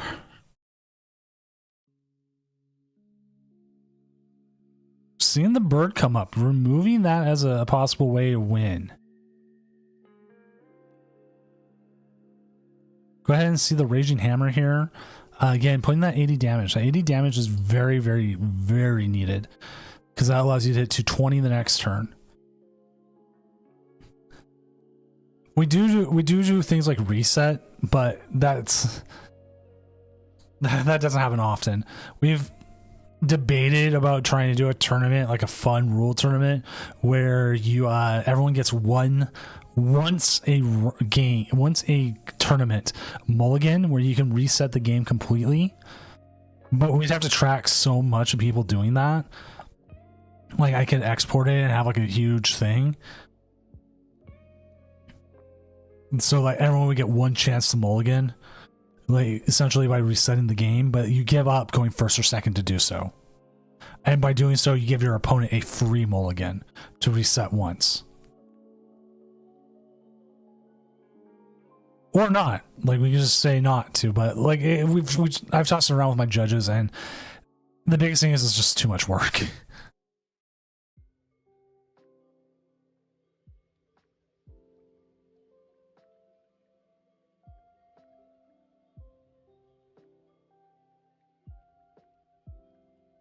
Right, we see the research, seeing things go back. Try and get that Dialga set up.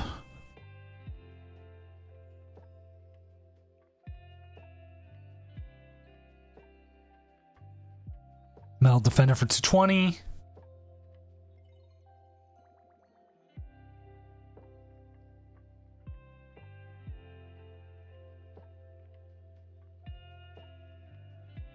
A lot of back and forth on this one.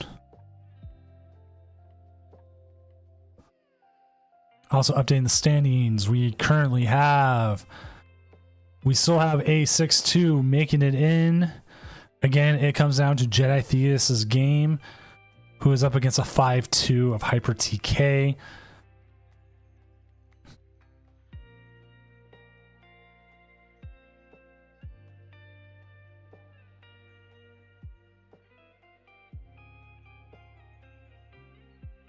Part of me feels like you take the retreat here and take the KO with a fresh one, just so you don't get KO'd by the Dialga as a possibility. And lose a turn and lose the game.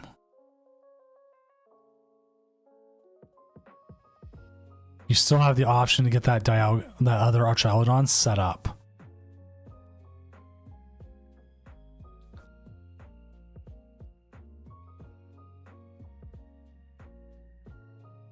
Right. Like the Relicanth went early. They both use stuff like Turos. They both use stuff like Scoop Up Cyclones. So it's been going back and forth.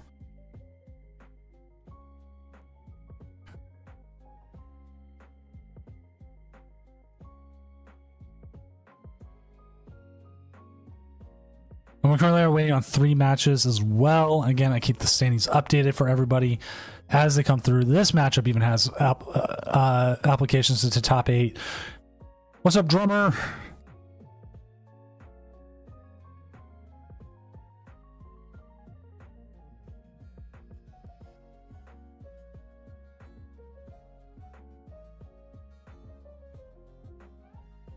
All right.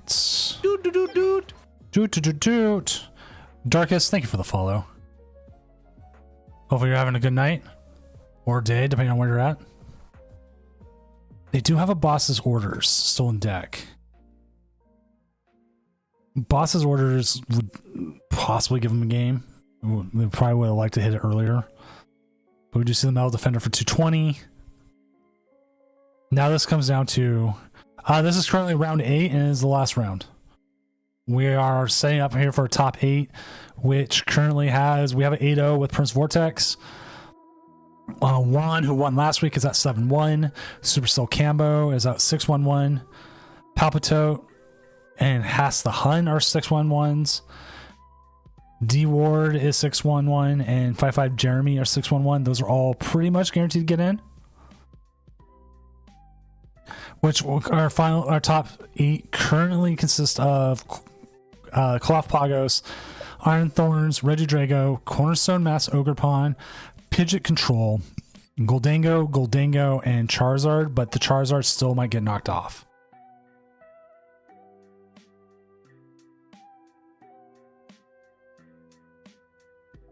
Okay, so we do see the Scoop Up Cyclone, we do see the Counter Catcher. If they have the other Archaludon and they have the option to get there, I mean, there's a possibility. What's up, Phantom? Hopefully you're having a good night.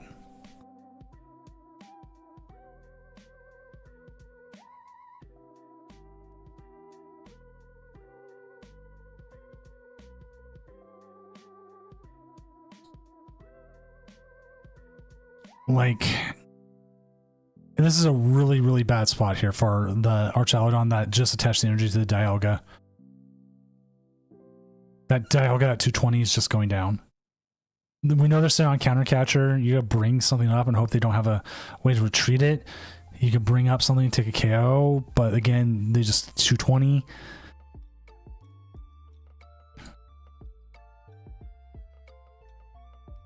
There's Archaludon. Going to the active again. If they have it, they have it. Like, they just need the Dialga V-Star.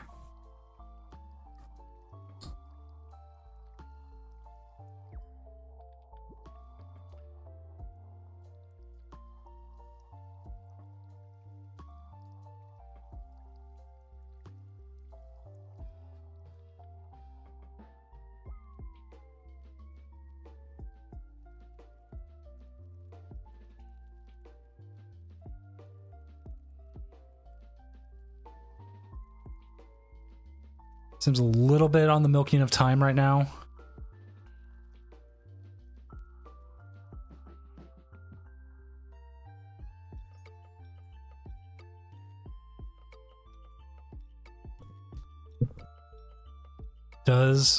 Do they have it? Yes, they do. I'd say a little bit, but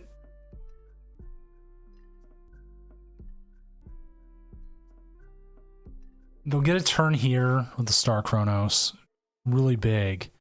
But I don't think they hit enough with Dialga, and now they lost anything to counter catcher, so it depends on if they have a boss's orders or not. And if they, I don't know. They could actually end up winning here. Oh, because it makes them draw. Oh.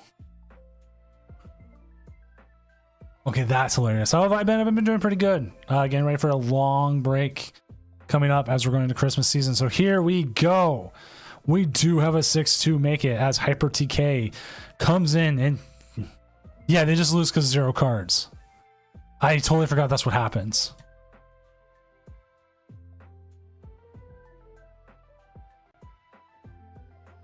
All right, so the next phase is set up. Here is our bracket.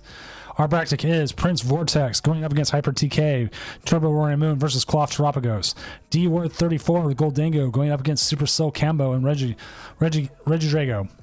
1 with the Iron Thorns going up against 5-5 Jeremy the Goldango, and Palpitote going up against Hass the Hun, who are both kind of playing control kind decks. So let's go ahead and get the next round started, and then we will find a game because I know most of these players are able to stream. So we will get them on as I reset all the stuff.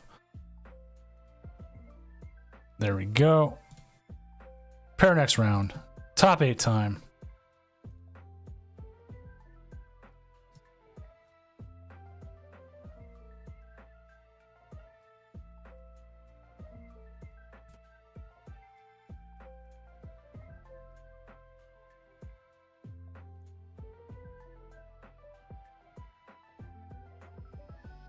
So we will probably have Super Soul Cambo's matchup up against Goldango. That might be the most exciting. We should have Haslahan and Palpito's matchup, and we should have Prince Vortex and Hyper TKs. I'm not sure about these two, but that we do have that as a possibility. And we do have 5-5 Jeremy as well. I think we might go with the Super Soul Cambo matchup. Darkest, thank you for doing Zan can't believe Mello likes turkey bacon. That is the truth.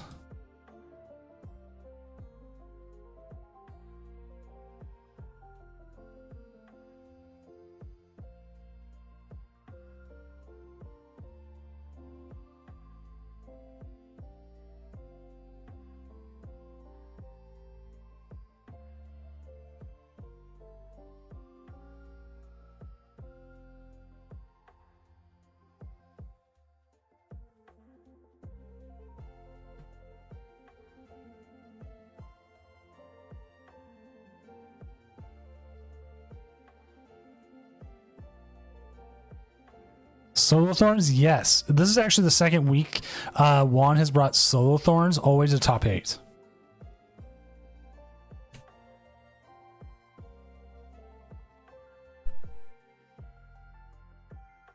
They actually won last week. So we're going to get the Regidrago Goldango matchup. I think that probably has the chance to be one of the most exciting. But we also do have other ones, and they are already going. So let me go ahead and make sure we're all set. Names are all set.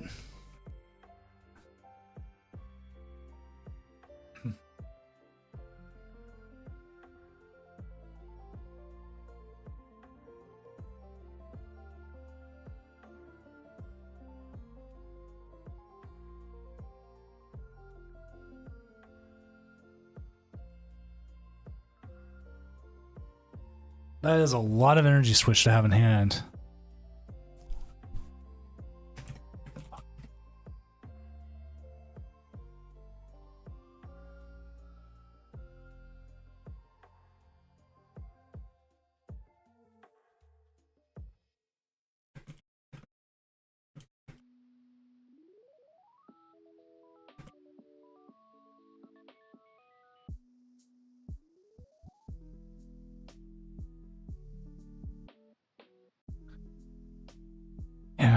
know you're going to get at least attack.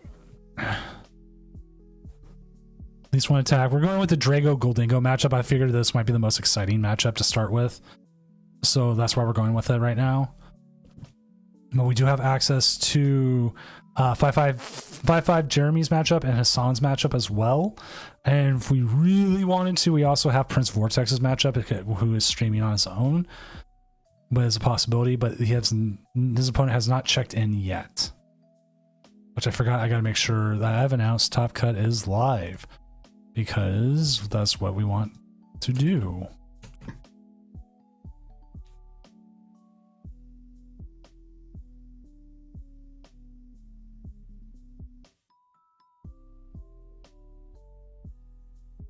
Now, I mean, Super Soul Combo had a decent start. I mean, not too much there.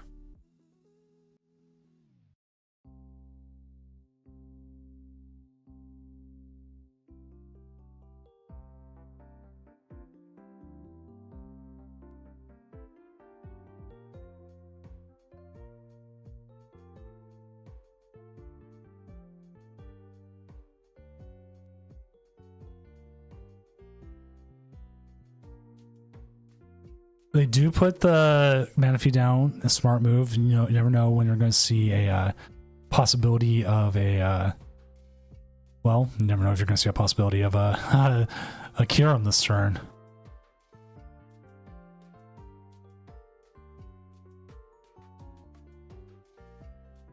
I kind of like keeping the Radiant Zard, but at the same time, I can 100% see why you'd want to throw it in the discard because you can grab it later.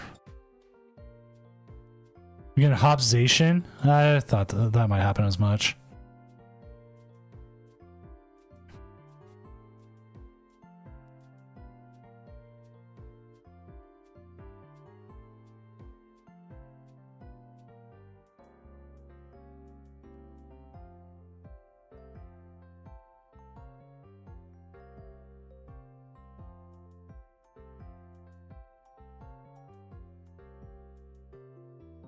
Is it up on Twitter yet, Daycamp? Oh, I see it right there. Yeah, we're getting a Hopzation. We're also getting a Iono's little belly bolt.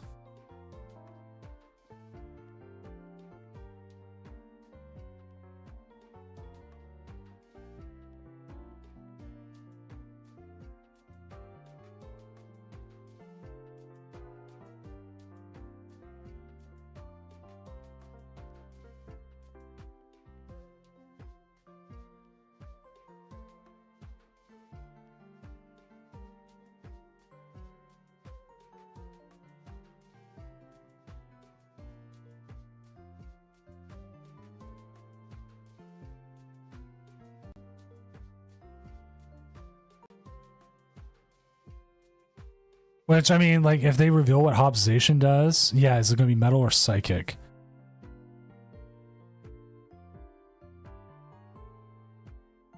Hopefully they reveal it tomorrow. Probably going to see a KO here on this Cleffa. So now the question becomes, what's the next move here for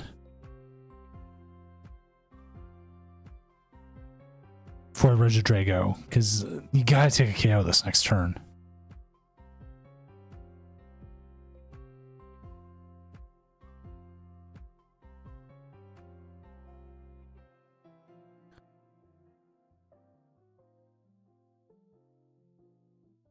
That's why I'm wondering. I'm almost afraid it's gonna have like a trade-like effect or something. But it's never been like that.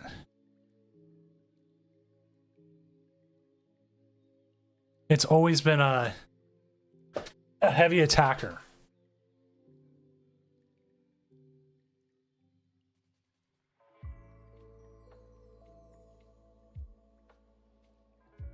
Dang, that's a good hand.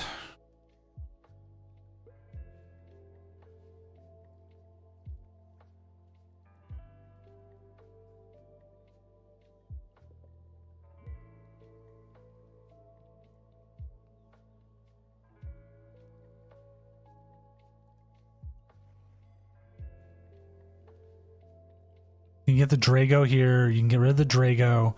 You can pick off their Togepi.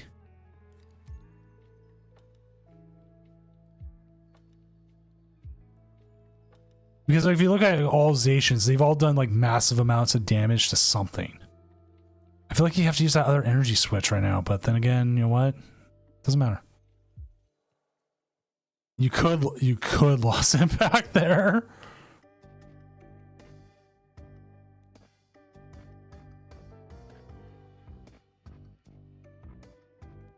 Also, Daycamp, I didn't know if you saw Danhausen made his return to TV today, and he punched a guy in the nuts, and it's hilarious. I'll link the video in chat real quick.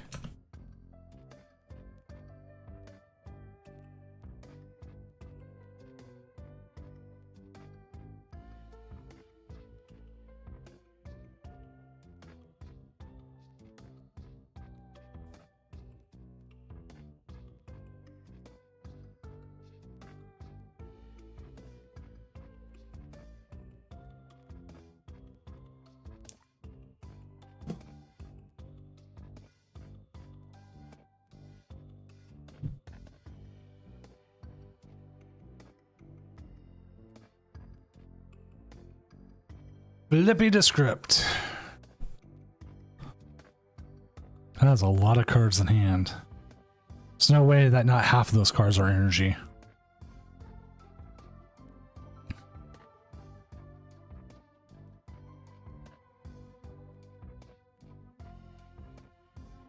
Oh, they did. He's beloved, man. He's like one of the best indie wrestlers out there. The dude sells merch like nothing, like anything. He's got a new action figure coming out with the major people.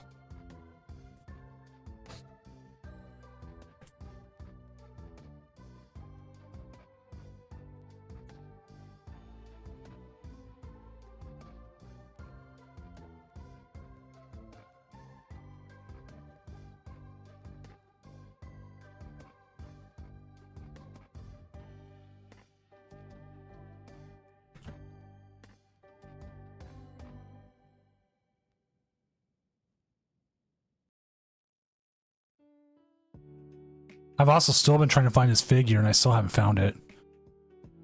I could probably order it off Amazon or something like that, but I'm not going to. I've been trying to find it as is.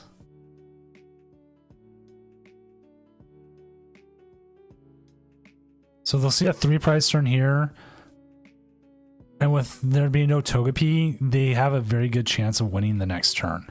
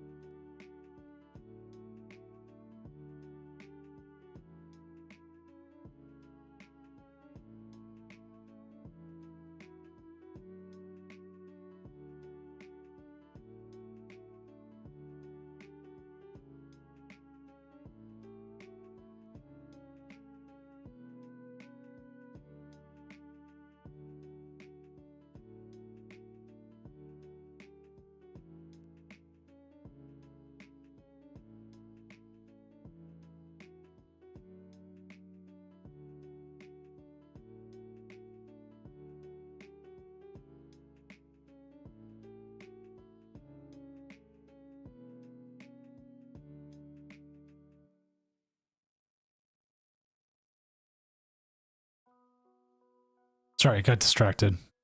I was looking at I collect too many things.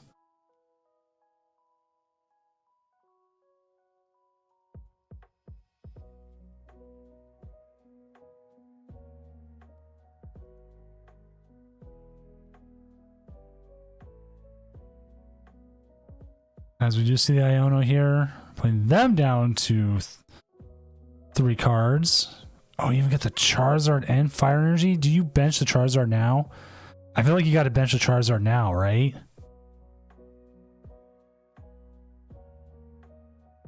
You just have to have it as a threat.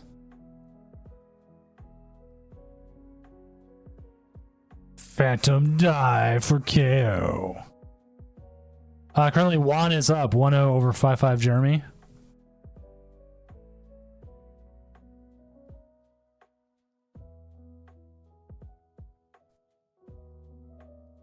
Depending on what happens this turn, this game can be over as well. With only 6 cards left in deck, there's no way a V-Star does not get them the gust they need to win the game. So if they don't have any more V-Stars. But again, they have the Radiant Charizard in play. If they somehow get Iono'd, they still have more opportunities out of that, but I don't believe Goldango plays any Ionos.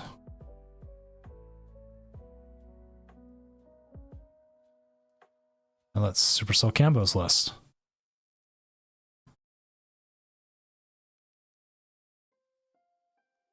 They do play one. I don't think we've seen it in play yet.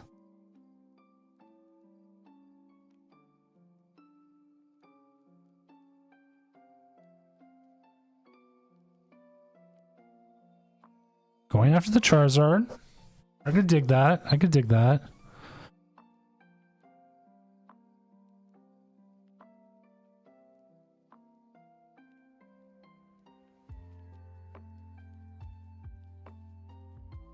Right, it is pretty free. Oh, 1 energy short. But we do have the Prime Catcher. Bring up the Pheasantipity. It doesn't matter.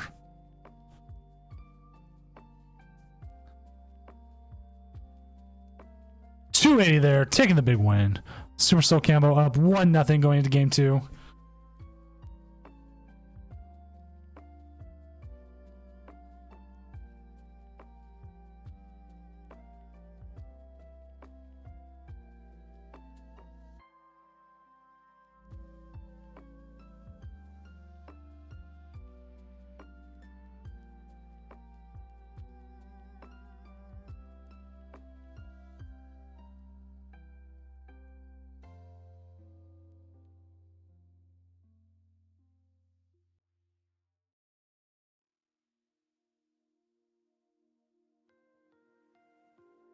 I do wonder how Palpitote and Hass the Hun's game's going, considering they're both kind of control-ish kind of style decks.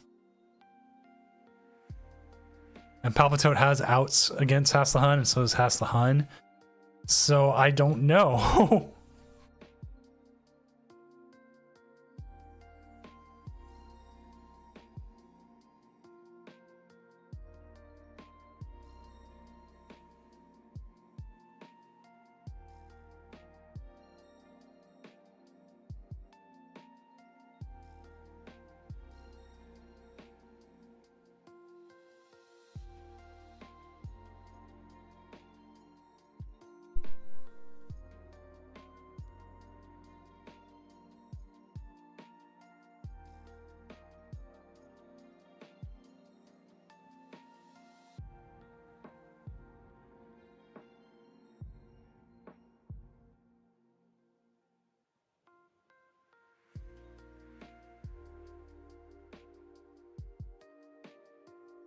All right, we do see the Squawk in the active. Double energy switch. Opponent.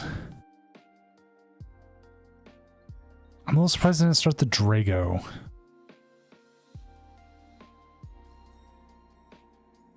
But I'll let the Drago player play, and I will sit here and commentate on what they do.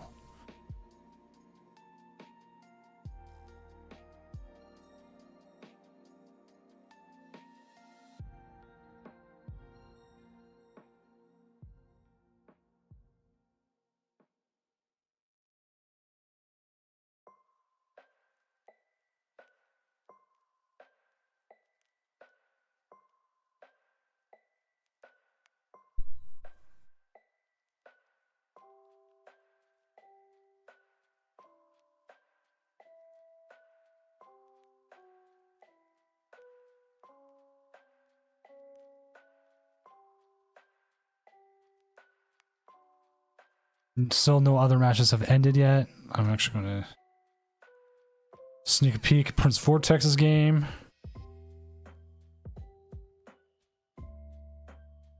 Looks like they're about to finish their first game. They are up a couple prizes. They're up 4 prizes to 2.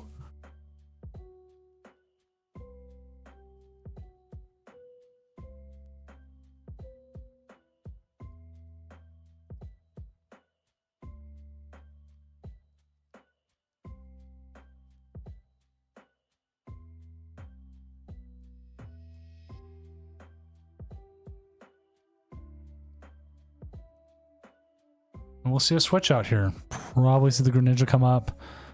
Again, possibly buy some time here with the Gasping draw. Get 7 new cards.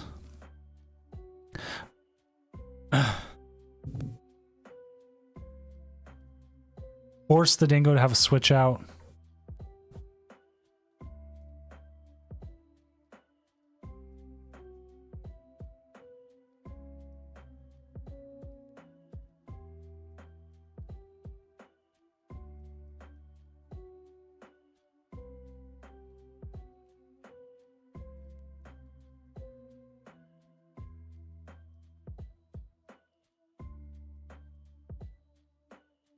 As I'm watching here, as Prince Vortex is going to win the game here in just a moment. He had double stretcher into Latias, Hisuian Electro with Binding Mochi.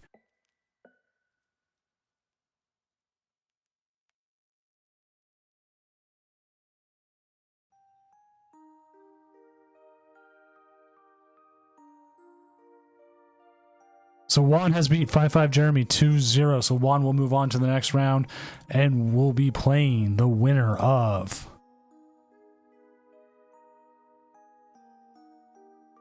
Palpitote Has the Hun, which will be hard for them.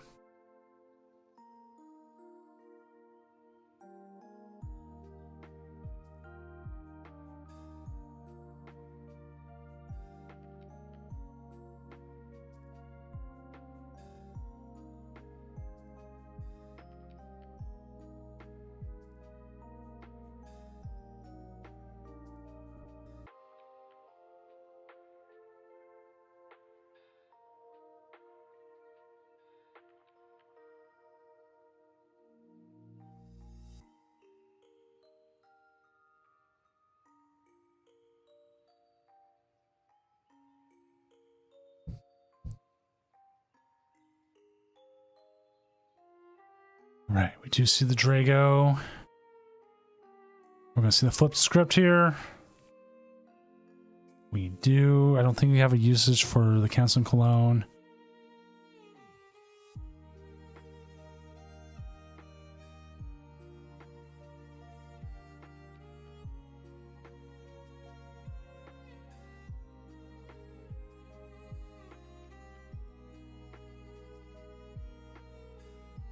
Palpitote and Haas the Hun still have not completed game 1.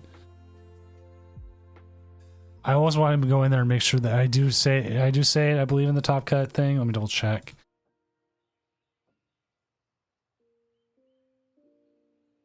Right. If your set goes to time during game 3, whoever's ahead in prizes with that time wins the game.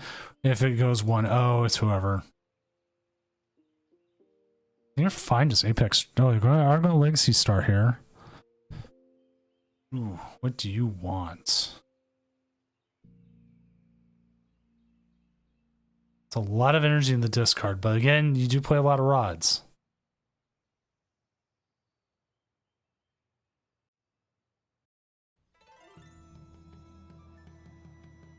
I gotta sing the Doom song now. Doom, doom, doom, doom, doom, doom, doom, doom, doom, doom, doom, doom. Just pull the illustration rare Milotic X. The Doom luck is real. Senor 5 tap. It is. And also thank you, Joji, for joining Doomco again as our CEO and Senior Vice President of Sunglasses and pulling Melodic EXs. Please make sure to keep opening all those packs for every Melodic EX you get. It has 6 more free tacos for you. Apex Dragon, and we are going to see... I think we're going to see a Phantom Dive here. Feels like you've got to get rid of that Togepi again.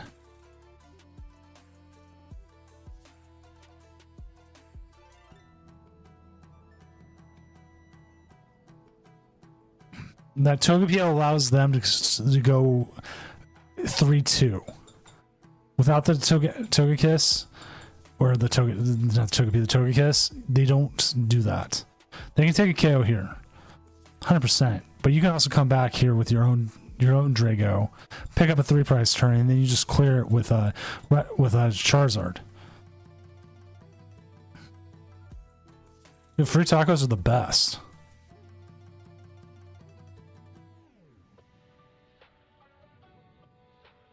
Except for the free tacos of my work, they like changed up how they do the meat or something, and like I've gotten it like burnt and other things. So like it used to be really good, and now it's not.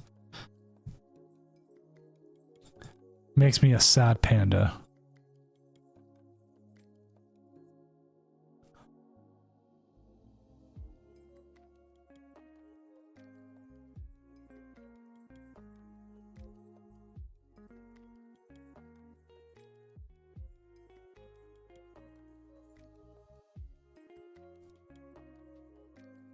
So for maniacs, guaranteeing what they can pull.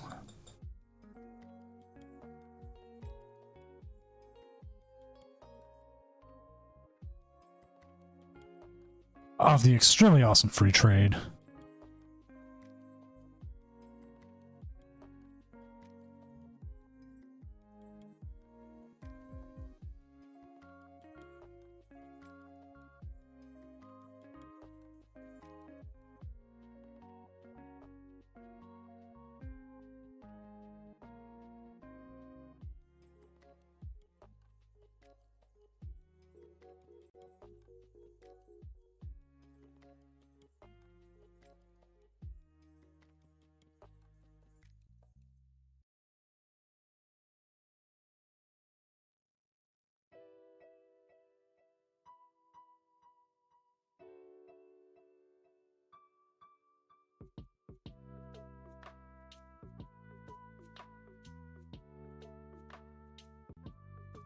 I didn't realize that you need a ETA to visit England.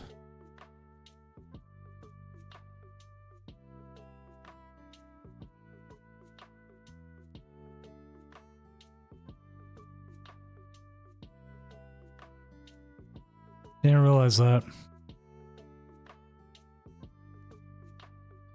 Isn't the Melodic like $200 card right now?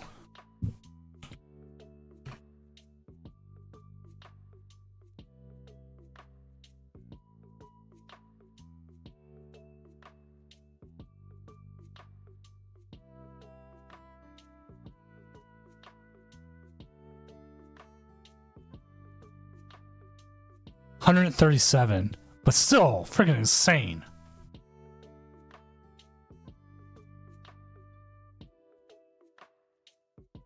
I have opened exactly zero packs of Surging Sparks. I have still yet to find any for sale, and even the almighty Tabletop Village does not have any. And part of it is because you have 4 cards that are well over $100 right now.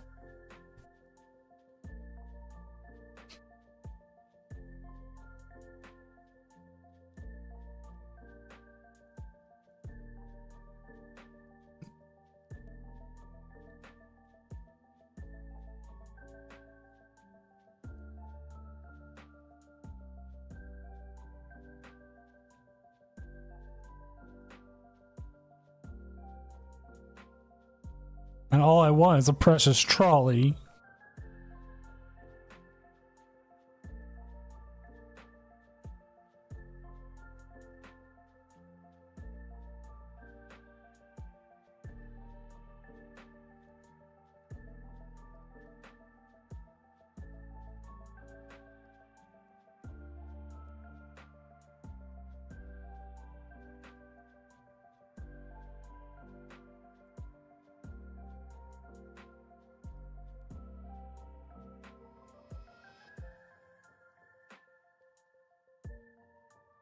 And it's also a short print set.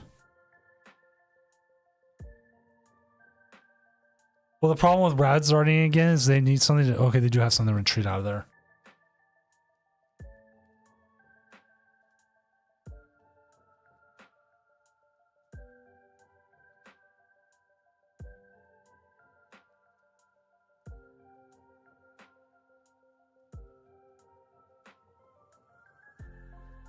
But they didn't get KO'd.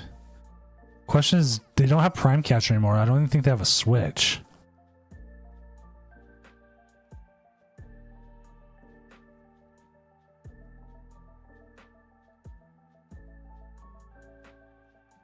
Hass the Hun and Palpitote have not finished their game yet.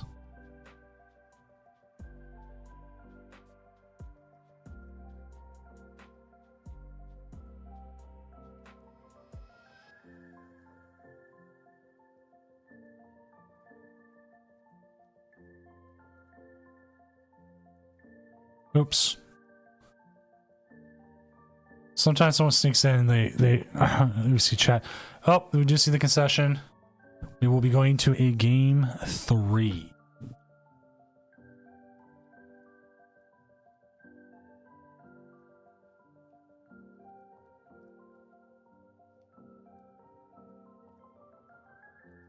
There will be an ad here in about 3 minutes, just as a forewarning.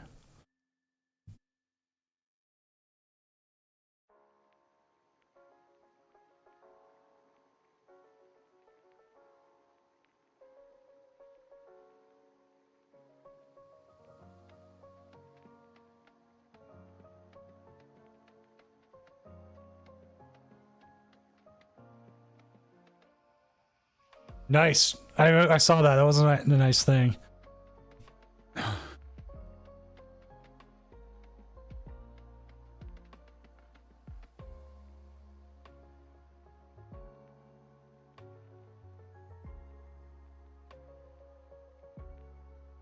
Gotta start the Mew.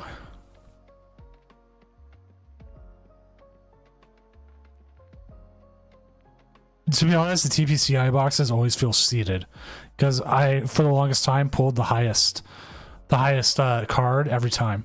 The Illustrator Rare Gardevoir, the Illustrator Rare Miriam when those were the high ones. What else did I pull? Like anytime I got TPCI stuff, I pulled like the high card.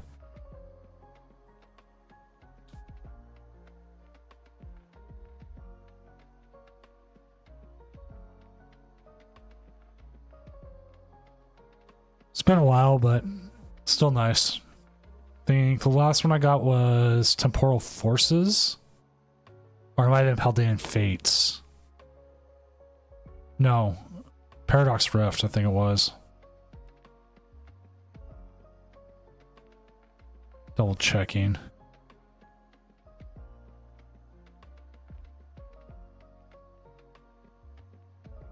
Yeah, it was Paradox Rift was the last one I got. Which I think the big one I pulled out of that was the Rory Mooney X and a 4 Iron Hands and Iron Thorns, which was like insane. Not that they're that much right now, but I mean still.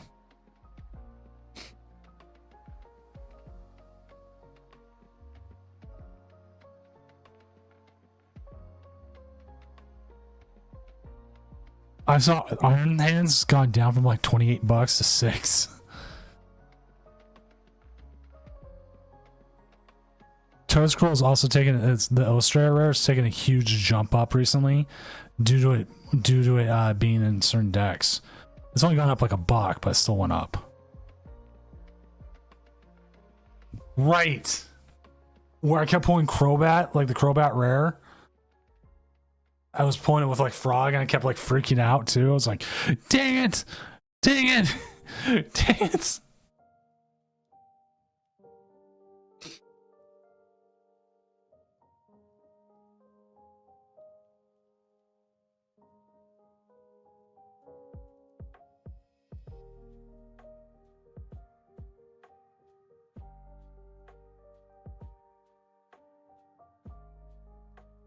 Alright, we're gonna see a Mew here for 3. I mean 2, not 3.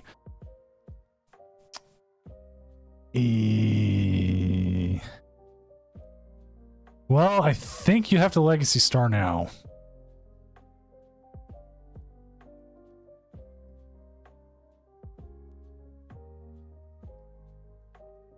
That was a good Legacy Star.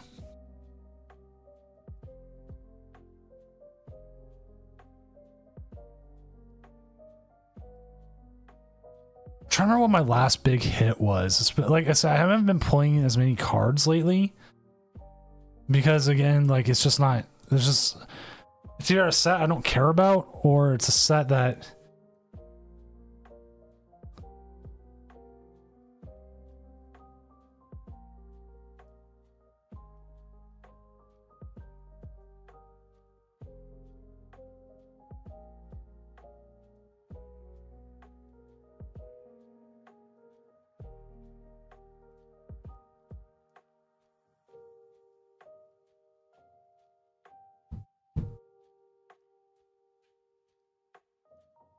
I'm a little surprised they didn't put the 6 onto the gimme goal, if only because it makes it easier to KO it. But you've already used a lot of stuff, and I think putting the on the mana fee still makes sense.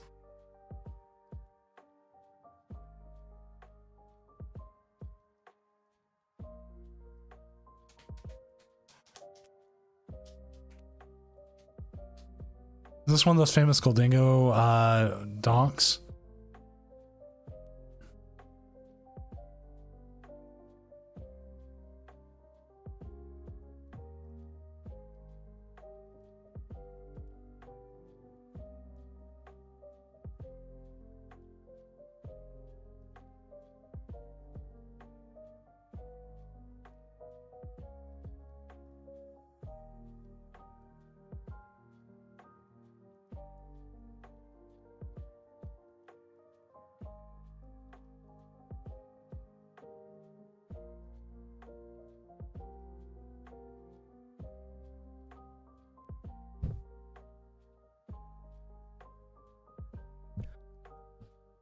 Like Drago's 100% trying to hope here not to get KO'd, because then they will be able to hopefully set up more.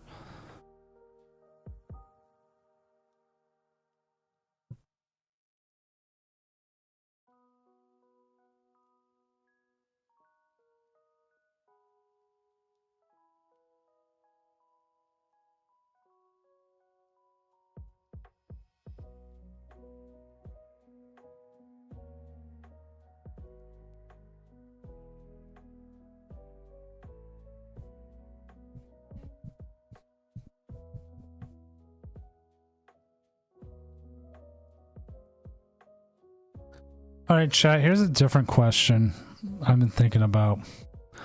With the time, okay, Palpito is up 1-0.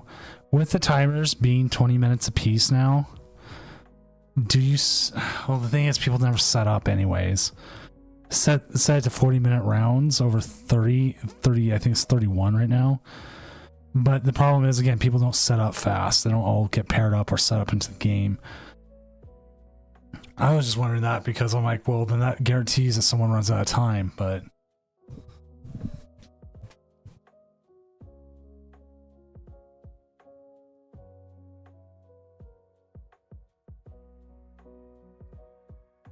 Oh. Judge call.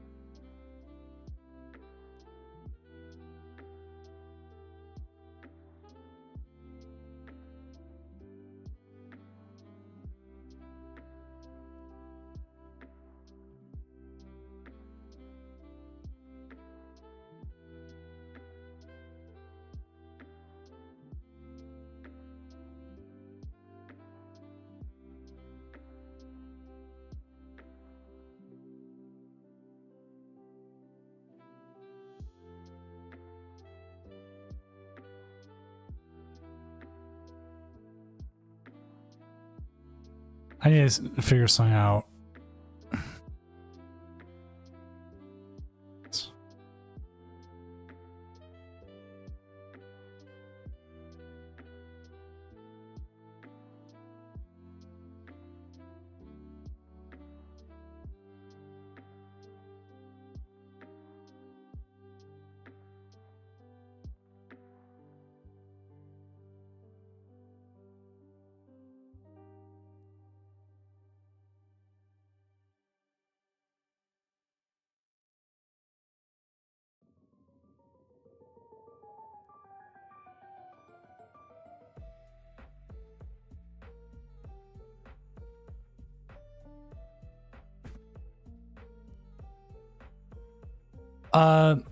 Question for chat: how long does Iono take?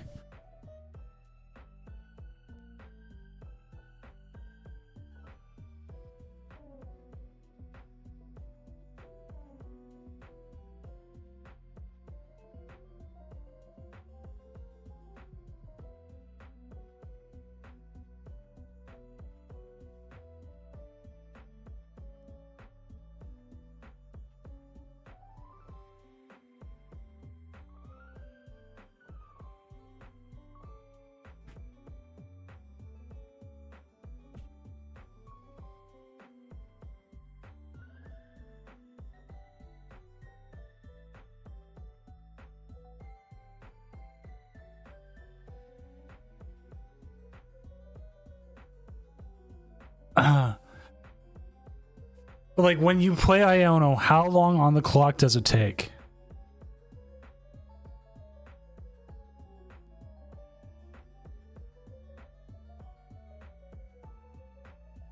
The issue we have is the opponent had 10 seconds left on clock, right? They played Iono and the 10 seconds went up.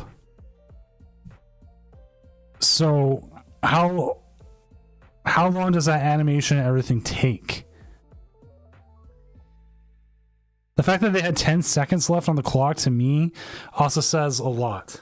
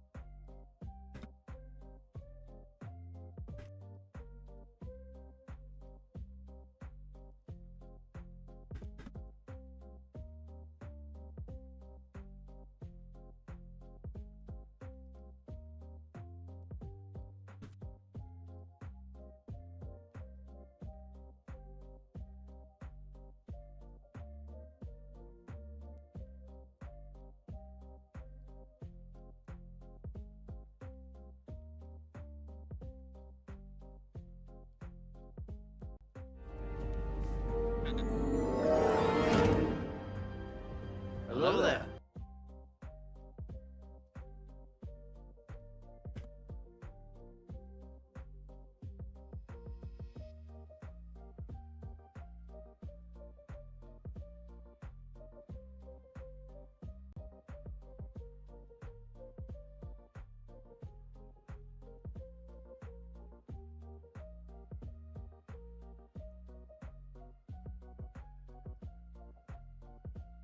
So like, oh, Sneaky Old Crab, thank you for the raid as well.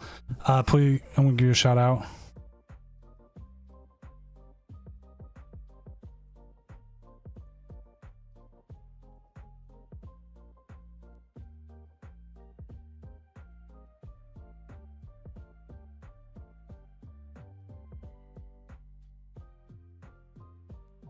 As we do see a win here.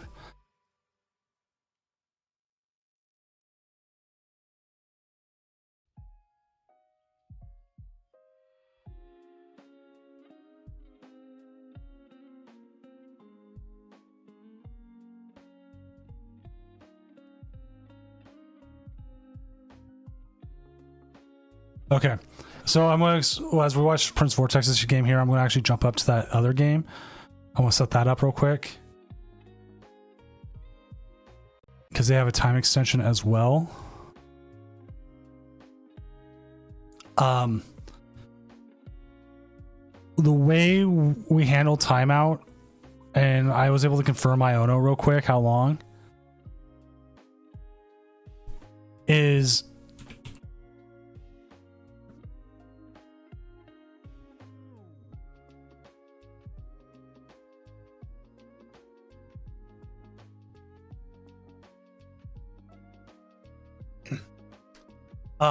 the way we handle it is that time is part of the game. So if you're taking too much time, especially in like a thing like this, and like a control match, you need to play faster. And if you're not sure, just like bring it up. Like ask questions. It never hurts. So what happened was they ended up running out of time. Did Prince Vortex just win? Oh no, he conceded. They're still going. And this is like the hardest thing about having like double control matchups in best of 3 is you have no idea what's going to happen.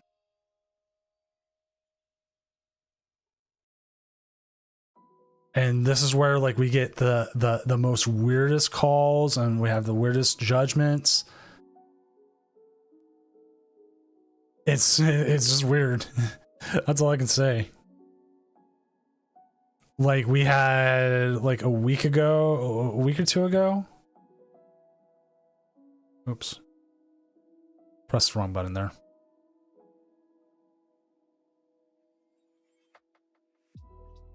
Where we had a couple weeks ago now, actually, we had a pair of control players get stuck in an infinite loop, asking who ends up winning.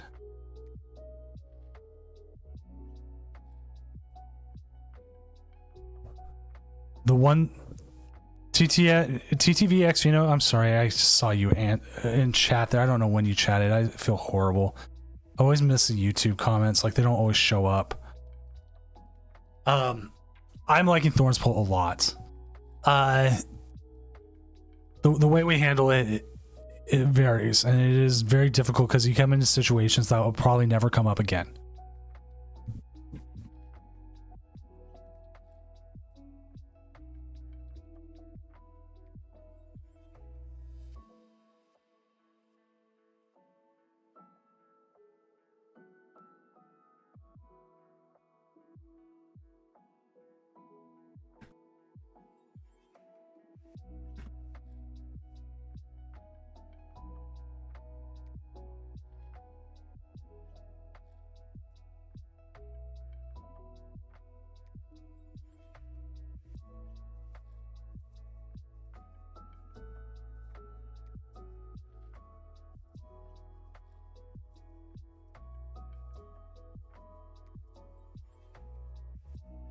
It's so weird. Like I can get times when like people chatted like on Twitch, but I can't for YouTube.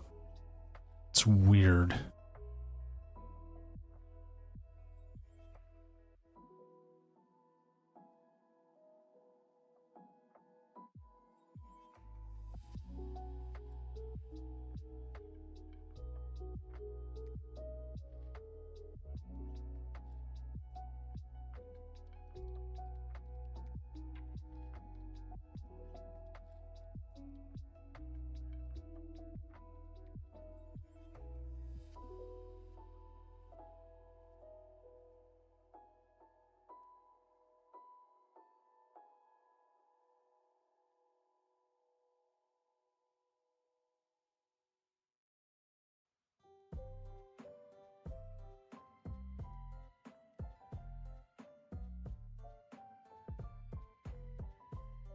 Also, to tell you, there is a 15-minute extension on that game.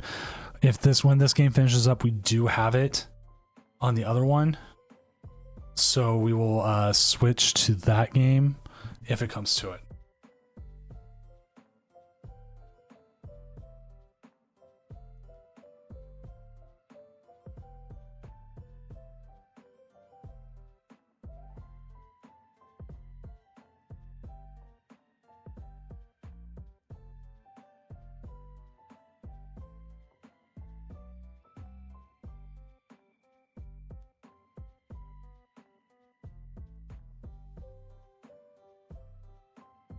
It's surprising. One of the things about Iono, and this is what I also confirmed, is like the bigger the hand, the longer it takes for the animation.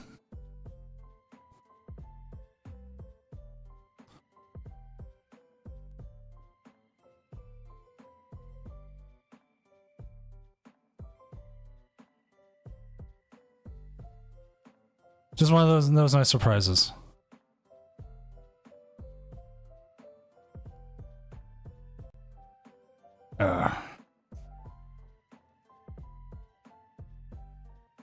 There's the donk. So they got it. Sorry, I was watching the other matchup. But hey, getting the donk is huge. Oh yeah, there it is, confirmed. So update the standings real quick, and then we'll check out this control game as is our most relevant. So Prince Vortex versus Supercell Cambo, and Juan versus the winner of this. So here's that control game. Currently, Palpitoad is up 1-0. The way he ended up winning was due to timer.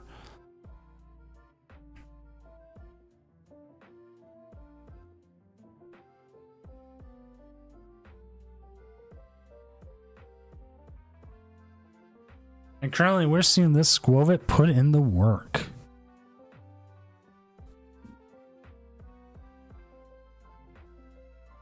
Or will be putting in the work.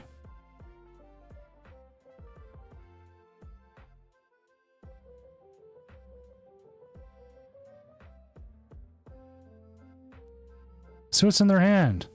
Ooh, got a counter catcher and an S-ball. Lots of different cards, including an attacking card.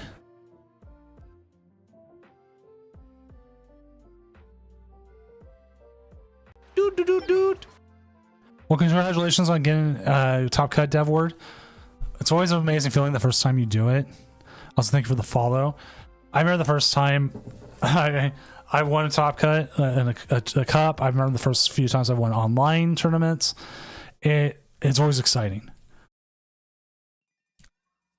And like, even now,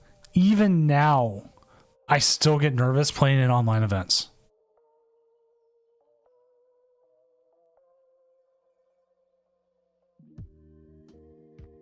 Like I played in Moji's a couple days ago. Nervous. I 3-2'd. I ended up dropping due to work, but still.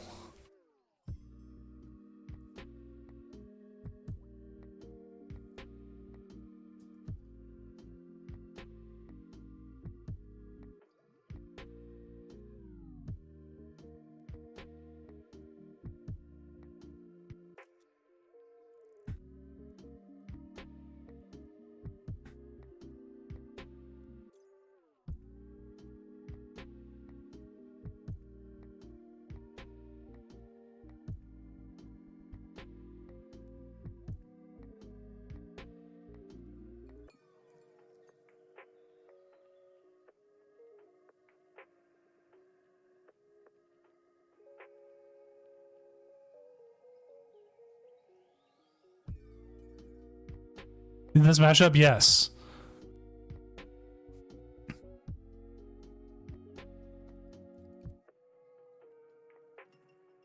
Like this matchup is like trying to like have it that it goes both. It keeps taking out. Like electromagnetic sonar is going to carry pretty hard, but so will Nibble here. The Squovit for one, Squovit for one, Squovit for one.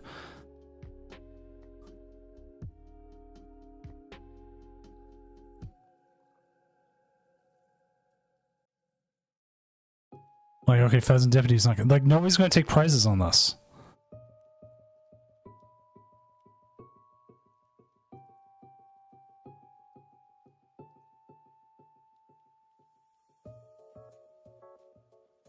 Awesome for both players. If this goes to a game 3 and they have round time plus their 15-minute extension, if that runs out, higher seed moves on. That is the ruling. So in this, Palpitoad would win. That is not just the ruling. That is a general ruling that you see in the Pokemon Guide handbook.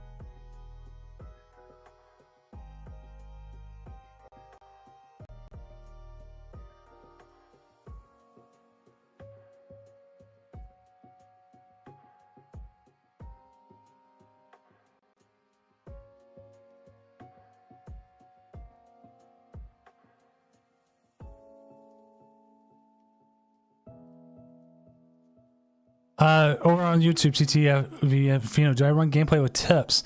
I try to make sure, or like when I'm commentating, usually I actually have a guest commentator. We talk about what's going on in the game and everything that happens, and with different tips of like the matchups, what we do know. Like the current matchup we're watching, I'm completely lost outside of knowing that both players are wanting to deck the other player out. They're trying their hardest to try to make sure they get everything they need.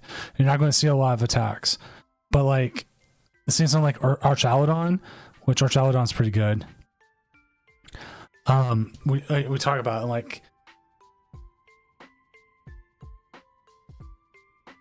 I'm hoping to get better. I keep getting better at the game. I think I'm decent at least.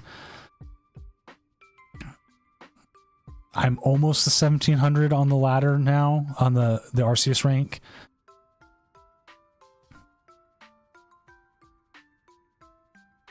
Like we see their opponent has Iono. So like they can reset the whole deck here with like all bajillion cards they have.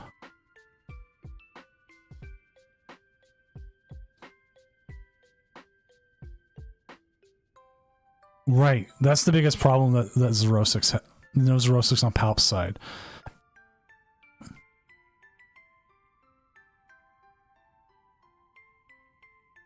The fact that they did not even get a Pidgeot until now is pretty rough.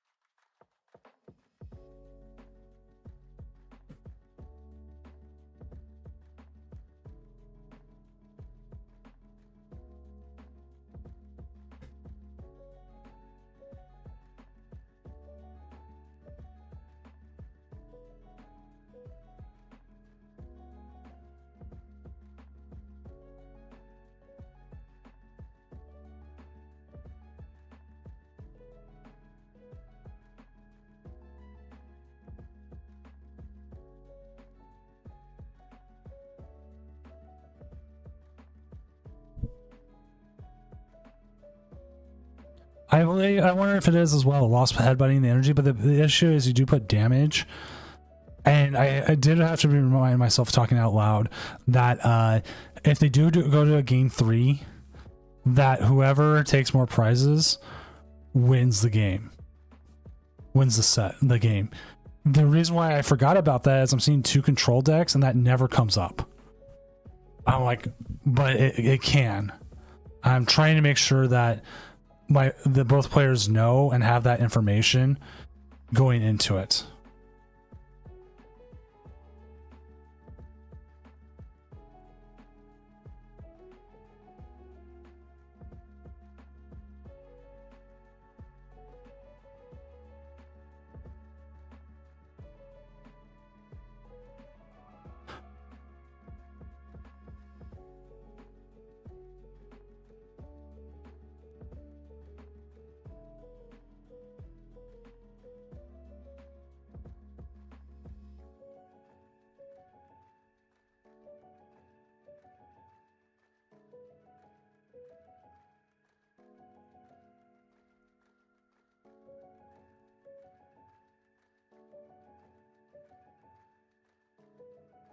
Like the biggest thing going for Hassan here is they can keep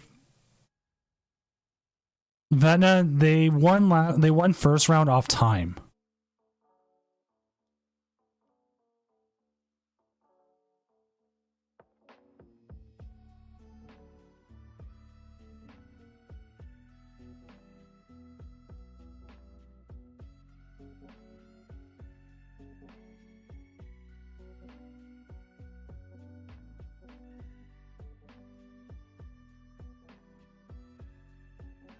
Like that's going to be the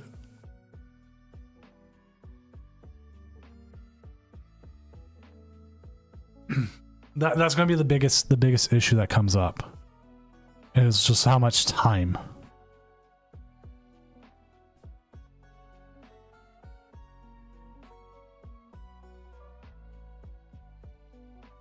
But also with us watching,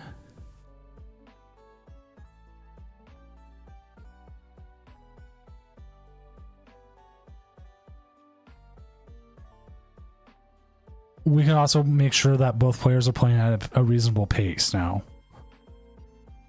They also do have a 15-minute extension.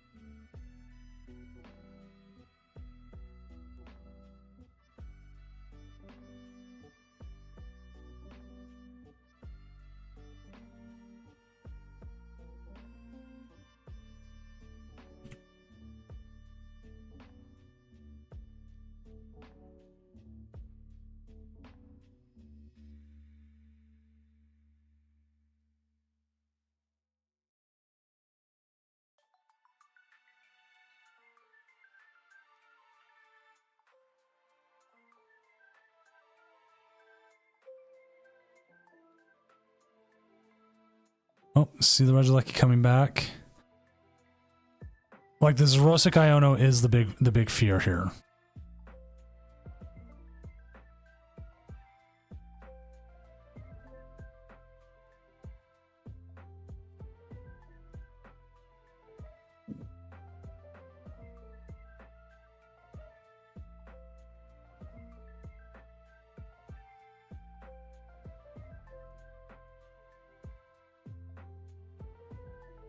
Audrey, I don't either. Again, this game one went to time. I came off an Iono, and they were down to 10 seconds left. They played Iono, and Iono's animation time, because of the size of their hand compared to their opponents, took 10 seconds.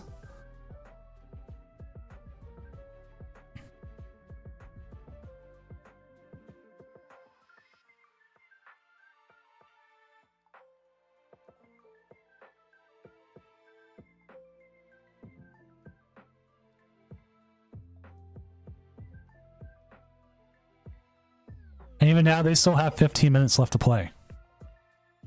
Like, I can find control matches to be very exciting, but this one's, I would be honest, a little bit on the weak side.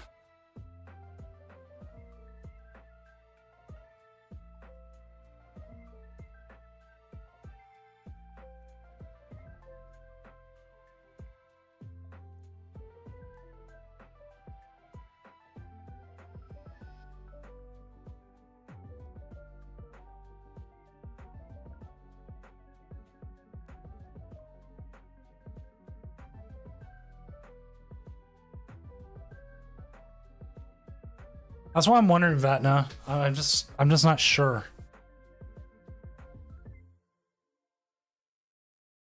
Well, they see their Iono here, resetting the whole deck.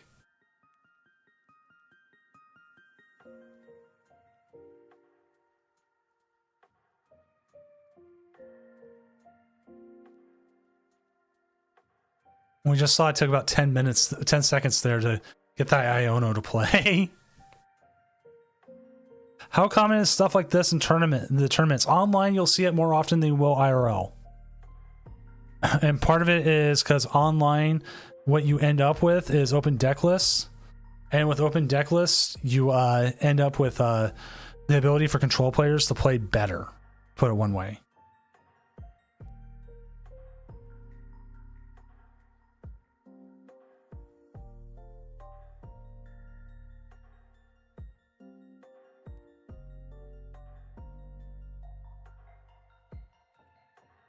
Like a good control player like Sander should be able to still bring a control deck and do well. But a control player in an open deck list tournament, because we have to do stuff.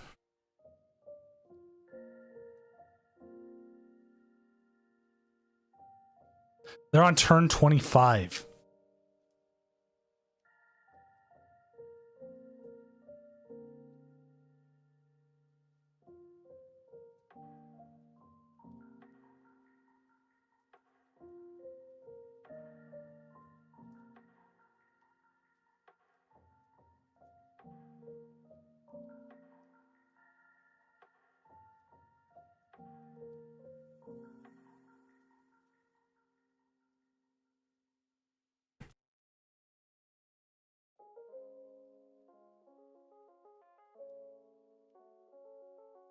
Right. And this again hooking to music is where we end up with the pushing of rules.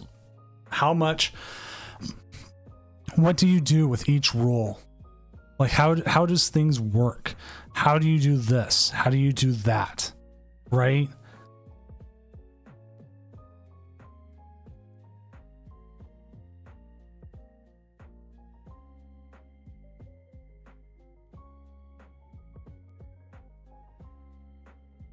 They currently have 15 more minutes to go.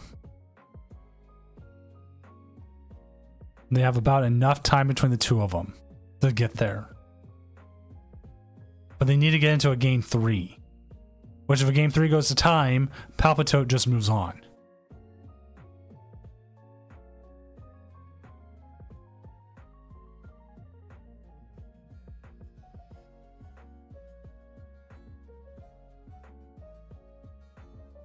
Yes, they have 15 because they spent about 15 minutes arguing over game 1.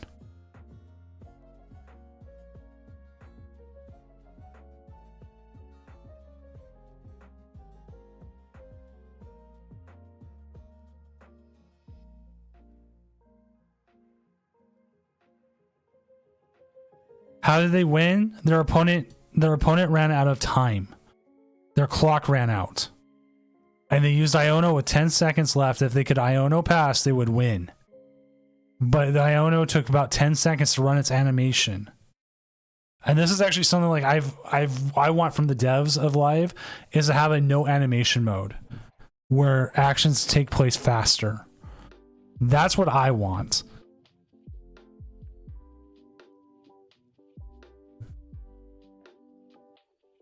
And like I said, they spent time arguing over it because one player is like, hey, I win.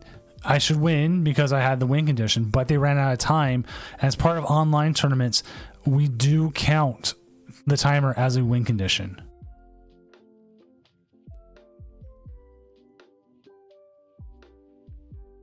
We also do...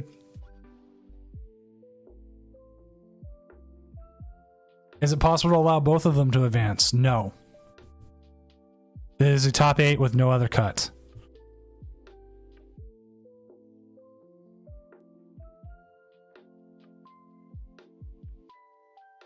What we do give grant access to like if a Gardevoir is winning and the round timer comes out and they just need to go through the action of Gardevoir's thing, we'll grant them the win. But if you're down to 10 seconds left in the round, like what are you doing to get to that point, right?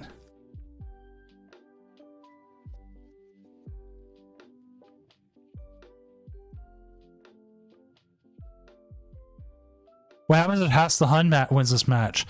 They go to game 3, and then it's a race to take a prize. Otherwise, Palpitote goes on.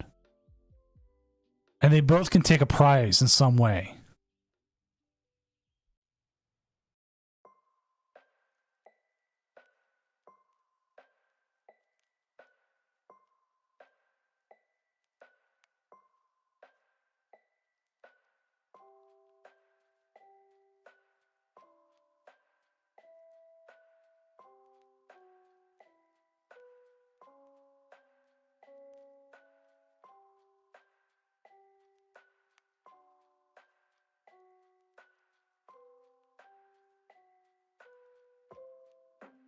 Essentially, yeah, Palp is just forcing him to take stuff. This is not the first time we've had players do that.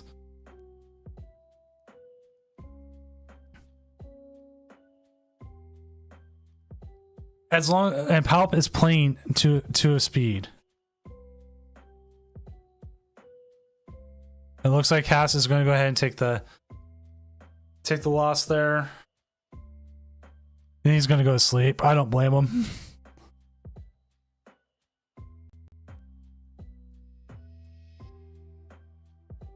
All right, let's go ahead and get this next round going. Pair next round. Supercell, if you're still here, can we get your matchup, please? Because I don't think we have Juan or Palpitote side.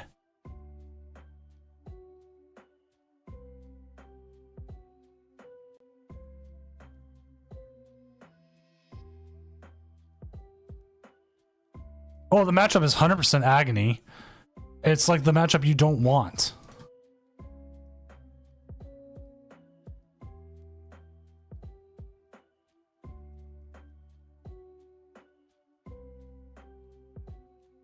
Like going to a cut, going control versus control is not the matchup you want. It sucks.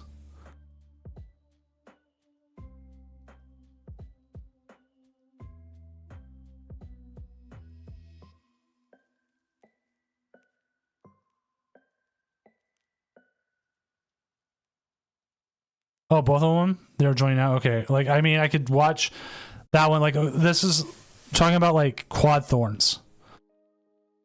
Quad thorns, we had once play against a Mimikyu, double Mimikyu, who got both their canceling colognes.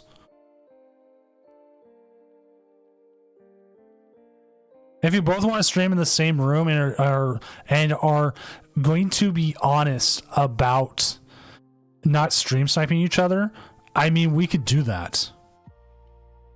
We could have both sides.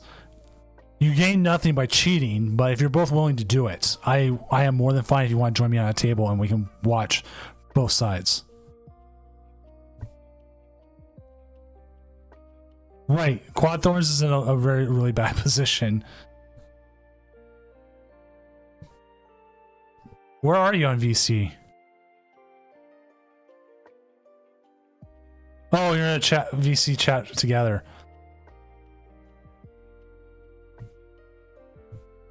Okay. If you're down for that, we can get both sides and I can 100% set that up, have double stream. It looks awesome. And we'll just keep...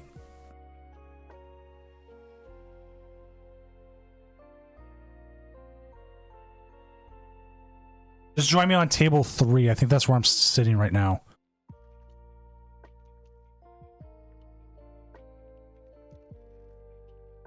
But it's always, to be honest, as 100% always been like control decks make me have to find out new rules.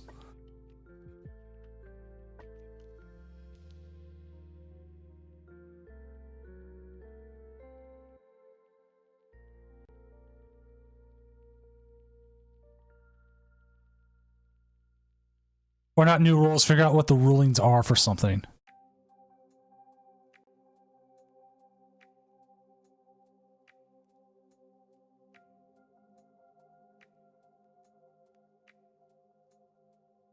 I mean, the control has a good chance, but the Cloth also has a good chance, and so does Regidrago.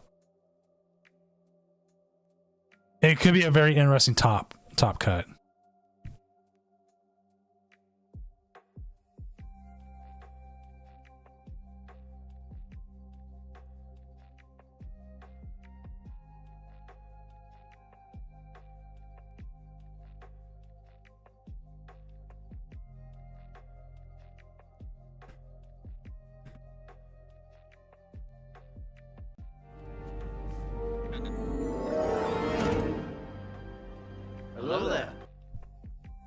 Hello there, everyone coming in from Prince Vortex's stream. I'm Senior Doom, and we're watching Prince Vortex go up against Supercell Cambo as we're going to have both sides of the game here. It's going to be amazing.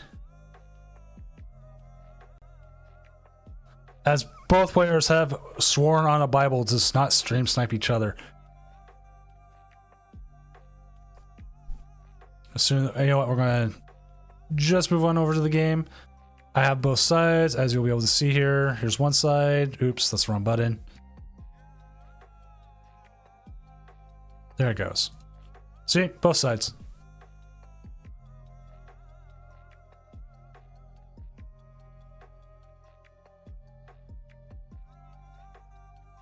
So we'll see who wins the coin flip, and then we will flip to their side first.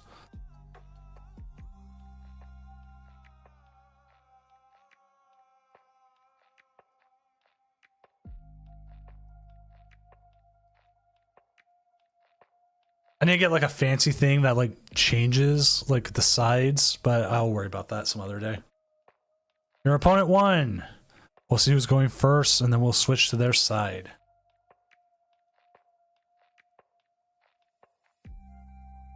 All right, so we got Prince Vortex's side.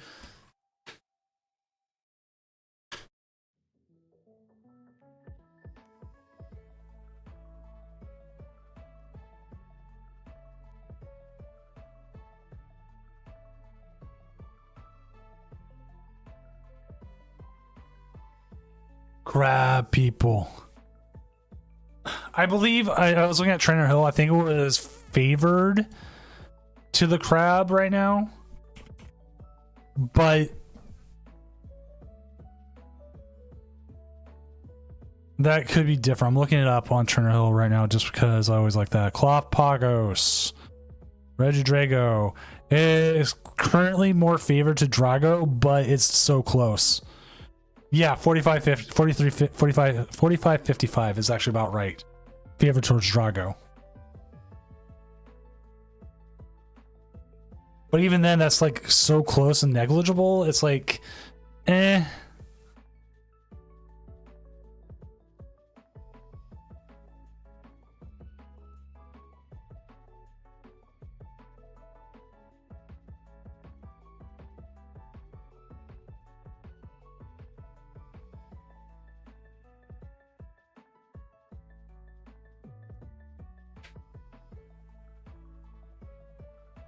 Like, it also matters how fast Drago can go.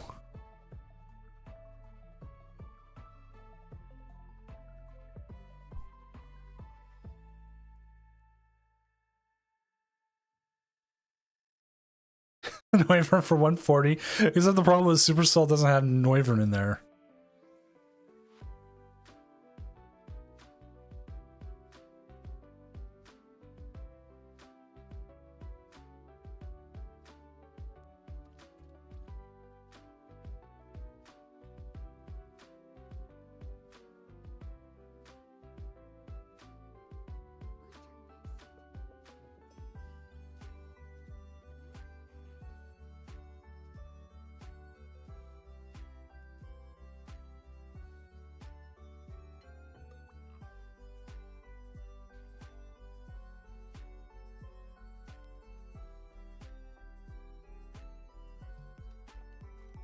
Now, one of the things that they do need to watch out for is that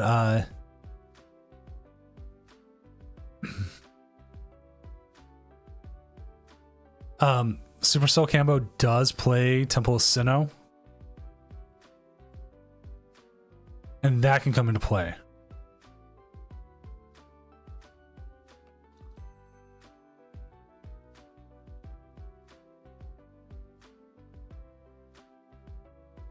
Yeah, I guess we're gonna find out. I think Cloth wants to go first no matter what. You could even try to get a poison. But let's go ahead and see Cambo's side.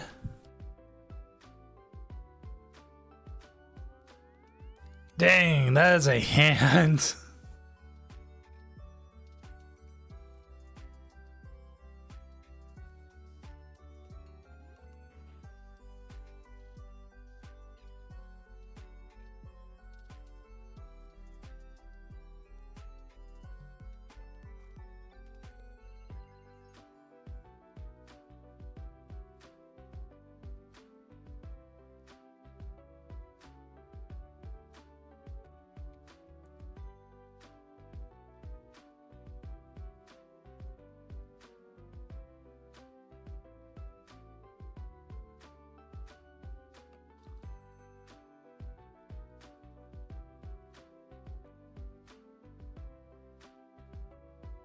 Before I forget, I need to shout out Prince Vortex for any other stream and joining us here. If you haven't been to Prince Vortex stream, please come and check out. He's been one of the most consistent players of the Tournament of Doom as well.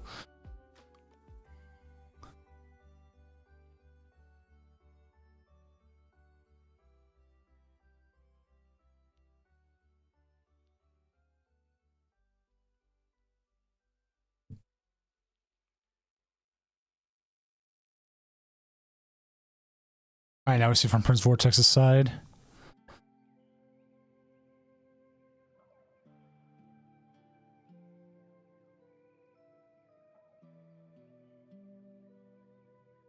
It's like, do you want to KO the Cleffa?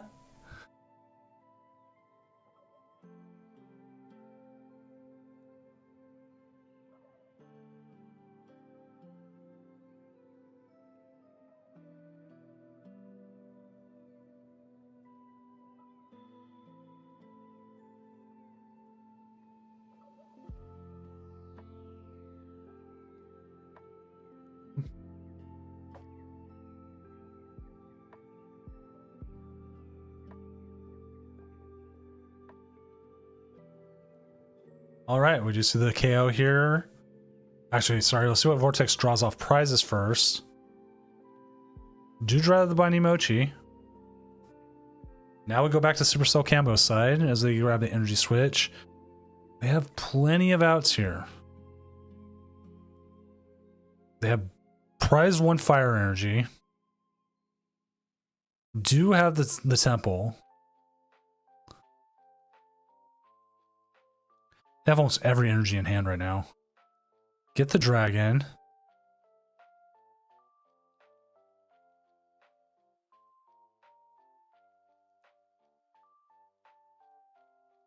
We've got everything here. They could choose whatever they want to KO here with the Prime Catcher. And still possibly have another out.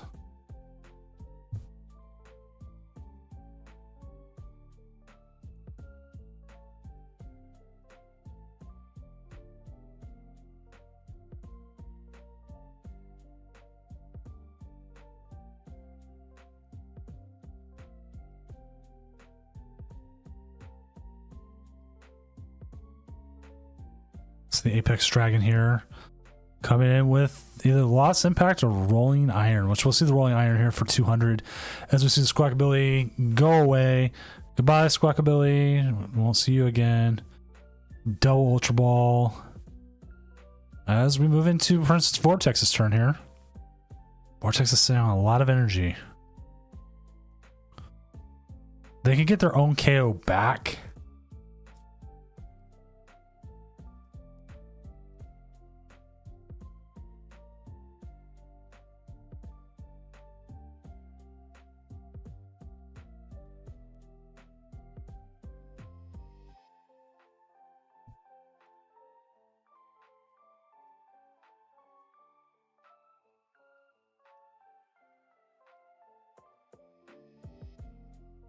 As we'll see the boss's orders here. Not sure why they would do it like that.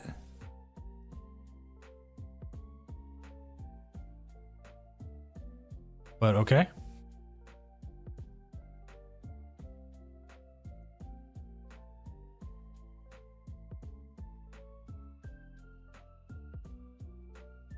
I wasn't sure why they did it the way they did, but they did.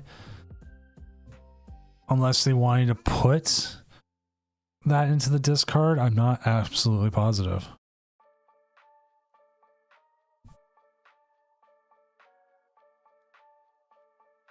Because now, Radiant Zard. Oh, avoid the Rolling Iron. Okay, that makes sense. Thank you, Daycamp. That's usually why you have a second person.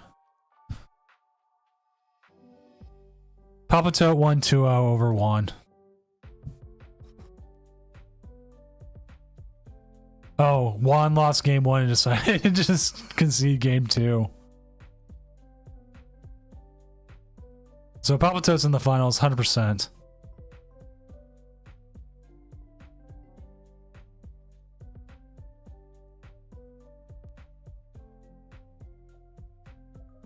Yeah, I even said they used Rolling Iron and I just completely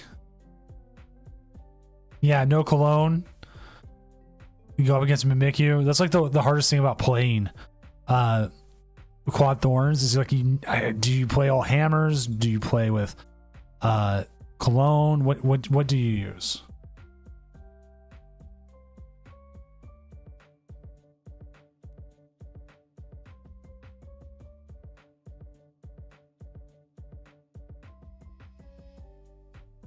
Well, okay, the thing about control decks win online tourneys more than they win IRL tourneys.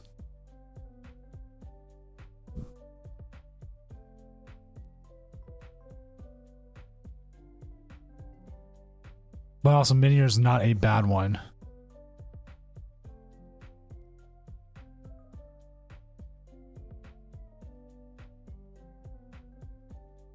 As we were talking about earlier,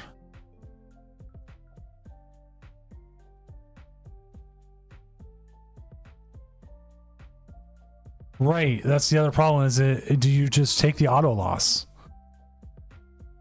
Do you just say, hey, I don't win this, take the auto loss?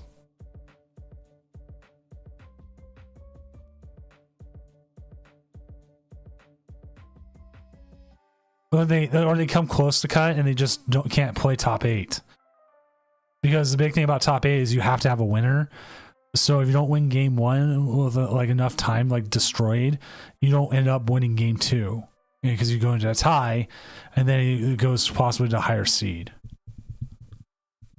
Or if you lose game 1, that's it. Right, exactly. If you can see their 60 card deck list, it's easier. We do see the jamming tower.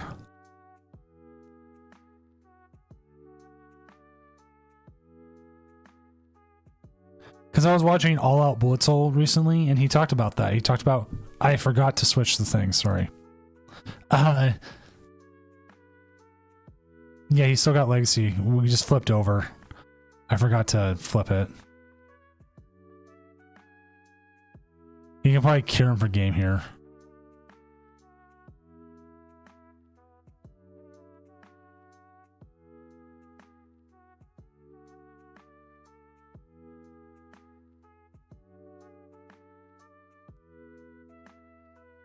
Have a good weekend, Joji.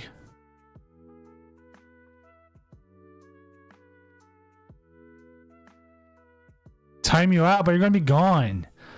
This is wasted points now. You know what? I will honor it though. Boom. 10-minute timeout. I will honor it. All prize cards taken. There we go. So that was Supercell Cambo 1. There we go. 1-0 going into game 2.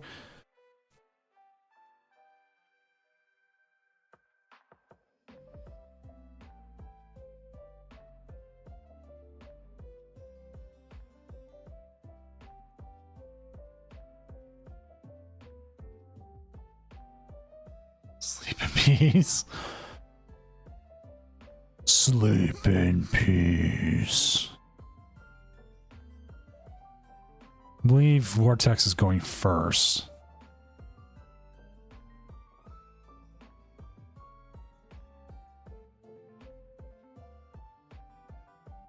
So there we go.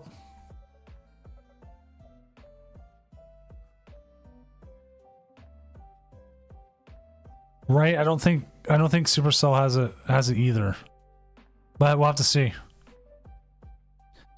Because the other thing is they do have the possibility to donk. They do have a couple different outs.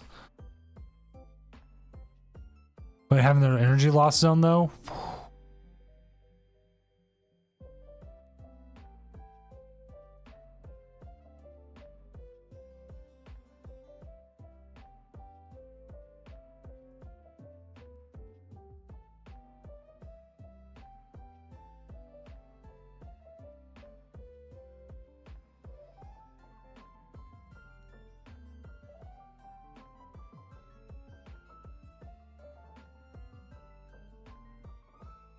What's up, Stellar? Hopefully you're having a good night.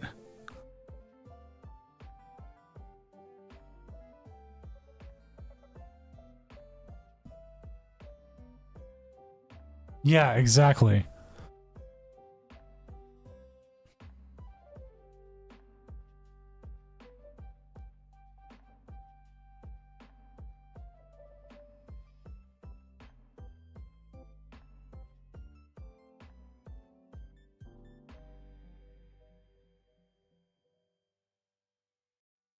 We do see the poison.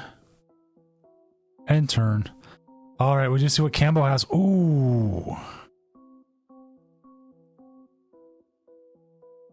Oh.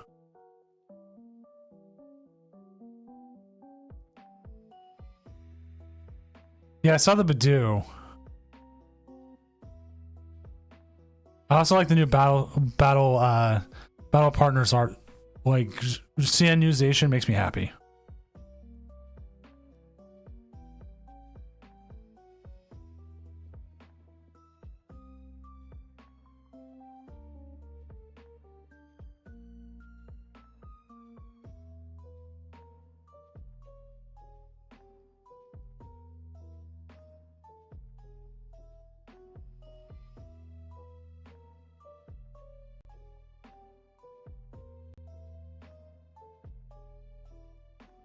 The new battle pack art for the new set coming out in Japan.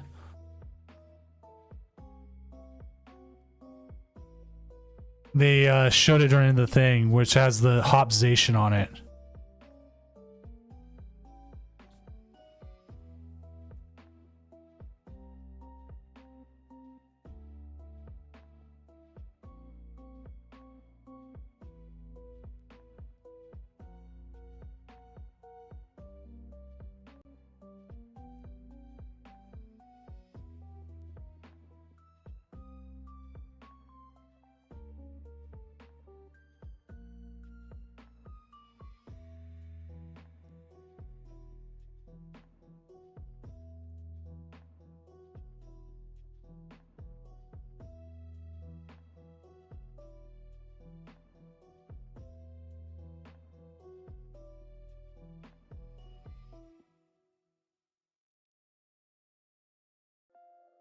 So yeah, we're definitely getting a Hopzation. It's like, okay, what other trainers are we going to see that... Oh, I forgot to switch sides. Sorry, chat. There we go.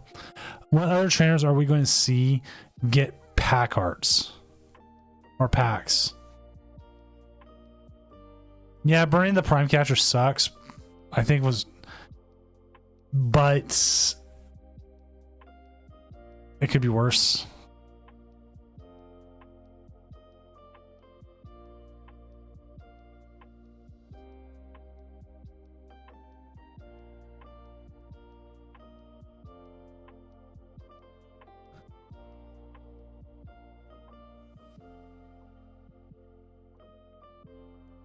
Like, we know we're getting an Ends card. We know we're getting a Marnie.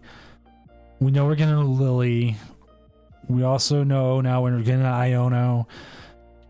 Like, who's some other... Like, there's like no way we don't get a Cynthia's Garchomp, right?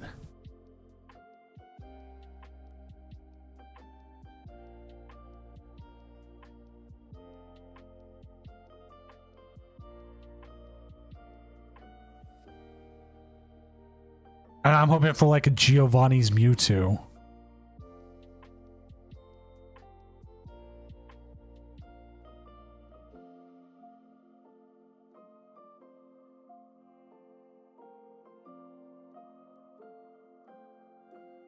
Like, we'll know more tomorrow. And then we'll know even more like right after that. So...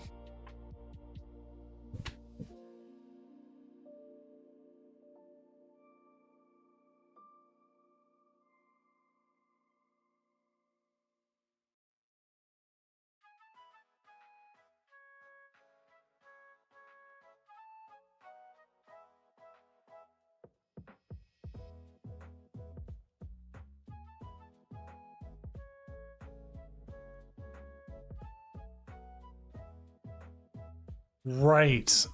The Mawile is harsh. I actually think Mawile has been pretty harsh to a lot of decks right now.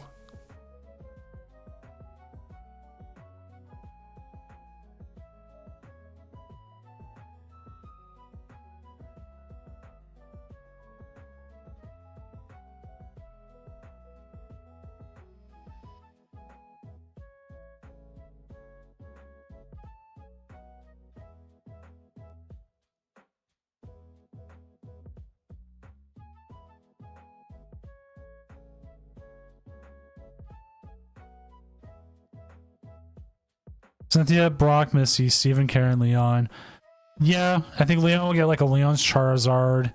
Brock will get like their Onyx. Missy will get like a Starmie. Like, if anything, look at all the trainers who got trainer arts.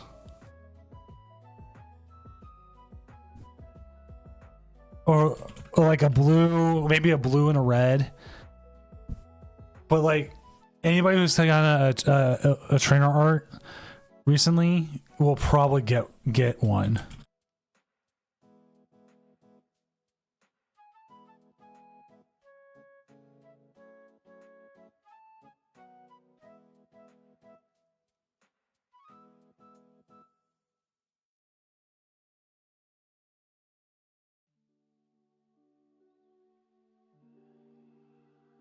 So like, I'm trying to look. I don't remember if Crown Zenith had a bunch or whatever ones had like any Pokemon where there are trainers in it, like the Starmie.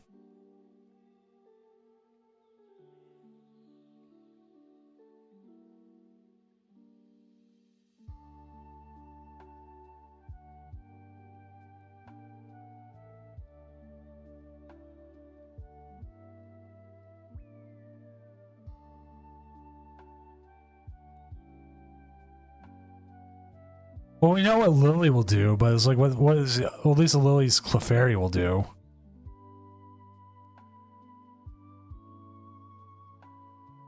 Right. New Iono. I'm looking through, new Piers possibly. I forgot who the Mariana card one is with.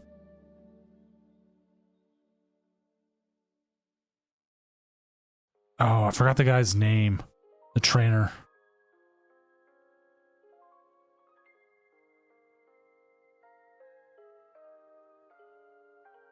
Alicia will probably get one. Zerosic will probably get one.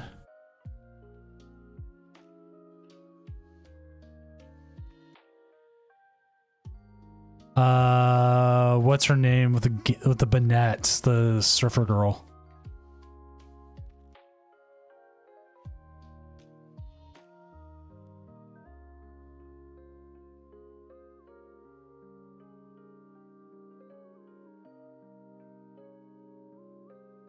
Probably something like the one from the trainer galleries, turn like Astral Radiance.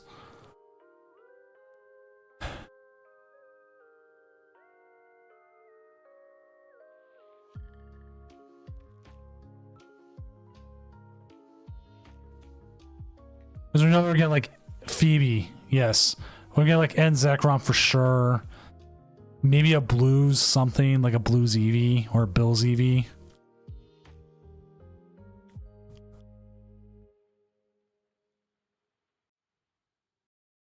Sydney, thank you. I couldn't remember.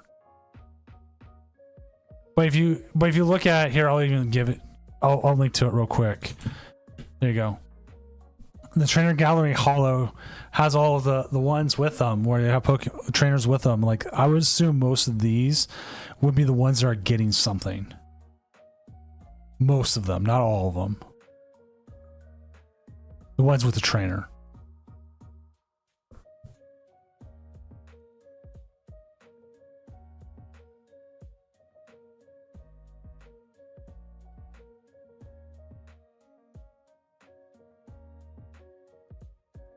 Sorry, I just make sure they hadn't pressed enter yet. There it is.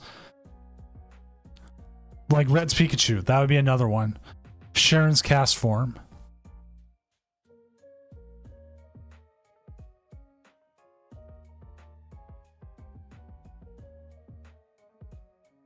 But then again, if there's so many of them, and like they have to have multiples, and we know there's going to be multiples because they're going to interact with each other.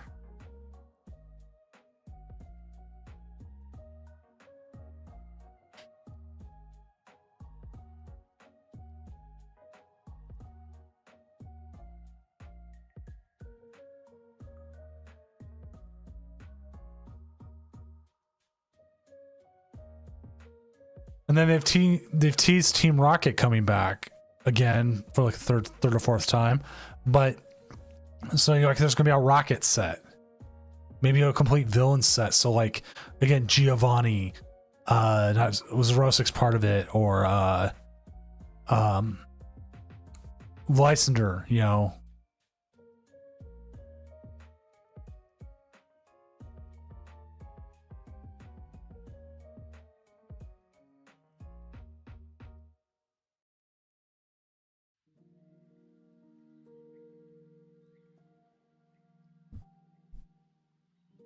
Like, I don't. It depends. Yeah, I know ad breaks hurt, but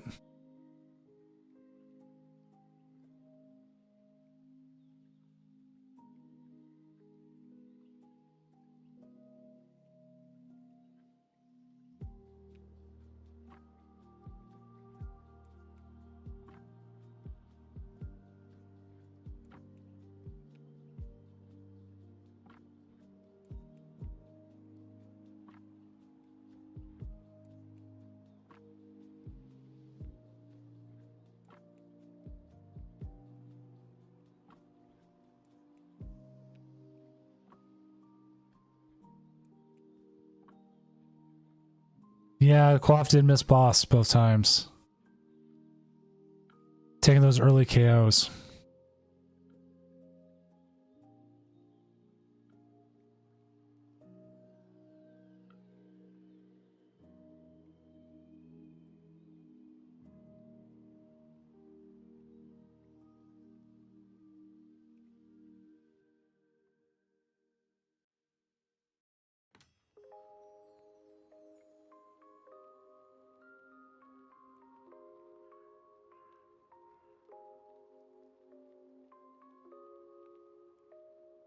As we do see the KO here. Drago V-Star puts them down to 3 prizes compared to their 5. You can see the vacuum and super effective glasses. Now from Cambo's side, they do have another attack here. Sadly, Pheasantipity does not activate. Are they going to Legacy Star? They are going to see the Legacy Star.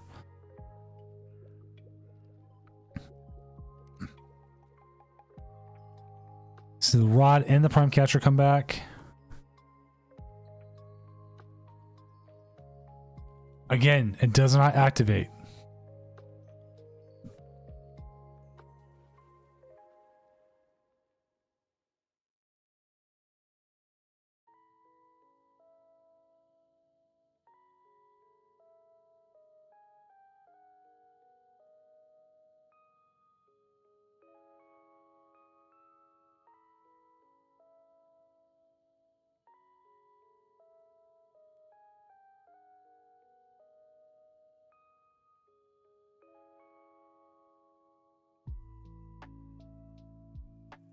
Yeah, Claw feels like it's in a really bad spot here. Oops. Oh, they're going to try Frost now.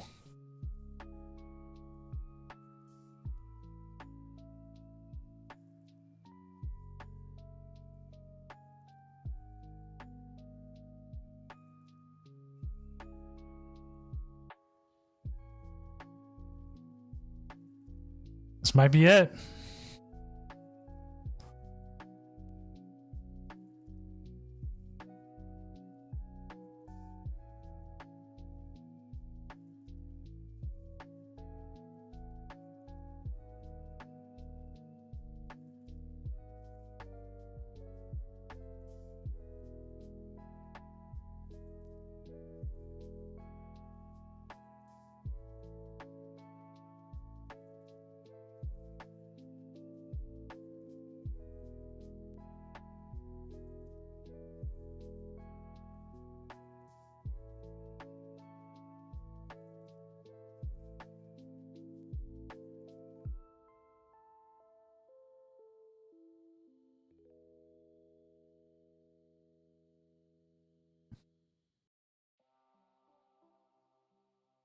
They don't have a way of getting that out of the active. Okay, there they do.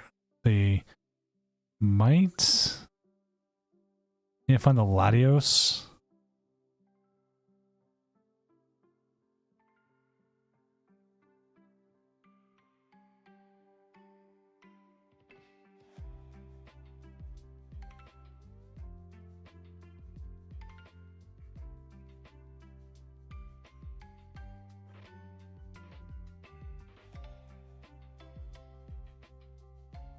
There's Bear. Bear into the Zard. Okay.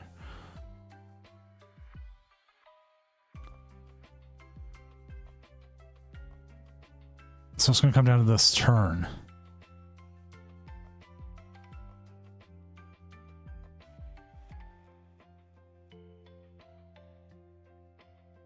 I was argue Zard is kind of free with this with Cloth, because you can usually a lot of times actually donk them.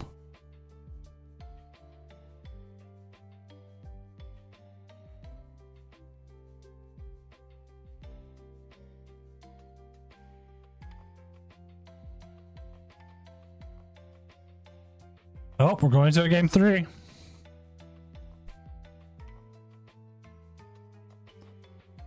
But yeah, Guardian is horrible for you because they trade one prize, there's better and everything, right?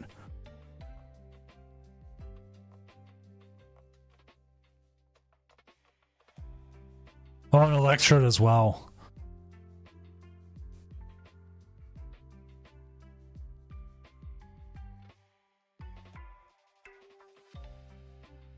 He conceded. I don't think he had it.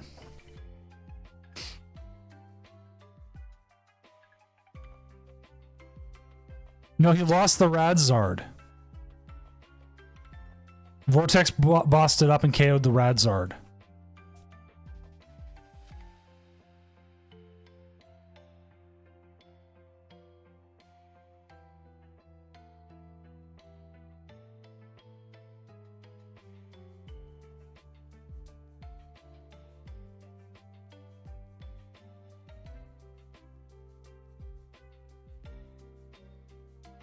So they have like no energy and no way of getting there. Oh, this is bad.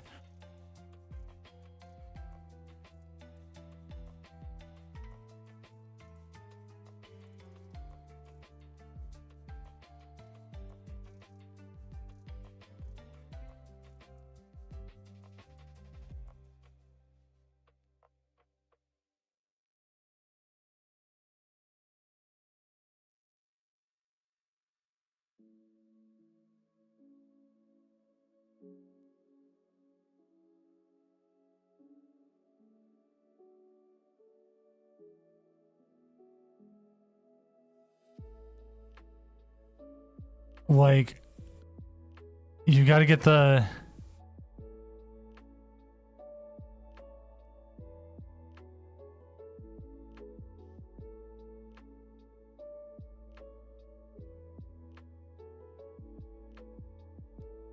They didn't deck out the Drago. The Drago had no rods left. They had no way to attack again.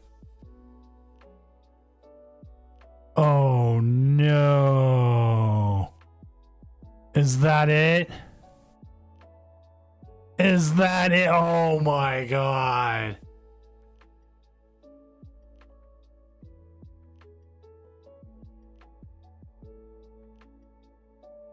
And this is why Cloth is dangerous.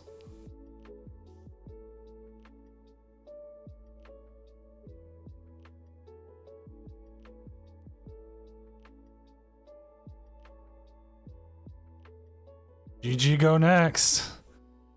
We'll keep it on here with Prince Vortex. Prince Vortex looking for the the clean sweep tonight.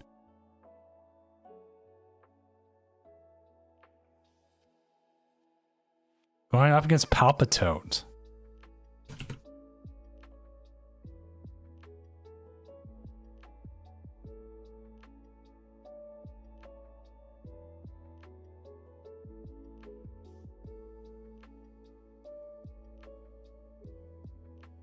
Well, there was a game earlier tonight we were watching Benjamin Merritt play. And what ended up happening is he needed to not bench a single prizer. And he benched a single prizer and lost the game. He realized it afterwards.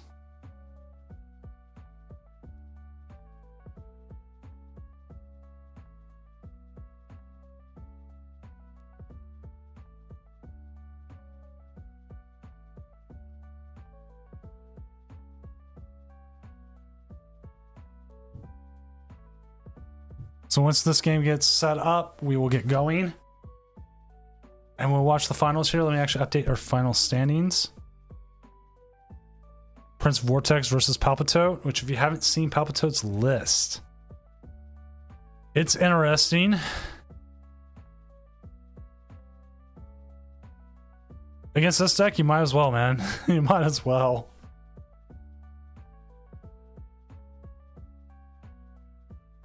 I think the Tempting Trap can be too much, but then again, you can also poison KO the Mawile. It would have been Supercell joining one of the few people that have won multiples. Not a lot of people have won multiples.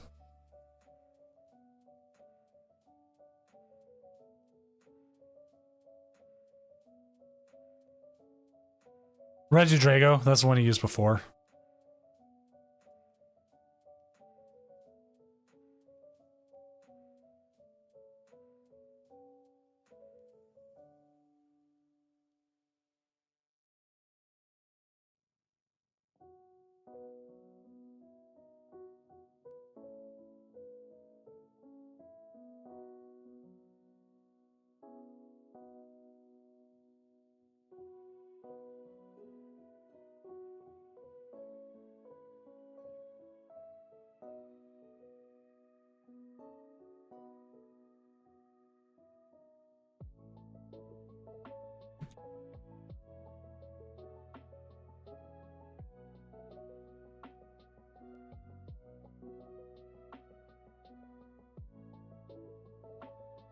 Okay, we're going to take, like, they need a little bit of time for a moment.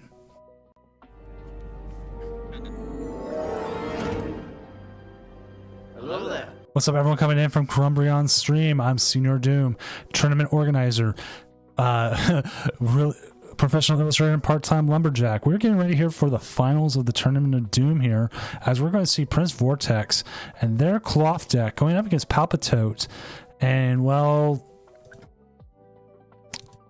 I don't know what to call it. It says it's Cornerstone Mask Ogerpon, but I mean, take a look at it. It's also going to be about a few minutes here. Palpitote said they needed a couple minutes. So if you need a drink, if you need to go to the bathroom, anything like that, this is the time to do it. Please do it now. Because once this gets going, it gets going.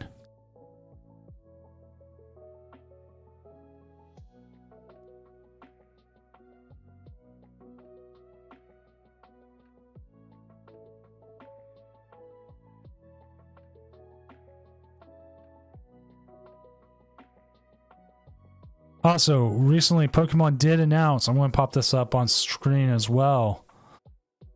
Right here. They are doing a costume showcase at EUIC. So if you have any sort of cosplay, they are looking for people for it. Hey, we've got next week, and then the January 3rd version, we are going to attempt a asymmetric cut.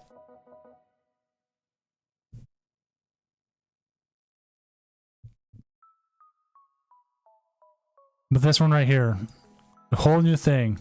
Pokemon, they're going to probably show them on stream is what I'm thinking. But that's kind of interesting that they're doing that now.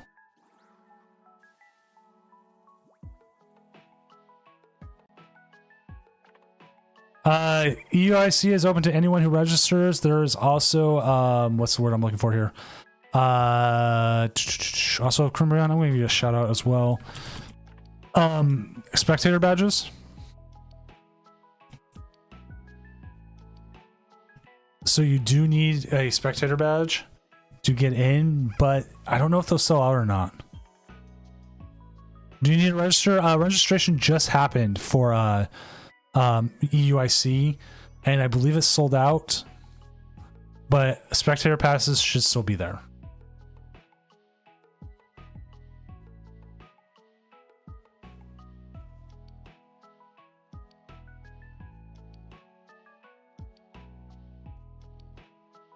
So what was our winningest game tonight? Deck tonight. Highest deck percentage. Cornerstone Mask Ogerpon. 811 carry. I've never been to EUIC. I'm going to attempt to get to NAIC. NAIC as a spectator, probably not a player.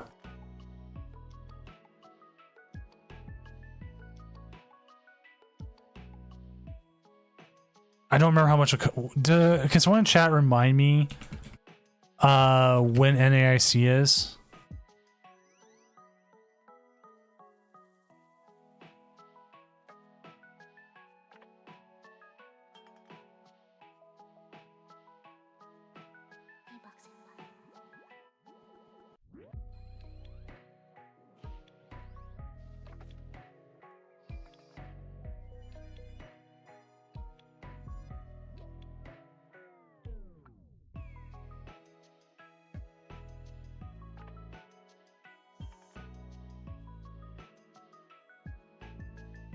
Let me see if I can find it real quick.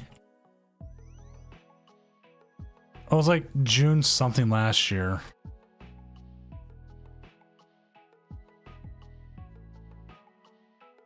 June 13th. I was just...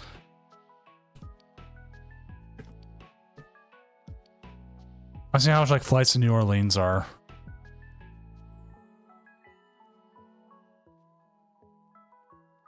Like if I'm not playing...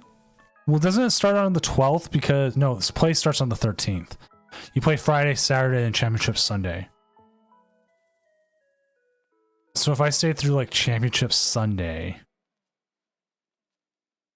from Seattle, if I showed up that morning,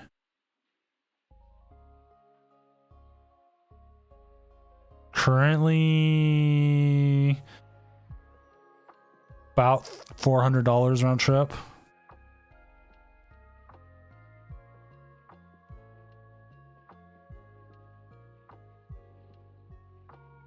Then it's just trying to find places and stuff like that, like near the convention center, wherever it's at.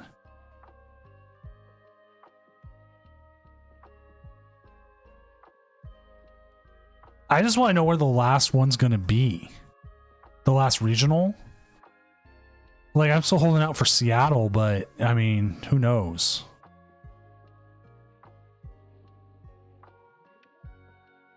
Vancouver Regionals registration opens up soon.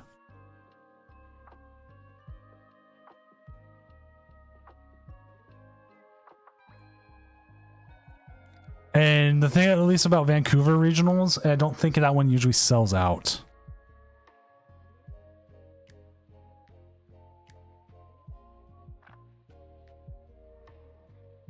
Because they announced ahead of time that it was going to open.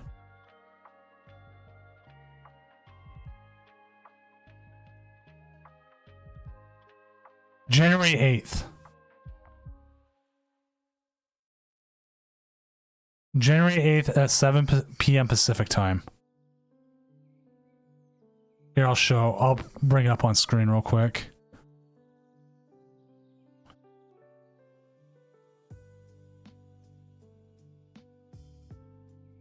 But we're still missing one more. They have one more they haven't announced yet. Oh, Okanagan? That's cool. I used to live on the east side of Washington. We would have to drive up to the Okanagan area.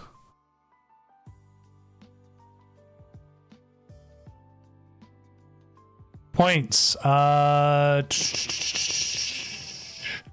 Details. Was it under details? No, it's under events and catering. First 50, second 40.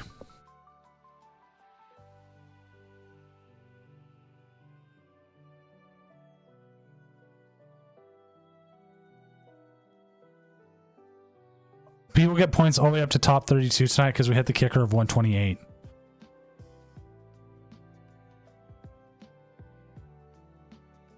Which actually, while we're here, I will update the rankings.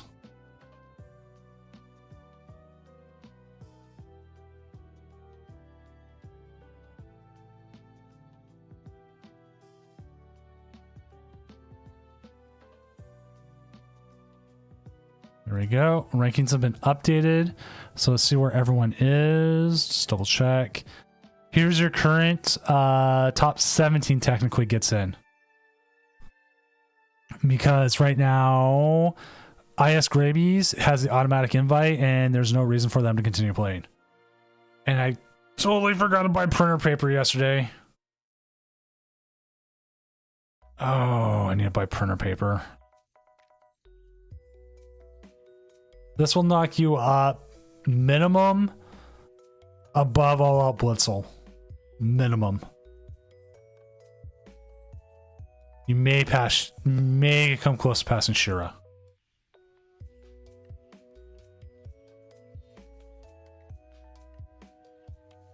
You would actually tie with Senior Versace.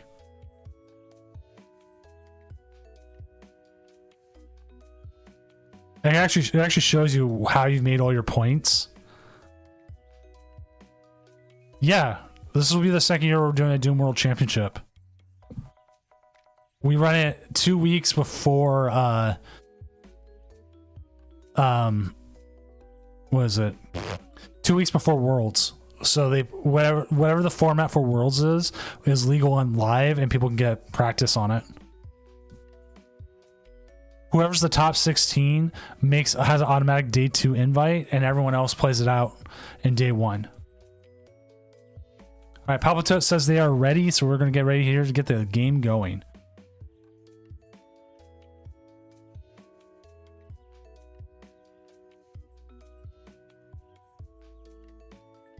How many players make it? It is open to everybody, actually. It is open to everybody. It's just this qualifies into day 2. And the reason why we have it open to everybody is I want the opportunity for everyone to play. But if you've worked hard during the season, I still want you to have some sort of prize for working hard during the season, that you get a chance to go into day 2 automatically. And again, it's top 16 minus anybody who wins the regionals, which usually is only 3 players. We should have our next regional at the end of March, which that was 100% online regional.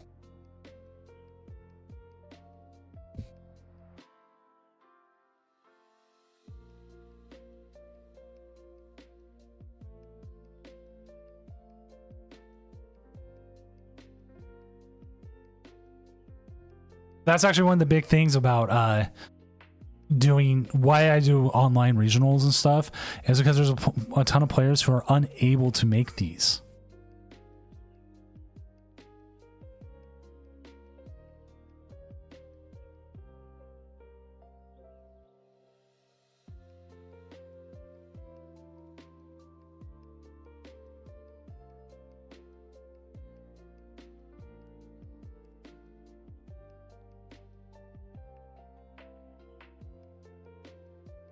Actually, I need to go to the restroom real quick. Sorry for saying that out loud kind of thing, but I'll be right back. Enjoy the match.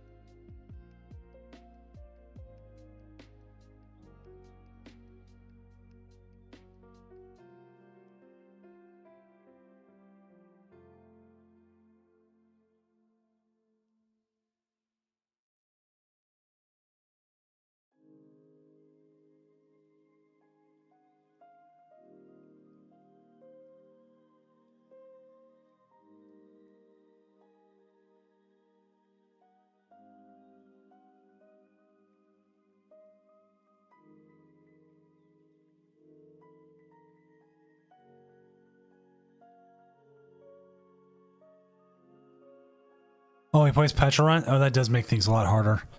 That means at least something can get up there easily.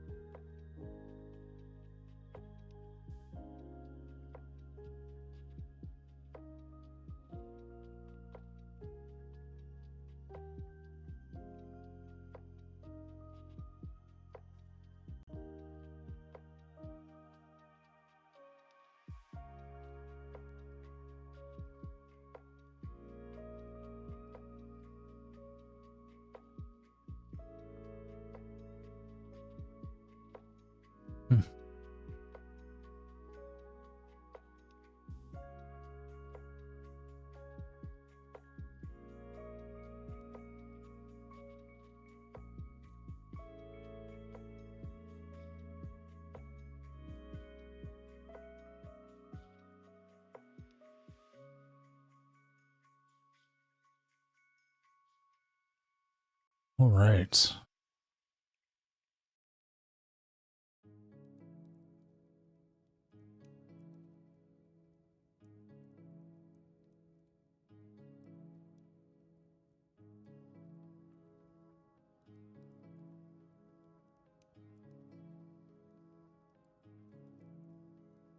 Oh, we see a possible KO here coming in from the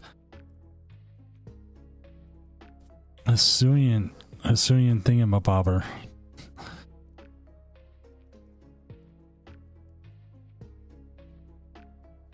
So hitting for 280 plus the couple extra damage from the poison. 300, 330. Cornerstone Ogerpon is down. 2 prizes very quickly.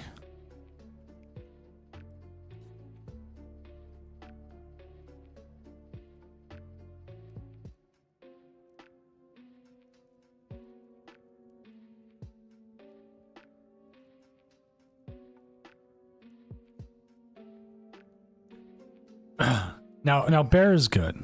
Don't get me wrong, Bear is good. But it comes like what happens with it. Bear is not going to get hit too much.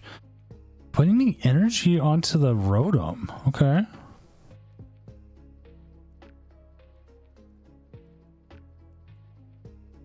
Now surprisingly, Cloth takes a KO here. I think you need a Cloth out there.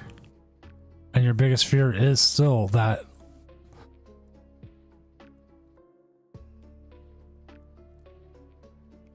Mawile. Like a Gust Mawile just defeats you. Not necessarily because they do have the Pecharunt. Oh yeah, no, the Pecharunt doesn't make it. Yeah. Yeah, Bear's weak to Cloth, isn't it? I believe it's fighting type. Yeah, fighting type. Never mind.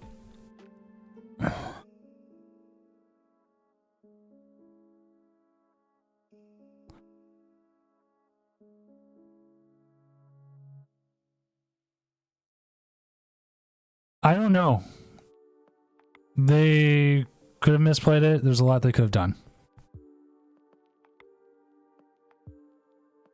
Like I'm sitting here going, yeah, Pecharunt. Oh no, they can just bring anything up and Latios it away because it resets it. Mawile doesn't do anything.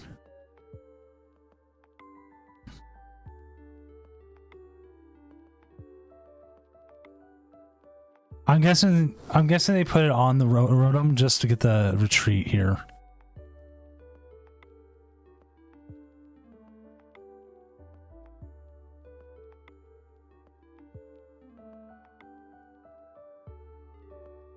Now that's going to be the problem, is the enhanced hammer.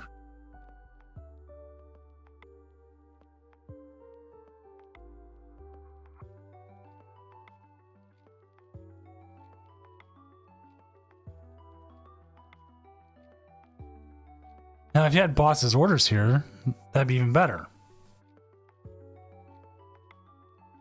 Instead of giving them out there to grab the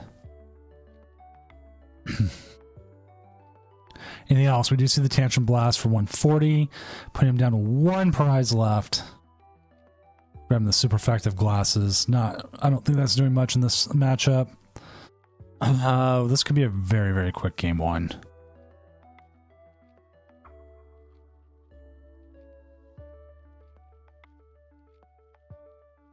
There's a Bouffalon. Again, having something that can attack for no energy costs with the Electrode is pretty good here. It essentially renders the enhanced hammers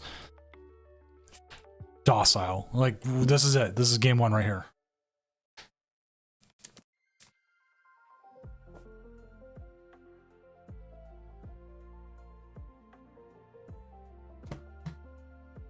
And if they prize Pecharunt, they gotta hope they also prize Hisuian Heavy Ball.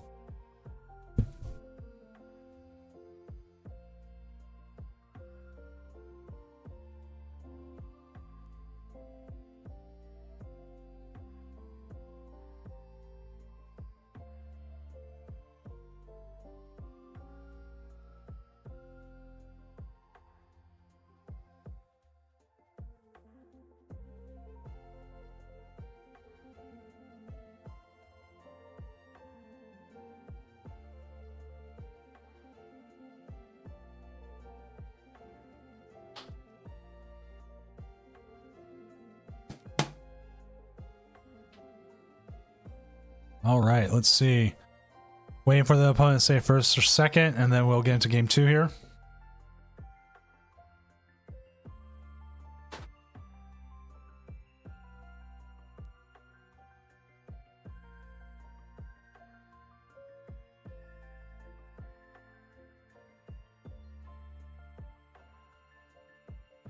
Just a matter of time.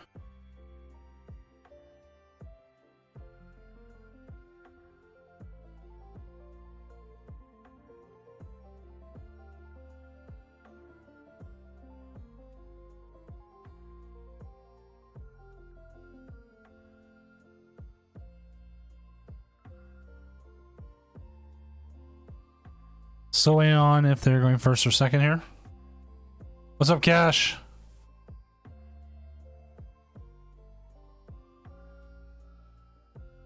We're just waiting here for the second game as we got we've got Cloth Terrapagos going up against Palpitote in their Cornerstone Mask Ogerpon. No, the finals are going. We're just waiting for the other player to say first or second. Just take the challenge, Vortex. Oh, okay, he says second. There we go.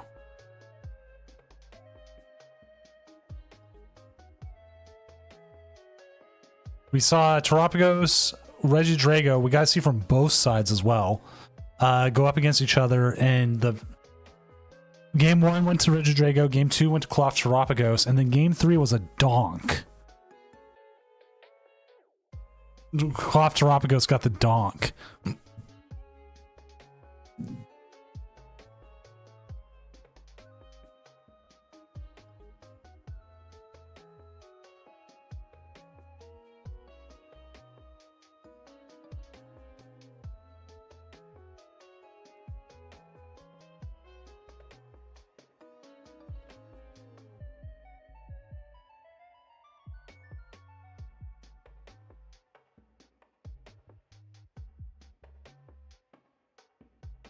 Oh, it's just gonna be a little short, isn't it?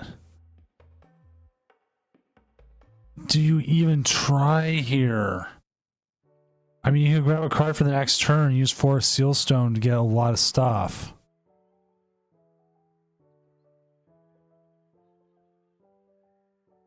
And then Chorus for the next turn.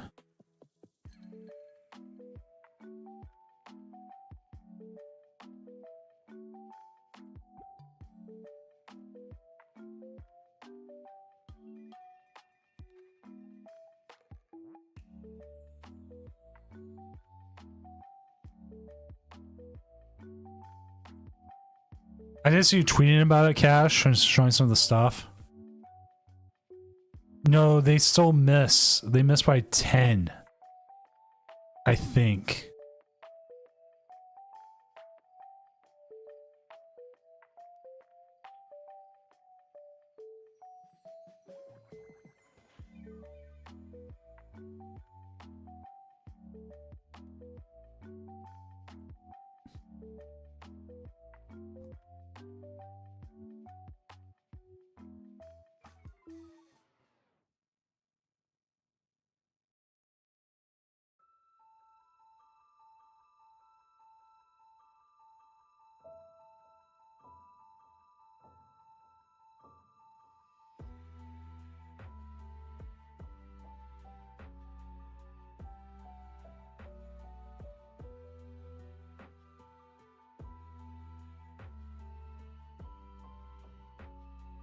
See the Tropicos.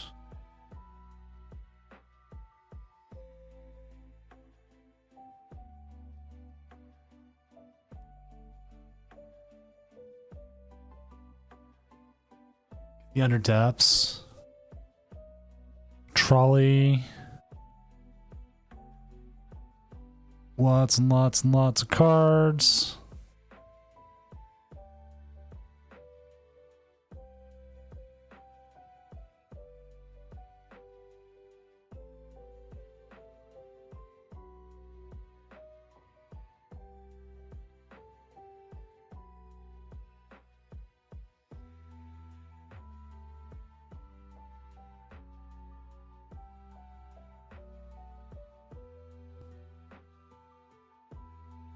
And we're going to see the cornerstone go down again. Doesn't even need to put the mochi on it.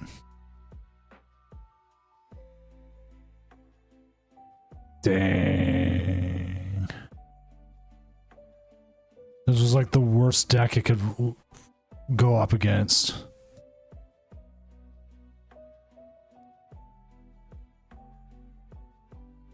They can't even Tempting Trap. Tempting Trap does nothing.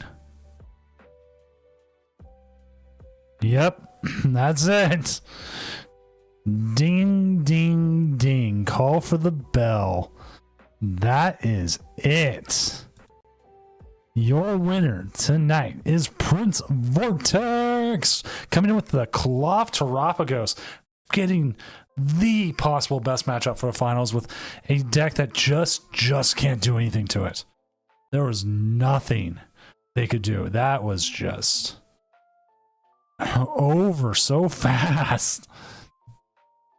Congratulations, Vortex, on your first dub. And so with that, we gotta find someone to go to. I think I know who. Yeah, it didn't take that long after they said it. Well, we're off for the rest of the week. We will be back next Friday with another Tournament of Doom. It will be post-Christmas. There is no Challenge of Doom on Tuesday because it is Christmas Eve, and I spent Christmas Eve with my family. Everyone else should too as well. But we will have a New Year's Eve special. You'll be able to see... I'm sending you the Marine Mammal Rescue. I always send to the otters, man. We will have a New Year's Eve special challenge with a 128 cap, so multiple people can play. And depending on how big it is, we might even increase that. Again, thank you for everyone coming out. We will be again back next Friday. And I know Emmy's going to start coming back here soon. So it should be me and Emmy again. But again, undefeated run. Good job, Prince Vortex. Enjoy the otters. And I'll hopefully see you next week.